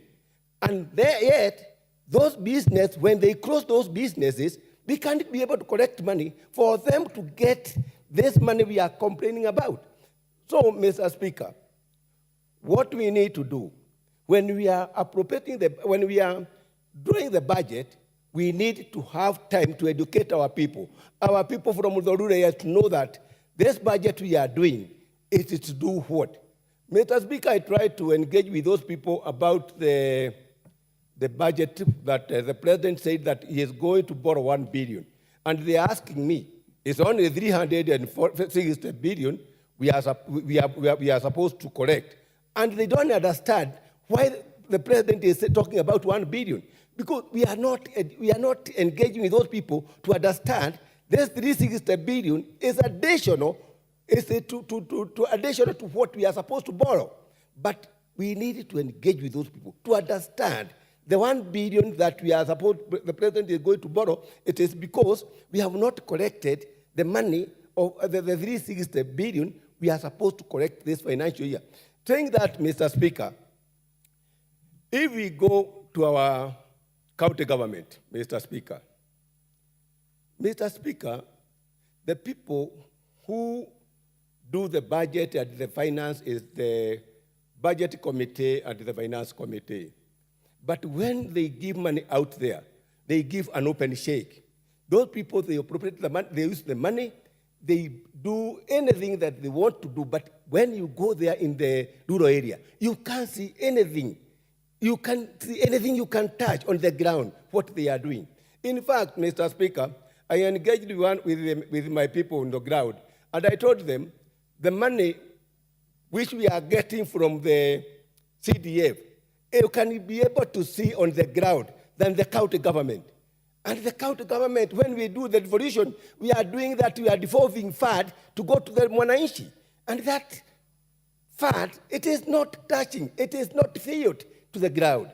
Mr. Speaker, we need to change approach of those things. Mr. Speaker, from the time of independence, if you check the record here, the people who have been accused of stealing our money in this country, big people, there is no one in committee or in whatever, those prisons. But those people who are stealing chicken, they were there. But those people, they were there buying big cars, moving with buying that and everything. They were very comfortable. Mr. Speaker, even if the government, the parliament is doing their work, there is other institutions which have failed to take those people to where they're supposed to be. If we can do that, Mr. Speaker, we can change this country. And Mr. Speaker, there is somebody, one of our colleagues there said, we need to change our law where we change some of those things where those people, when you get information, there is something wrong we have done with their ministry. You are removed from the ministry, you take somewhere aside, so that other people will stop doing that. Mr. Speaker, if you see... how many more minutes do you need to conclude that point you're making? Yeah, add him 2 minutes. I like it when we talk more on corruption. Mr. Speaker. I don't know why we just see police officers. We are not seeing these governors. Thank you, Mr. Speaker. We are not seeing the top government officers. Thank you, Mr. Speaker. If you go to any any meeting somewhere, you get the PS driving all the way to Mombasa with his drivers and everything. And you just go there with only alone there. And they are moving their security and everything. Mr. Speaker, our money, the money we are collecting in this country, it is for good use. And when we are asking the people there, we are asking the people to give us job, not to be their masters. But when we come here, we change to be their masters. On the side of the Senate, Mr. Speaker, I would request our Senate to come up with to do their work which they were given. Mr. Speaker, if they could have done the best of their work, this country, the county government, it could be worked the way it was intended to do. But now it is not doing their work. In fact, the Senate, what they are saying, they don't have any work to do there. And that is their mandate, to oversight the county government. Mr. Speaker, I urge my people, our colleague here, let us try to change the approach of those things. Let us next time, when we get our finance bill, before it is brought here, let us educate our people on the ground and tell them why we do our budget. Mr. Speaker, this country, we can change this country if 2.5% on CDF is changing the constituency and 15% on county government. It can't be seen in any county. Mr. Speaker, this is something everybody can see. 15%, 2%, it is bigger than 15%. And they were saying they want to get even the 2.5%. Mr. Speaker, this here, they got the money for sport. Go to a constituency, any constituency, the sport have died. They are not doing anything. And we used to manage this sport. Mr. Speaker, this country, we need to follow Gen Z what they are saying. I congratulate Gen Z, but I request them. Most of those small business which is here in this city, it is for Gen Zs. All those business which were destroyed is for Gen Zs. All those people who are stolen, it is Gen Zs. Please, our dear children, those Gen Zs, please, the 50% or 75% employment who are working in this city, they are Gen Zs. Please don't destroy those businesses. Let those people work, and we are going to create more businesses. And I urge the finance people and the budget people to relook the policy making. Policy making is something needed to be done. I have been in this sector for more than 50 years, and the business of informal sector is only where we can tackle many people and where you can absorb many people to get job there. Thank you, Mr. Speaker. I support. Thank you very much. The Honorable Michael Muchira, the MP for Oljororok. Thank you, Mr. Speaker. Mr. Speaker, I arise to support the motion for consideration of the first supplementary estimate for the financial year 2024-2025 as read by the chairperson of the Budget and Appropriation Committee. And Mr. Speaker, I would start by saying that this is a process, the report that the chairman laid here is a product of extensive consultation, which started immediately when the Treasury laid the estimates, submitted the estimates to Parliament. Mr. Speaker, we started by putting an advert where we asked the public to send their memorandums, and all the memorandums that were sent, Mr. Speaker, were considered by the Budget Committee. Some of the recommendations that were proposed by various stakeholders are in this report. Mr. Speaker, the departmental committees, of course, also interacted with the state departments, and the chairman of respective departments were able to submit to the Budget Committee. And Mr. Speaker, I would like to say that this process, of course, what the Treasury laid in these estimates was a budget cut of 146 billion. But we all know that the miscarriage of the Finance Bill 2024 created a budget hole of 344 billion. So we were also tasked as a budget committee to do further cuts so that we reduce the budget deficit. And this process involved a lot of delicate balancing, because in some instances, the Treasury had cut to the bone, where we were not able to even cut further. But we were able to do some balancing here and there. We had a situation where some sagas had zero allocation, that there's no money even for personal emoluments. That's what I mean when I say that they had cut to the bone. But through consultation with various departmental committees, we were able to do the balancing act such that we did not leave anyone stifled. That no one was, we were very careful to not leave any saga not able to operate. Mr. Speaker, it is also important to note that everybody suffered the cut. All the two levels of government suffered the cut. The county government suffered the 20 billion cut, and after this process, the committee will be reintroducing the division of revenue bill to reflect the cut. The national government suffered the cut. All the arms of the government, judiciary, parliament, and the executive suffered the cut. All the sectors suffered the cut. Mr. Speaker, I would also want to say that there were some cuts in public participation projects, but budget committee is alive to the fact that public participation is a constitutional requirement. And number two, we cannot conduct public participation in vain.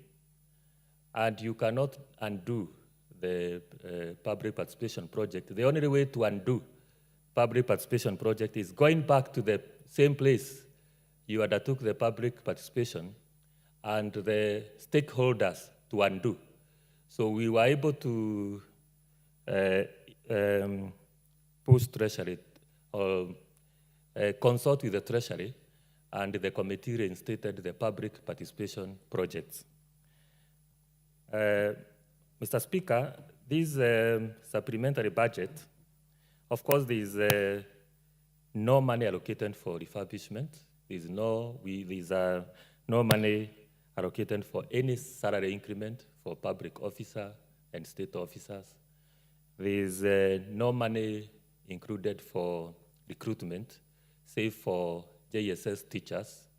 There was a proposal to recruit police officers, but after consultation with the departmental committee and Treasury, we resolved that this money be reallocated towards implementing the recommendation of National Task Force on Police Reforms, and especially in improving the welfare of our police officers.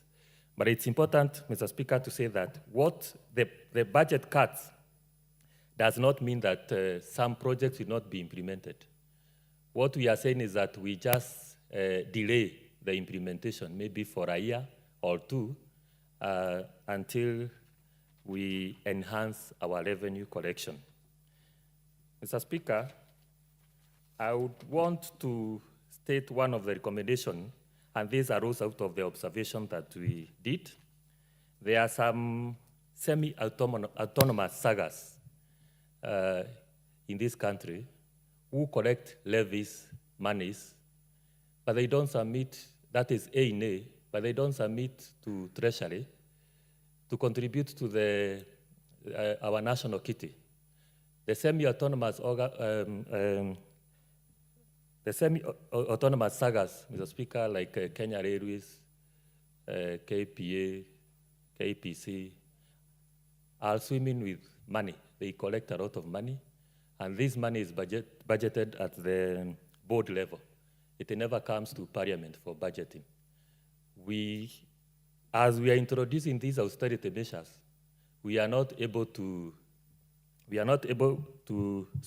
scrutinize the budget for them. So we have recommended reintroduction to introduce some changes in legal framework so that we are able to, for those sagas to submit the extra money they have to the national kitty for budgeting. If I may give example, Mr. Speaker, like Kenya Railways, I was reading yesterday that they are introducing an executive coach where one is required to pay 12,000 from Nairobi to Mombasa.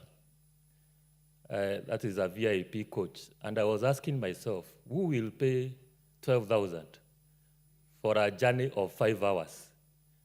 I would prefer using a flight, which will take less hours. Mr. Speaker, as I conclude, there is a certain matter that this House will have to really think about and debate about, and this is the Senate Oversight Fund. Mr. Speaker, and I know we love our brothers in the Senate, and last financial year, this House appropriated 500 million towards the Senate Oversight Fund.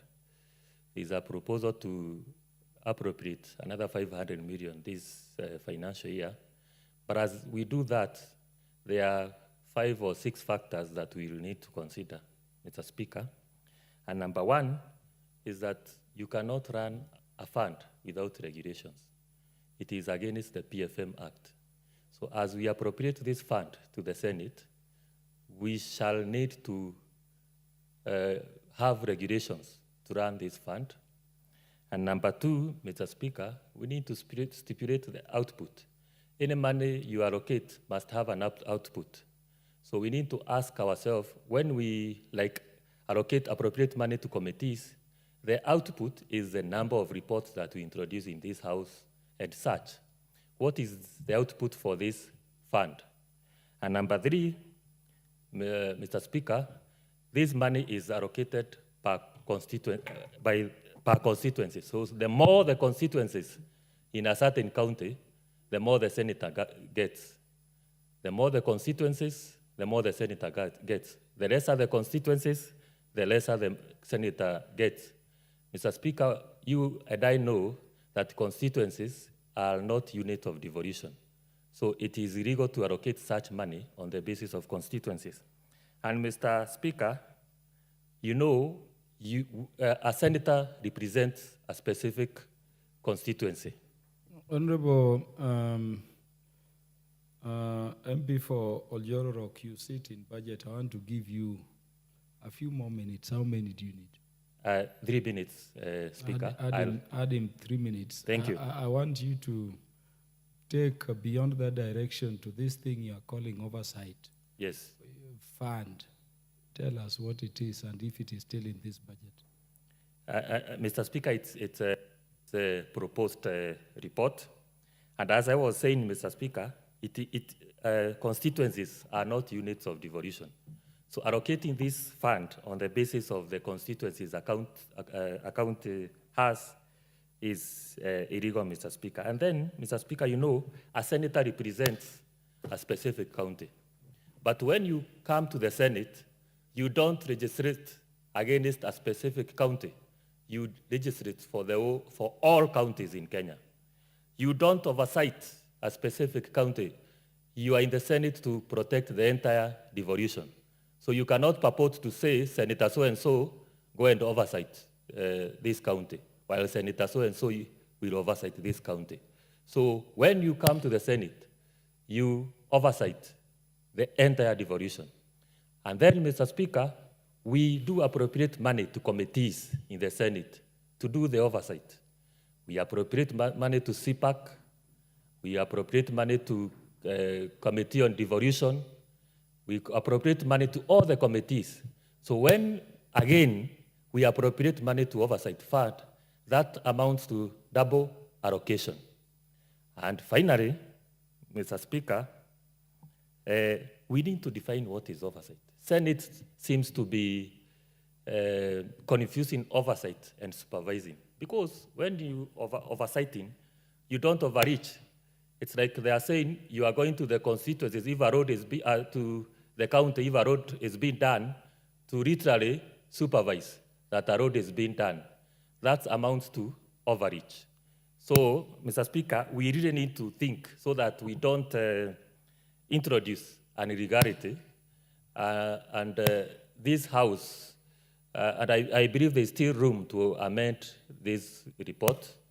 There's still room to amend the Appropriation Act so that this amount is not appropriated until this House is convinced that we need an oversight fund and we have regulations to run that fund. Thank you, Mr. Speaker. Honorable Michura, you know, senators are members of parliament. Yes. And they are already paid salary to perform their roles, which is oversight, representation, and legislation. So I'm shocked you are saying as a member of the budget committee, you still left that budget line. When the president is crying, we help him to get money. That budget line, going by the mood in the country and doing what is right for the country, identify and delete the whole of it completely. That is the suggestion I would give you. There is nothing to save on it. It will be double salary. Thank you, Mr. It will Speaker. be double salary, and even if it were to benefit members of parliament in the National Assembly also, it should not still be saved. I think we need to be serious in the manner you've addressed the House. I thank you very much as a member of Budget and Appropriations Committee. And I hope a member of Parliament will pick it and delete it out completely. We should not be wasting money when our leader, the president, is crying for money to run this country forward. The Honorable Thuku Kwenya. Thank you, Mr. Speaker. Let me start by just giving my observation as to how fast the president has become our president. Within a very short time, everybody is happy that he is our president. And you can't say that, Honorable Thuku Kwenya. Mr. Speaker. And more so to a constitutional lawyer like your speaker. We have only one president in Kenya, and we've always had one. Always. Indeed. And it's only one this time. Indeed, Mr. Speaker. Yeah, I'm in agreement. I'm well guided.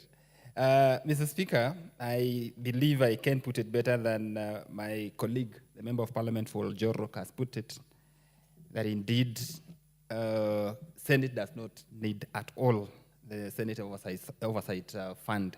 We'll be duplicating, we'll be robbing Kenyans by giving senators that money because they're already on payroll and their business is not to supervise, but to oversight. Mr. Speaker, we are faced by a monster that has not happened, something that has not happened before.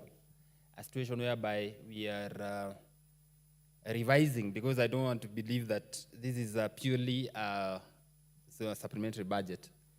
Not supplementary budget because it does not fit in the interpretation of Article 223, whereby supplementary budget addresses expenses that have been incurred that were not foreseen at the time of budget making.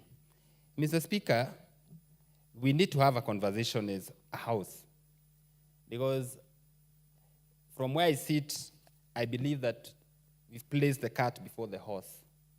The reason as to where we are in this current predicament, it is because in terms of procedures of this House, I do not know whether the framers of the procedure wanted to pass a certain mischief whereby finance bill comes after we have done the budget and appropriated the same.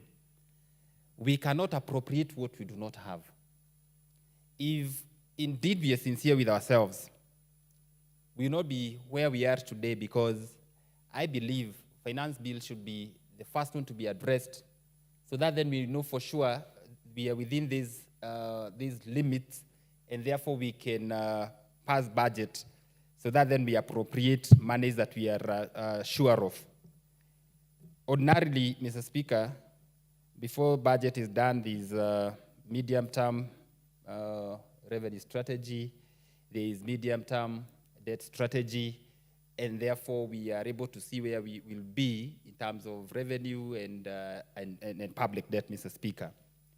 But it is saddening that we have to pass budget and then pass finance bill, you know, say this is the much that we want to spend and we appropriate, and then come back to say this is where we want to get the money from.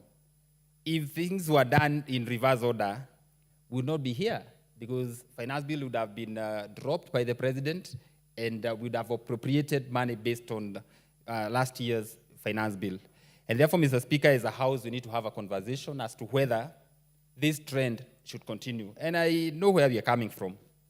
You know, finance bill has been used as a bait, because I remember when the chair budget moved budgets and appropriations of this financial year, everybody was very happy. I remember there was foot thumping and adoration in this house. People appreciating what a beautiful budget it was, whereby every constituency would get an additional 50 million for CDF, additional 50 million for electricity. There was money for JSS. There was money for mopping up excess milk in the market, so that then we cushion farmers from losses. There was money for coffee cherry fund and all. And therefore, it was a beautiful budget. And everybody out there was full of hope that as a country we are moving, and really this would be the year of boom, you know. But unfortunately, something we had not told Kenyans as to where we would get the monies. And Mr. Speaker, issues to do with fiscal policy are not easy, because now you're setting the pace for taxation, and it has to be consistent in terms of fiscal discipline, because you don't want to keep on changing goalposts. And Mr. Speaker, I still believe that as a country, we have lost big time. We have lost an opportunity to recover a whole 400 billion that is taken over every financial year by cartels, who keep on claiming tax refunds in terms of zero-rated commodities that are in the market, and of course that were zero-rated by this House. We have lost an opportunity to legislate, so that then, instead of even taxing more, we would have a whole 400 billion in our hands, just to appropriate and do the things that now we are cutting, the many things that the speaker who spoke ahead of me has enumerated. 400 billion that is going to waste. And I think, as much as we have lost in finance bill, we need to be bold enough so that then we get the bull by its horns and make sure that this money is not claimed. And this House has every ability and capability to fleece. Make sure that there's not going to be any tax refunds to this tune that cannot be accounted for. And if there need be for forensic audit as to where this money is taken, then so be it, so that then we save our people from this kind of losses. We know this money goes to some claimants who are milk manufacturers, they're in milk industry, bread and all. And actually, a lot of noise that we hear is amplified by these cartels. And as a House, it is incumbent upon us now to do what we need to do and stop these cartels. Mr. Speaker, I have taken keen interest to look at this appropriation.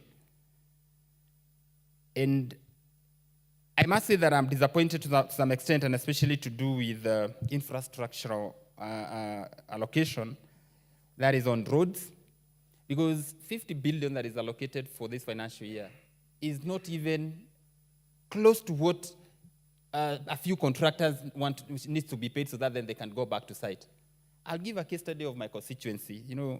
We are told that in politics you have to think globally, but act locally, because at the end of the day, we represent people at the grassroots. A road in my constituency called Dunyunjeru Geta. That road has been launched by 2 presidents. 2 contractors have come and left because they are not paid. The current contractor is owed to the tune of 7 billion because he has other roads. And there's no single allocation. That road cannot be built using Kera money, the 22% and the 10% that we get, because the road is contracted. And therefore, our people are suffering big time. and there's nothing that can be done. I believe we have to be deliberate on this matter, Mr. Speaker. Decide which programs are we going to fund, which programs are we going to deprive funding this financial year and maybe next financial year, and deal with all the pending projects so that then we complete them and get value for money. Because for those roads that have been started and have been abandoned, going back to site will mean that then we have to restart all afresh. And of course, that means then that we're going to lose a lot of money. Mr. Speaker, on the issue of infrastructural funding, we need to rethink so that then we do not start any new project until we're done with the projects that are ongoing. Mr. Speaker, our budget has a huge hole whereby we have to borrow. And this borrowing has sunk this country. We are almost getting to abyss, very deep hole.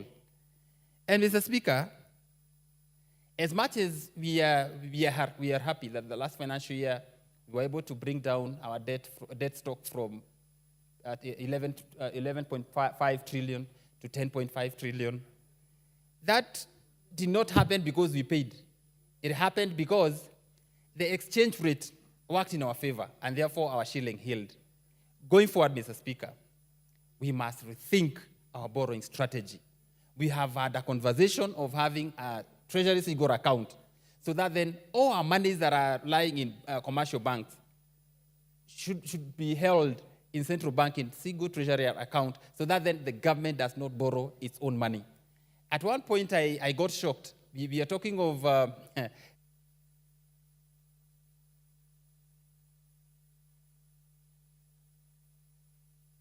in 2 minutes. Thank you, Mr. Speaker. Thank you for your magnanimity. So I was saying, Mr. Speaker, you find that we have so much money, and I actually was talking about the housing levy. There is a proposal that money be invested in treasury bonds. So I asked, who is going to pay interest on its own money? You know, it's government saying that we are going to pay interest on our own money. It doesn't make sense, Mr. Speaker. We do not need to go borrow money when we have money that is in account called housing levy. What we are supposed to do is to change the law so that then if you need to expand housing levy to be an infrastructural levy, then so be it, because this is government's money at the end of the day. We are broke yet, we have some money in some pocket, and we are happy to go and borrow money from China, from other places when we have our own money. Mr. Speaker, I do not want to belabor to support this supplementary budget, but we need to rethink so that then we don't find ourselves in this kind of predicament again. Finance bill must come before budget is presented to this House, because it cannot be that we are placing the cart before the horse. Thank you, Mr. Speaker. Honorable John Kiragu, MP for Limuru constituency. Yes. Thank you, Mr. Speaker, for giving me this opportunity. First, I would like to stand to support this supplementary one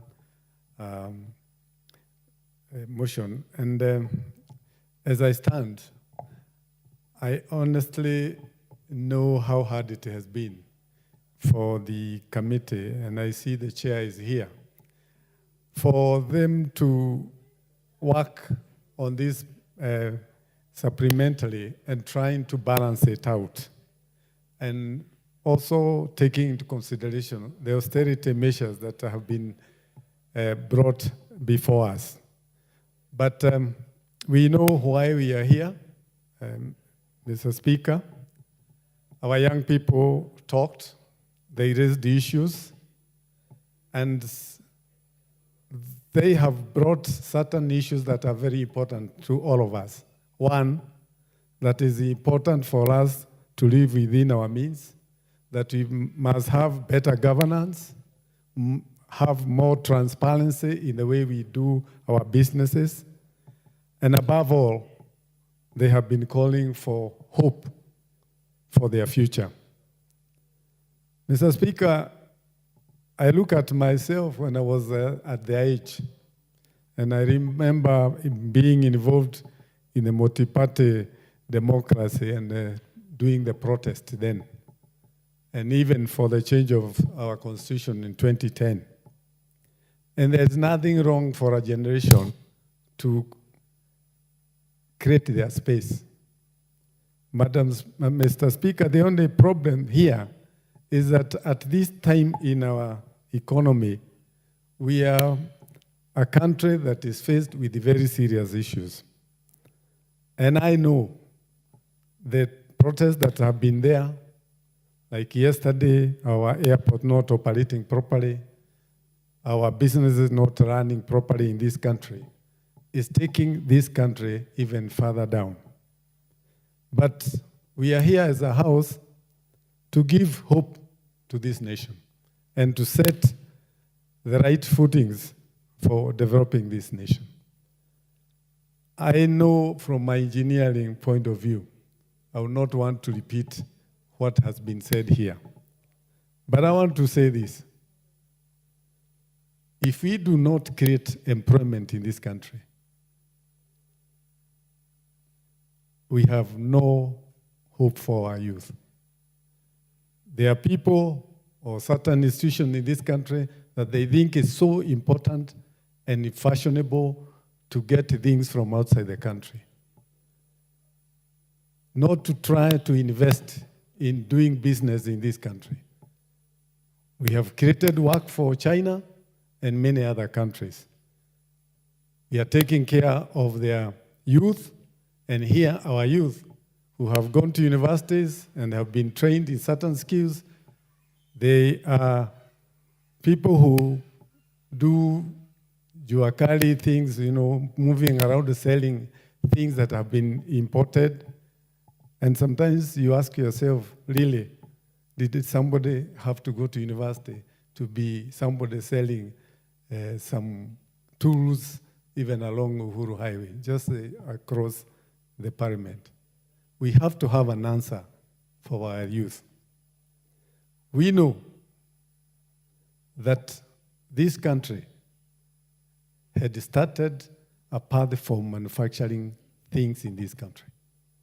We had the companies that were run down who were making textiles. And me, when I was a young person, I was trained in Mumia Sugar. And Mr. Speaker, what is amazing, the person who actually interviewed for me to join Mumia Sugar as a trainee after Form 6 was somebody from Nyanza. And when he was doing those interviews, he didn't care where I came from, but he was looking for the right person. How I wish that we do the same for our youth, that they don't need to know somebody. They don't need to come from a certain community for them to be engaged, particularly in government business. We need to be people who have a level playing ground where everybody has an opportunity. And I am happy when I hear that we are spending money on education because that's the main equalizer. And we must make sure that anybody who has what it takes, irrespective of where he comes from, he has a chance. Mr. Speaker, a lot has been talked about stored projects. And I cannot forget the sugar sector. I know most of the sugar sector, although people talk about the cane and the growing of cane, one of the biggest problems has been the lack of proper maintenance of those industries. They have no capacity to make spare parts for themselves, and to get spare parts from outside the country is a big cost, and our production cannot be competitive. The same can be said about how we do other businesses, like construction of roads, buildings. We have to make sure that doing business in Kenya is cheap and is competitive by making sure that we do not bring corruption element in the business, whether it's in the material supply, material production, doing labor. We must make sure that even whenever we are doing something, including this Parliament, we must make sure that even when we are doing renovations in this Parliament, it must be seen to be competitive. It must be seen to be having value for money. I know, and I'm a very worried person, knowing how much of roads we have done for the last 7-10 years. Mr. Speaker, these roads that have been done, they are due for major recarpeting. If we cannot take care of these assets, in another 3-4 years, we will have no roads. They will have gone. As we speak, the road between Nairobi from ABC up to Rironi in Limuru, you cannot see even a bridge for passengers to cross because it's a stalled project. It was left without even creating where passengers can cross over from one side to the other. Even it is not complete because it doesn't have service roads. We know that we are in a problem. And how I wish, as a house, we can find solution to how we can raise more money. I know people have said the informal sector, maybe not, we may not need to touch it, but we must find a way of making sure that everybody contributes to the kitty. Because if we don't do that, the retro amount that we are getting from people who are in the formal sector will never be enough. But I know this government has to make a decision of which is parastatals of government companies that they need to retain. And I can give an example. We have a company, NMC, which is a joint company of Kenya Railways, University, and I don't know who else. This company was started in railways, and I know I was involved in starting it. The NMC, as you call it, it was not NMC, it was Nyayo Motor Corporation. But then we could not launch a government company to do the cars. And then we had to give it a name, Numerical Machining Complex. My question is, such a company cannot sustain itself. It should be a part of the bigger Kenya Railway Central Workshops.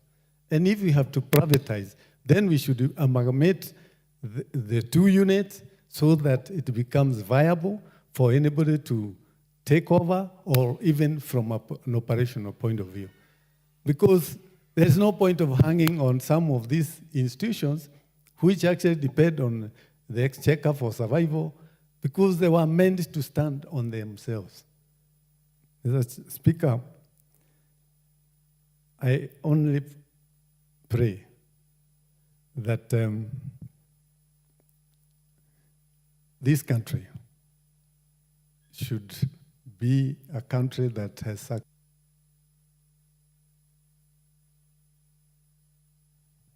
Engineer, you are looking at me like you are at a funeral. What do I do? To finish this, I wanted to say, we must be a country that will have to sacrifice. We have to limit the amount of luxuries that we have gotten into. We are not yet there. Yet we try to live like we are in the first world. We are not. And I believe if we could trim down to what we can afford, what we can sustain, it will be good for this country, because we can grow an economy that can support the future of this country. Thank you. And I support.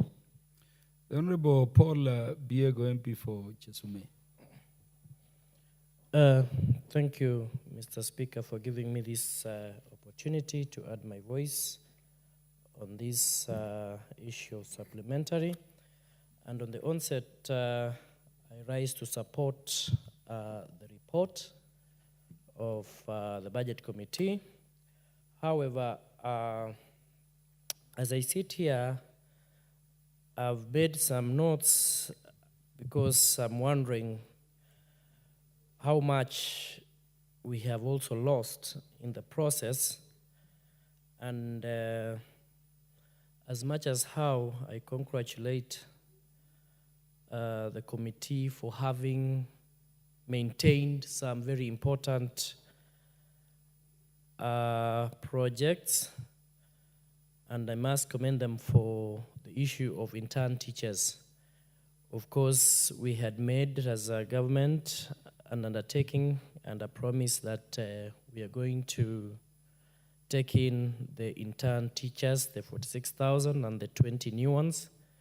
And I really support this report because managed to at least still get the 17.9 billion to be able to employ those intern teachers. I'm also happy about the fact that the feeding program for our children was maintained, because we know for sure if we don't take care of our children, especially in pertaining food, then we could get into a problem. So I really thank the committee that they managed to save the program for feeding. And me coming from an agricultural area, I still say thank you so much, because we were worried that the issue of subsidized fertilizer, if it was not considered, then what would happen is that our farmers would suffer big time. And of course, last season, and that season we had a bumper harvest, at least thanks to the subsidized program, but at least ensured and made us buy fertilizers at 2,500. So for the 7.5 billion which has been allocated for subsidized fertilizer, I must say thank you so much. That is why I'm supporting this budget. Of course, coming from an agricultural constituency, there is the issue of the KCC milk factories, which was given a little allocation of 500 million. And again, the new KCC milk mop-up, the 1.5 billion, which at least was allocated to farmers. It's a big gain to the farmers, not forgetting the money that was allocated to the sugar, for the sugar reforms. So I believe that there are some actually good things that we have still gotten in the budget, but unfortunately, again, it's unfortunate that we are all bearing the weight of the hard decisions brought by the failure of the bill, of the financial bill. This has called for more austerity measures and drastic budget cuts, like the way and what we are going, what we are seeing right now. And unfortunately, also these cuts are on critical areas, and I think it will definitely harm the economy, because the most hit areas include transport, agriculture, education, and health. And we know, of course, that forms the backbone of this country's economy. Mr. Speaker, I don't know who to blame, because while we were receiving the first and passed the first budget, everybody was happy and was smiling. And it's actually quite unfortunate, though we have heard, of course, what the Gen Z's concerns were, the issue of accountability, the issue of corruption, which is key. But at the same time, I don't know who to blame, because the bill was killed as a result of inadequate civil education, which paved way for negative marketing. And that's why I, being a member of the Finance Committee, having taken into consideration all what the stakeholders gave us, we actually, all the contentious issues had been dropped. But nevertheless, I know for sure that one of the members of the Budget Committee has just said that maybe this will be done at a later stage, after a year or two or some time.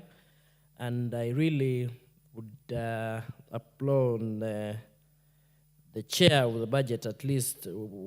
As me as a first-timer MP, we were really very happy about the issue of each constituency receiving 50 million on electricity. I come from an area, especially my constituency, Chesume in Nandi County, where electricity connectivity is below 30%. And apart from the last mile connectivities which we are now seeing, and the people are really appreciating, we had actually gone round telling them that each constituency is going to get 50 million. It's quite unfortunate that that is no more for now, because there's a 10 billion that has been slashed in this budget. I hear many of my colleagues saying that, well, this budget, as it is right now, the other one was a bit bloated, but to me, it's like we have shrinked this budget so that it fits the money we have. That doesn't mean that we are not going to suffer.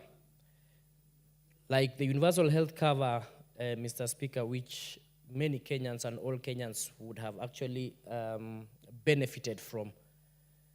The people who are on unemployment have insurance covers, whereas the entire country does not have covers. So now, people would not be doing harambes for issues to do with the medical or the hospital bills.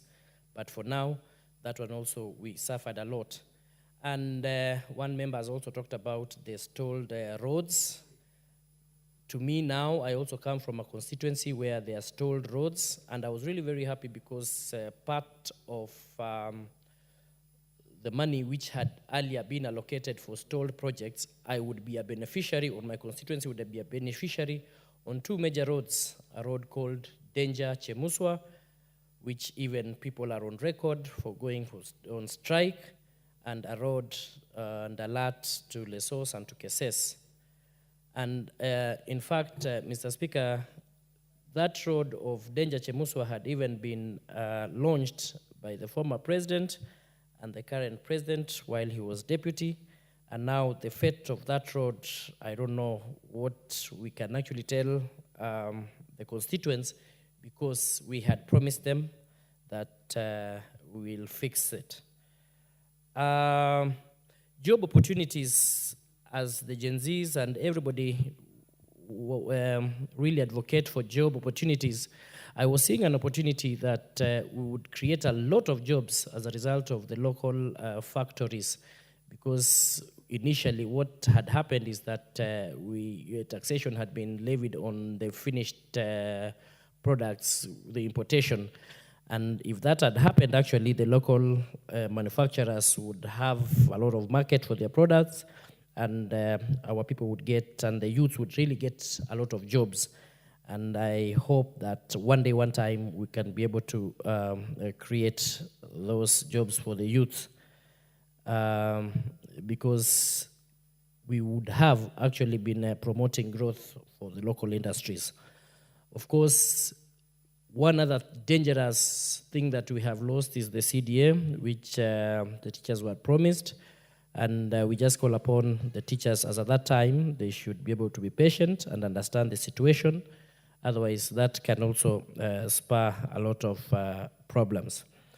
The other areas, Mr. Speaker, that I know it was a very difficult thing, or a difficult balance for the budget committee, because the judiciary had also given us a lot of hopes that at least they will be finishing cases on time.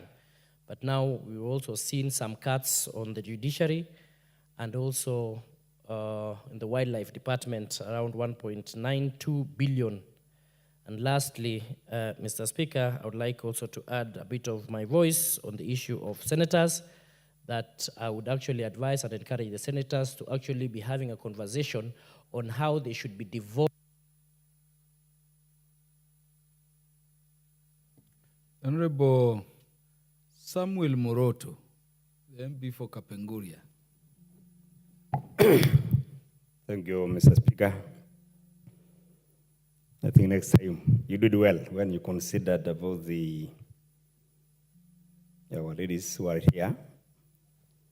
You also come to consider the ranking and age. Usually ranking goes with the age. But I really loved the way members were contributing here. This is now a living house. Some time back, it used to be a talking house where you just talk, and leave it there. But we need to go more, as some members suggested here. I think we have a committee on implementation. We need to empower this committee. These are the committees who are supposed, because I one time served that committee. They are to be given power to go around and see what we pass here. Is it done well, or there are some shortcomings, so that they can come and report back to this place until we do an action about it. Mr. Speaker, I want to sincerely thank this Committee of Budget and Appropriation, which I'm also a member. The leadership in that, where we have the chairman is here and the vice. The vice is just a lady from a minority community in this Kenya, but she's doing very well. And the chair is a young man. I think if we get leaders like this one here, and then I personally, because I've been here for some time, the Kenya we want will be realized through this, the kind of young men we have here. He's not pushing his members left and right. He always listens. And that's why some of us are praying for him. In the future, we might, the current president started like that. And we supported him. Even the former prime minister, who some of us, especially the ASAL areas, those areas which were ignored from 1965 by sessional paper number 10, is only the Constitution of 2010, where Raila was the one leading, that produced the equalization fund, that managed to bring those people who are like me, where I come from. When you hear people talking of cat wrestling, it is not a culture the way people say. It's the lack of resources. When you get with your children, and the children are hungry and crying the whole night, you have to go to the neighbors. Because the neighbor cannot give you easily. You pick it, come give the food to these children here. When they are happy, the other one of my neighbor, when they cry, they also come to me. But if government can do like the way we are now doing, I want also to thank even the late President Kibaki. That's why we started with this. He gave us the CDF. I was there in 8th Parliament and the 9th Parliament. That's what now 9th Parliament is when we were given by Kibaki. We started with only 6 million. But if you go with the 6 million, compare with the nation, whatever was remaining in the national level, the 6 million did wonderful things on the ground. And that's why even the average you are getting for the CDF compared to the county and the national government. You find this little one here getting something and people appreciate it. Like us there, we used personal island under a tree. And then the wind was carrying away all the time our blackboard and books. But now we have classes. Our children are not now under a tree because of these resources through the CDF and also the equalization that they were brought. Although there was a kind of mixture, we were wondering why. Because the Constitution talks of 14 counties of equalization for only 20 years. But now we have 34 counties. I don't know where these others came from. But because we are Kenyans, we say, yes, let us go together. Maybe there were some areas which were left also. And then we thought it was only us, the other side. So that's why we always appreciate. I was a teacher and a unionist. We've gone round. We saw some areas, even some where you thought the teachers were doing well. We had to come and request for hardship allowances, even in a central here, where people think central is developed by more than other areas. They are poor areas. So, Mr. Speaker, I want to sincerely thank and say, if we go with this spirit, where we come together and discuss together, and we get also leaders who have hearts like the way Raila came, although he went through hell to get even through, to pass even the constitution. It was not a joke. Even we get people like Kibaki, who came in. I remember, Mr. Speaker, I took him to my place. We took him, and not me alone, with the leaders from the leadership of West Pokot. We went there to a place called Alale, a secondary school called Amokriat. When we reached the guy was almost crying. And he told us, why did you bring me here? Because he saw the level and the situation. People are still wearing the court clothes in the skin. He compared with where he came from. Then he said, no. But it kept quiet. As a leader, he kept quiet. We finished. We came all the way to Jomo Kenyatta Airport. He told his people, bring those leaders from West Pokot to the State House. He ordered from there to get a bus to this secondary school called Amaguriat by himself. Where could you get leaders like that? Mr. Speaker, that's just my prayer. Now we have the government of national unity. I think we need to minimize now the noise we had. I remember in 2005, we had the same government of national unity, and I benefited. It was now after Moi, it was during the Kibaki time. And he appointed me to Home Affairs. We worked. We were in Kano opposition, like the way we have now our friends, the other side. By then, we used to have opposition, the real opposition, and real government. But now, where we are talking of minority and majority, but we are Kenyans. In fact, somebody was asking me when I was in my constituency the other day, now if we get people from the other, I told them these are Kenyans and professionals. Like now we get Mbadi. We used to be with him in this budget and appropriation last time. He was contributing very well and he understands. I don't know when he goes to that place, he do better than others. In fact, that is my prayer that as we are all Kenyans, we will move together and everything will go well. Mr. Speaker, I just want to thank everybody here, especially those who have been contributing. I followed at this, if we can have kind of leaders, like even the ladies, the way they were talking here. Yeah? That's why I don't want to say much because of time, maybe to give other enough fussy, because I've said I want to sincerely thank you also, because even yesterday, the way you talked here, it has beared fruits. You are like a prophet, you said, and we saw things coming. Okay, thank you very much, and I support. The Honorable Julius Meli, because of rank, MP for Tinderet and Chair, Departmental Committee on Education. Thank you. Thank you, Mr. Speaker. Mr. Speaker, I rise to support this supplementary bill, and this is a very important bill that comes at a time when we are going through very serious economic and social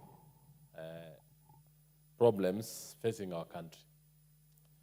Mr. Speaker, I want to thank the chair of Budget and Appropriation Committee, who was actually when goes... Well, Julius Meli, I'm reminded by the system of Parliament that as chair of Education Committee, you have 15 minutes to speak to this. Thank you.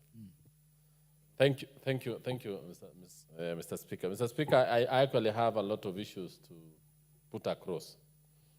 First and foremost, Mr. Speaker, we are having this supplementary budget at an unprecedented time. It is a time when, first of all, the appropriation, the finance bill of 2024-25 was actually constitutionally returned to this House, or actually it was rejected. And now the House has to reconsider the appropriation bill 2024 so that it can be able to match the tax regimes of 2023-2024.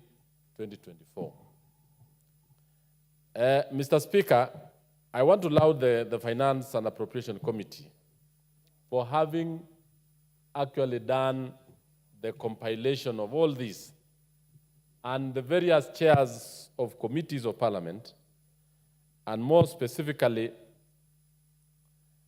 the departmental committees, who actually went down, Mr. Speaker, to look at each and every aspect of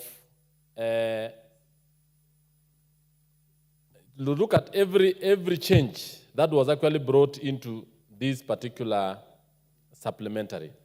The changes were occasioned by, first of all, a reduction because the taxes that were actually removed, and most of these taxes that were actually removed were amounting to about 300 billion shillings.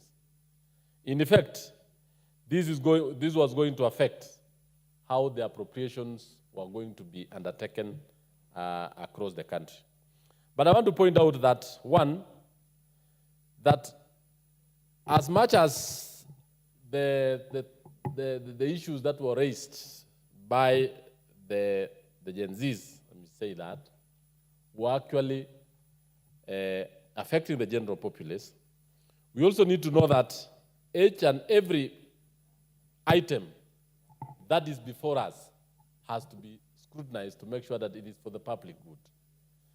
Mr. Speaker, if I look at this, let me just go straight away to some issues that are affecting farmers. I want to say that farmers, more specifically coffee. I come from a region where coffee is actually one of the mainstay, and the government has given in about 2 billion shillings for coffee cherry fund. And this is going to assist the farmers a lot to make sure that they are able to pick their coffee, they are able to get advances, they are able to get fertilizer in their farms, and therefore it will actually increase production. The other crop which is actually very important is the sugar, which I've seen the government has given 1 billion shillings for sugar reforms. In this particular sector, in my constituency, almost 70% are actually sugarcane farmers. Mr. Speaker, these farmers are actually having a lot of issues with their factories, Chemelil, Muhoroni, up to Miwani, where they are owed hundreds of millions of shillings, all the way to Mumias and other factories in western part. So, Mr. Speaker, by looking at agriculture alone, the government has actually decided to make sure that as much as we are actually having issues on raising revenues, they have actually gone down to make sure that we have enough resources to promote tea, to promote coffee, to promote sugar, and on the other hand is on industrialization. And I think in this sector, I want to say that the Chair Budget and Appropriation Committee and the member for Limuru has just put it very clear. We need to create jobs for Kenyans. We don't need to make Kenya a market for other countries and therefore enable other economies to create jobs in their countries and therefore make us a net importer of everything. It was in this house, in the last parliament, Honorable Speaker, that we actually complained a lot that our country is actually becoming a dumping site for well-developed countries. Every other item, the worst of all is a matchbox, a toothpick, and all these things should not be imported. This is exactly what we need to do so that we can allow the young people to be able to generate income by actually starting cottage industries. Where the developed world is today is exactly where we are. If we are not going to have policies that are going to promote industrialization, policies that are going to promote on consumption, 56 million or 50 million people is a big market, which we can actually use it to our advantage. But if we are going to turn our market, our population into market for others, and it's very sad at times in this region, in the 60s and 70s, Kenya was actually the industrial hub of East and Central Africa. As we talk right now, we've seen our neighbors bring a lot of things into this country, and they're selling from Uganda, from Tanzania, from all these. No, we know we are promoting the East African community. But at the same time, we need to be cognizant of the need to make sure that Kenyans have jobs and even the income. And another issue that I want to really make it very clear and is issues that affect the education sector. The education sector is actually a social department. We don't need to get profits. What we need to do is to ensure that we fund this sector to make sure that the learners are not at home. A skilled labor force for this country and the region shall be realized through a proper education system. A skilled labor force for the other parts of the world. Kenyans are renowned in the ICT, in the IT sector. Kenya are renowned in the engineering field. Kenyans are renowned in many sectors. If we are not going to fund the education sector, and more specifically I want to say this, the university education is very key. Basic education by the Constitution is a basic right. And the Constitution has made it very clear that it is free and compulsory, should be given by the state. But there are certain issues that are missing in this particular budget, in this appropriation bill, that I really want to ask the budget and the chair budget to listen very keenly. There is no better provider of education than the teacher. The teacher needs to be given proper medical allowance. He needs to be given the CBA that had been signed. And furthermore, that particular student who is in class should get the requisite capitation so that the teacher can be able to buy the necessary teaching, learning equipment for the school. He could be able to pay the workers. He could be able to have the BOM teachers and many other things. So I know we have certain deficits, which this sector requires a lot. And I've talked to the chair of the Budget and Appropriation Committee that needs to be addressed immediately. There are certain contracts that has been entered into. For example, the CBA by the unions. That small deficit needs to be plugged in. There is that deficit on medical insurance. And I told the chair you need to plug in on that. Honorable Paul Meli, you Julius have Meli. 15 minutes so that you tell us the deficits. That is why Yes. we are honored to have the chair of Budget Committee. Yes, and I want to say I'm glad. Just before you came, we members were already identifying some areas where we could get for you those deficits for the education sector. Thank you. Yes. So that's why, Honorable Chair, I'm just trying to pinpoint those areas so that as we reach at the Ways and Means Committee, or at the third reading, when now we are proposing amendments, I'm just alerting the chair that there are certain sectors that we do not want to wait. Because already we have commitment, especially on those on the CBA, on the medical cover. We also have students government students in private universities. There are about 67,000 students in private universities who require about 1.5 billion shillings. These are Kenyans who are in those private universities, and I know as a policy now, we do not have, we are no longer admitting government-sponsored students in public universities. These are the students that are in third and fourth and fifth year. So the government has an obligation to make sure that they are paid, their monies are remitted. Mr. Speaker, we have also the issue of the new funding formula. I want to laud the government and I want to thank that they have given resources. But still, we still have some money that we need to plug in the same. So, Mr. Speaker, I want to say that as we look at this supplementary budget, issues on technical education is very key. And majority of Kenyans, the Form 4 leavers, we need to engage them, not to be idle. We need plumbers, we need technicians, we need electricians, we need all these people. They will be tooled well or retooled well by the TVETs institutions that we have in this country.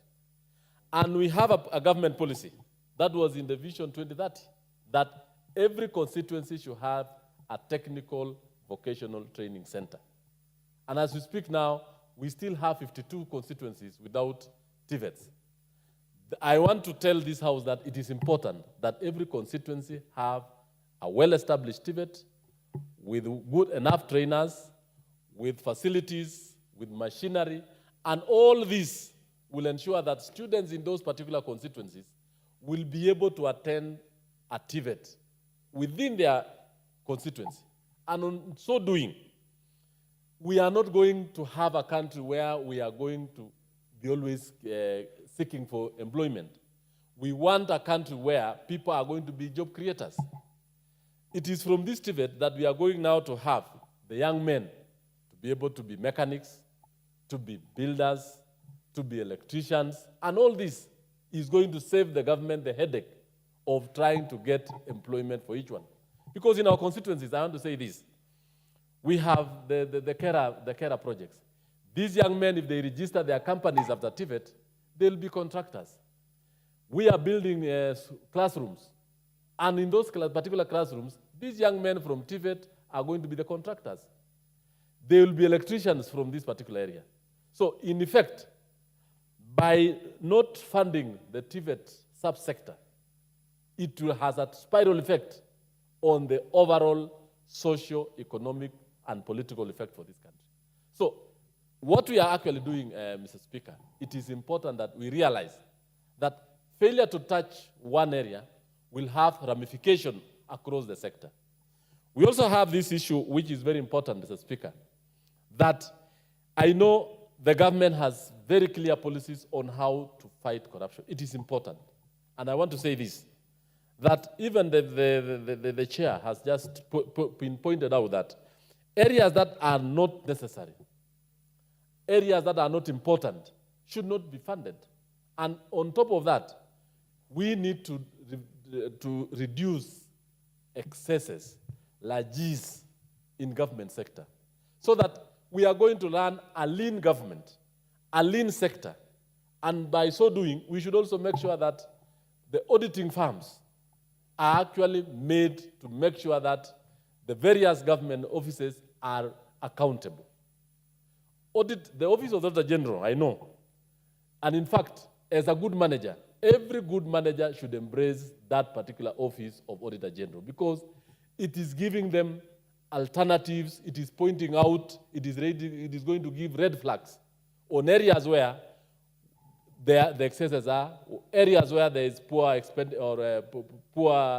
accountability and all that. So in effect, what I'm saying is this.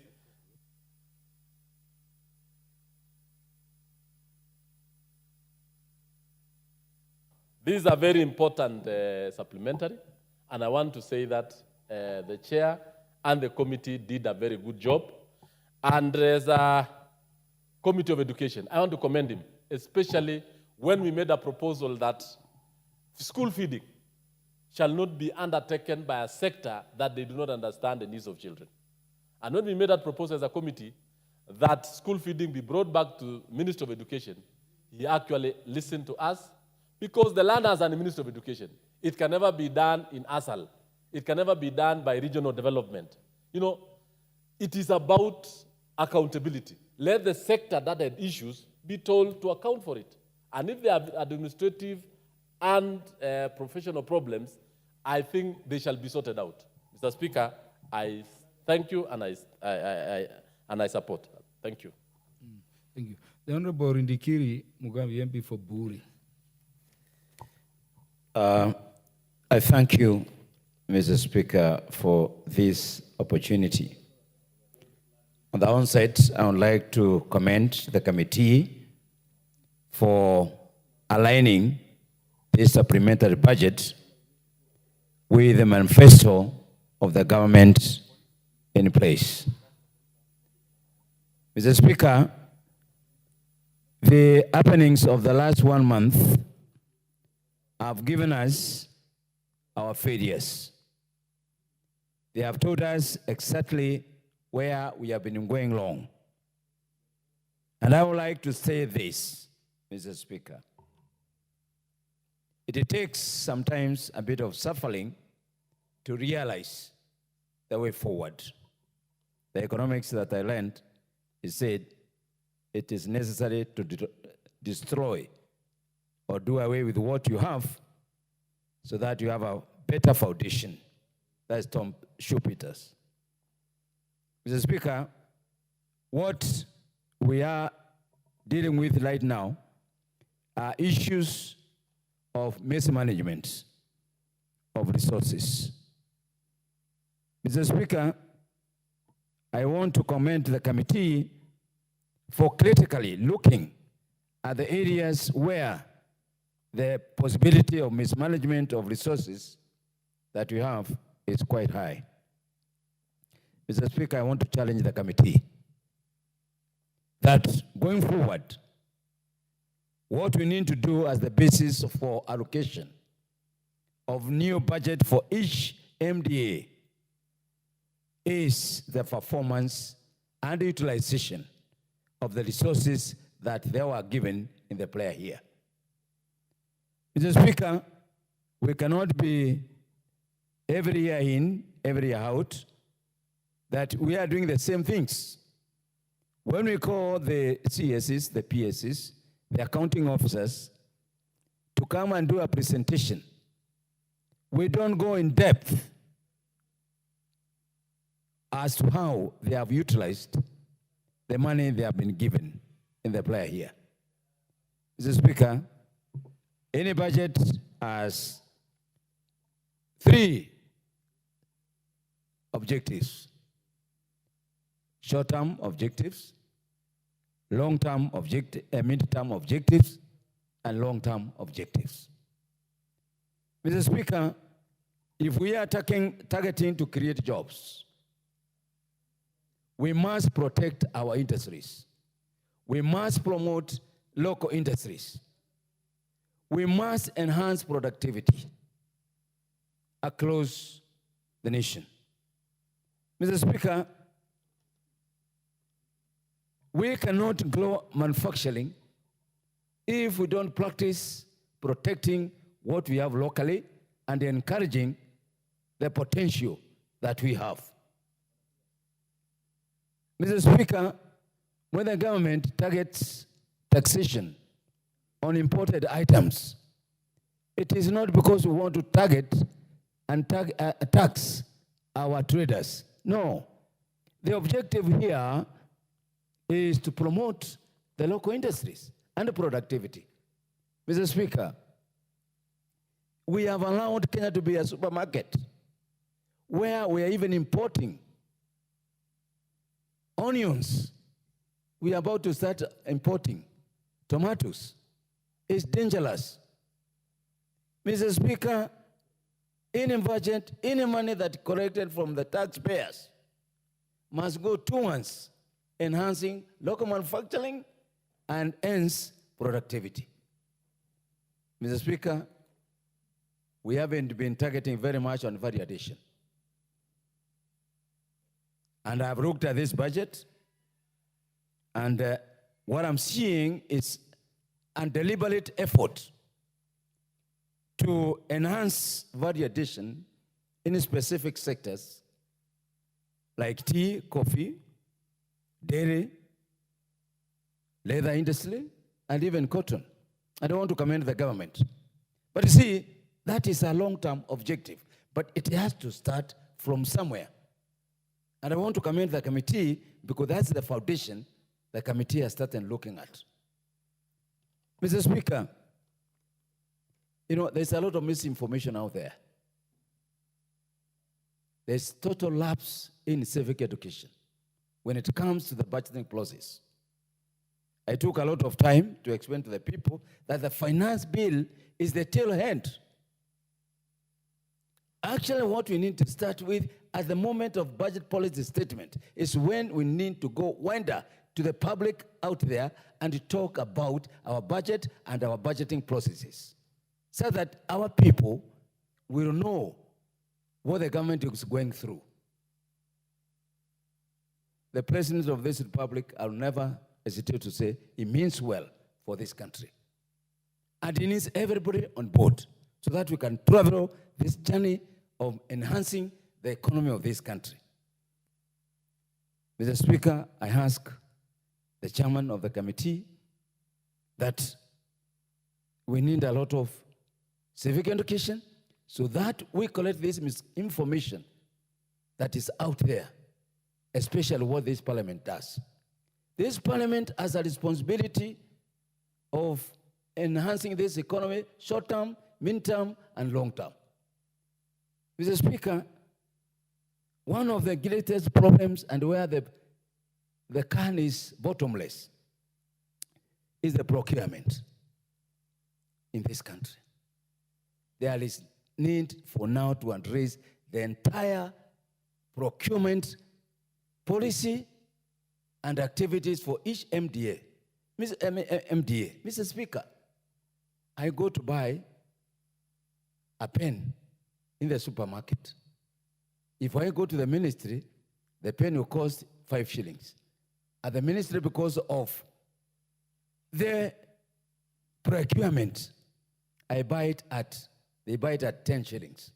This is wastage. There is nothing that is scarce that we cannot amend our procurement and save a lot of money. And that's one of the things that is ailing.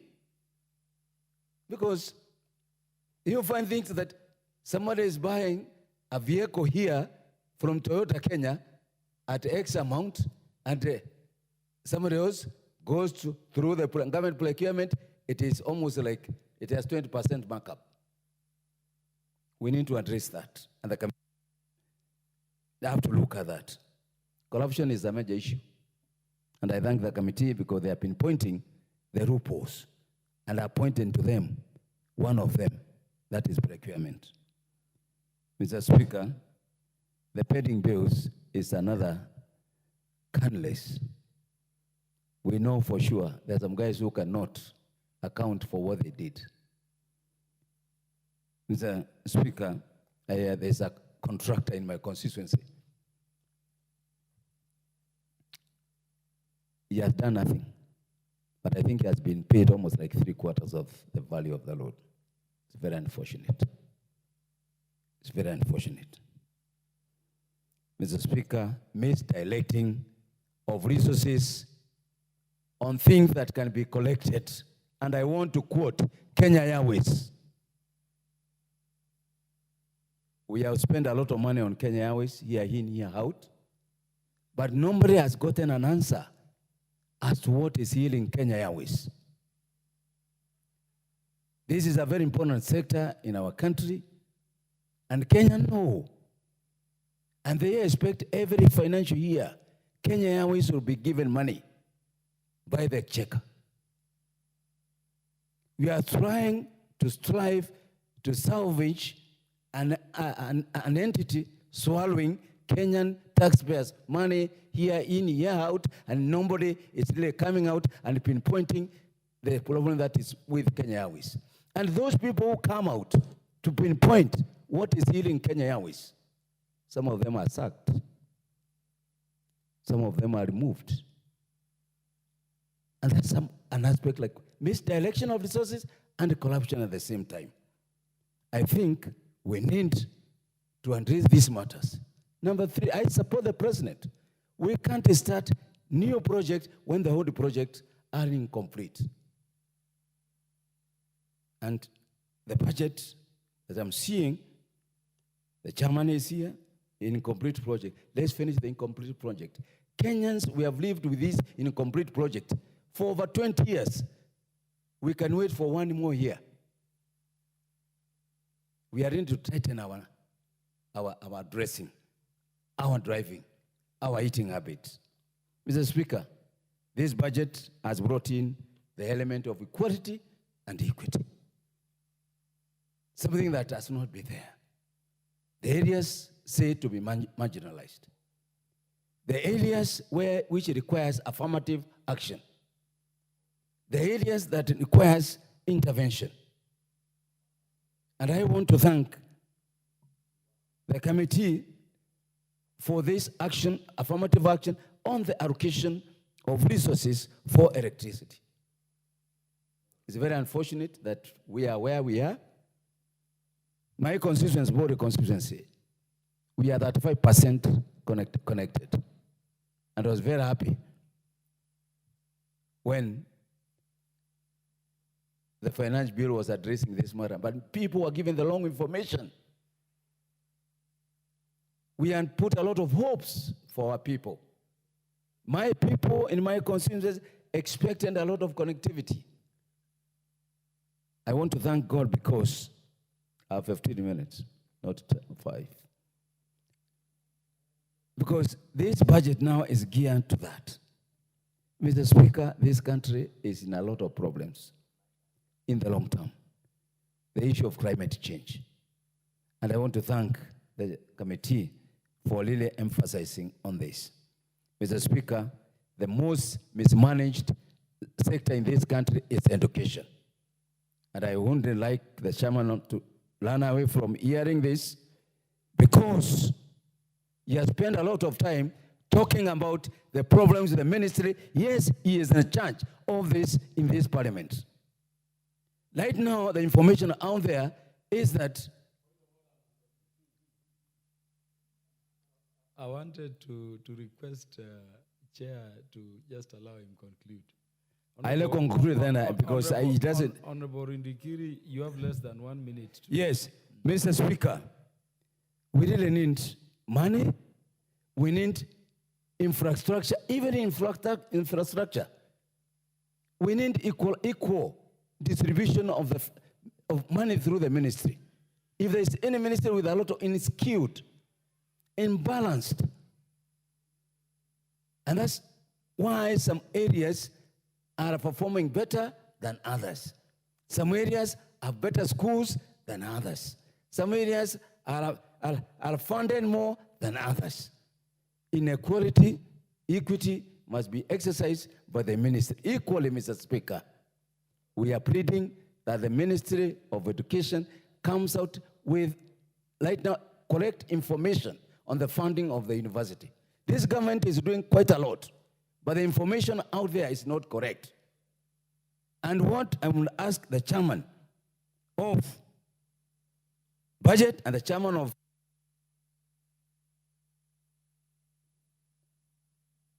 let me finish that. Honorable Dido yes, let me finish. Somewhere behind you there. Is that we need to have a civic education campaign starting between now. By the time university students go back to the university in September, October, they know that the parents are not being overcharged. It is causing a lot of problems out there. The chairman of budget has put a lot of money for education, but the way it is coming out there, it is not light. So, Mr. Chairman, with those few remarks, I support. Thank you very much. The Honorable Dido Raso, Vice Chair, the Administration and Internal Affairs Committee. Thank you very much, Honorable Speaker. And thank you indeed. I think you accommodated myself and Honorable Rindikiri when time had run out. And I think they say that great times call for great leaders.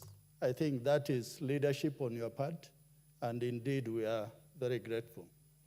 Honorable Speaker, I rise to support this supplementary budget presented by the Budget Committee. And instantly, I want to thank the chairman and his team. On their feet, once the finance bill was thrown out, they had to come up with fresh numbers so that Kenya will have the budget for 2024-25. And for that reason, I want to thank the chairman of budget for showing great leadership, and also our members who form part of that committee. Honorable Speaker, they say that choices have consequences.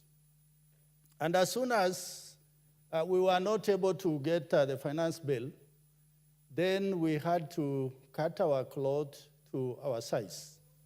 And this is why this particular budget actually is not supplementary. I think we have just redone the budget that we did almost 3 weeks ago in June.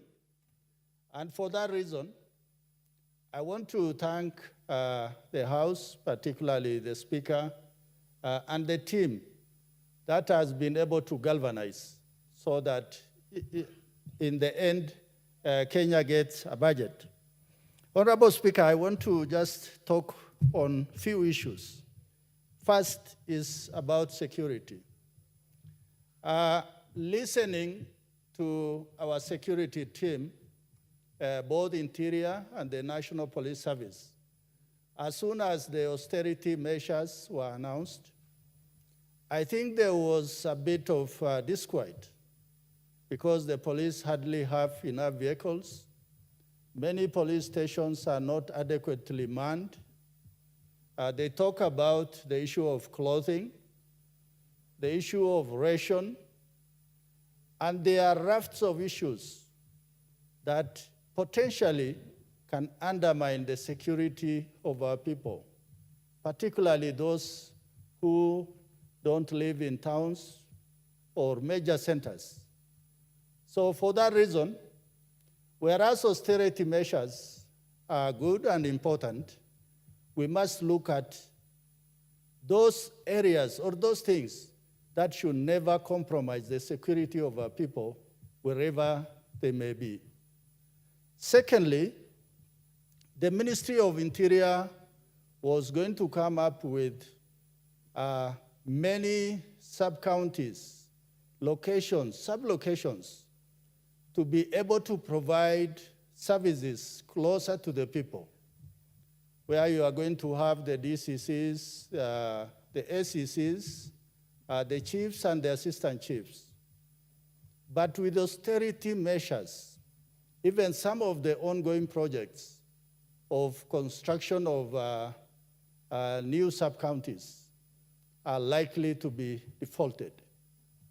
This will have potential in affecting service provision to our people, particularly those areas that are underserviced by the national government. These in itself are some of the areas that maybe in supplementary too, we must deeply reflect to see that where is money going to be put if resources are found. Honorable Speaker, you sit in my committee. We were able to visit the sub-counties and counties in the North Rift that are terribly affected by insecurity. With austerity measures, we see potential of some of the bandits or those armed groups likely to regain their position and affect us once again. Because for us, when you gain ground, when you are able to place your right foot forward and restore security in an area, then you don't expect regression. And not putting enough resources into security may have a potential danger in that area. Honorable Speaker, the other issue, looking at this budget, as a committee, we were looking at the issues of duplication and also overlap of mandate, particularly in state departments that basically do coordination of government services. And as the committee of appropriations sit, they must do a tooth comb to see that government is not overly duplicating or overly coordinating. Those resources can really go to dire areas to provide service to our people. Honorable Speaker, the other area that is really of concern is those departments that are able to have good A&S. The government printer is one of them. The immigration is the other. If we put enough resources into the government printer, because basically they are the ones who are printing all government documents, all confidential documents of government of Kenya. If we put enough resources, that government printer is able to run the Ministry of Interior.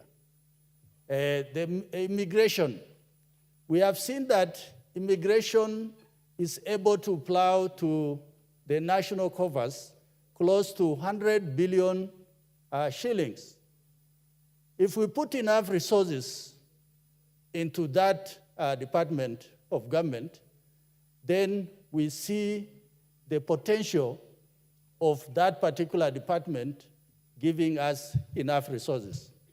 Mr. Speaker. Honorable Didoraso, how many more minutes do you need to conclude? I see we are on the hour. Maybe just 3 minutes, Honorable Speaker. 3 minutes? Yes. Not hurrying. Yes. Because the other alternative is that we postpone you to tomorrow.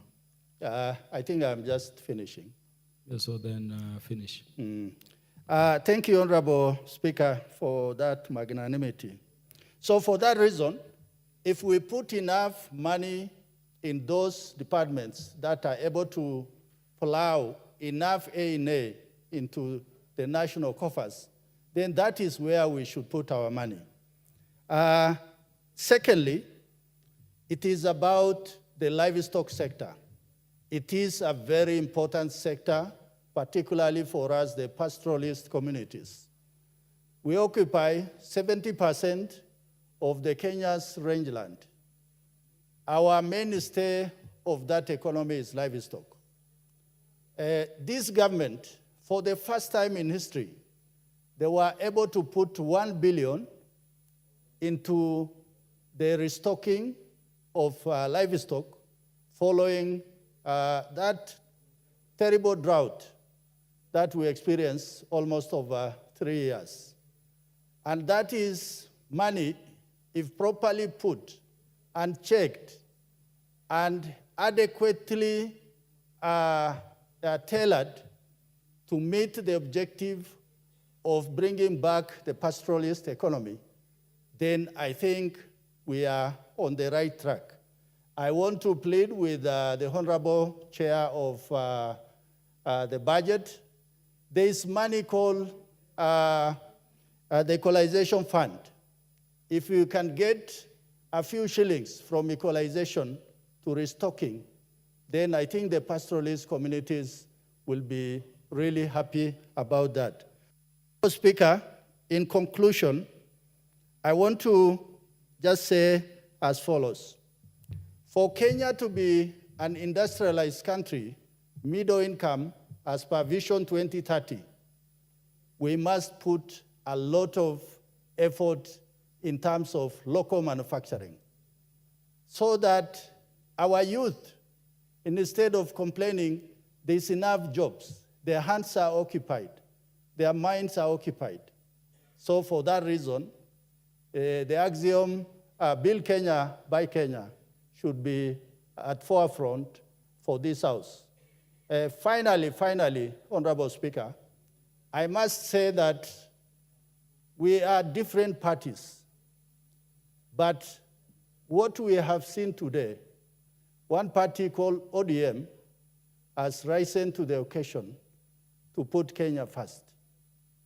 And many of us, without fear of contradiction, will talk about it that they are great leaders who walk this country. With those remarks, Honorable Speaker, I beg to support, and I thank you for the time you have given me. Thank you, Honorable Idoraso. We rise. Honorable members, the time being 9:34 p.m., this House stands adjourned to tomorrow.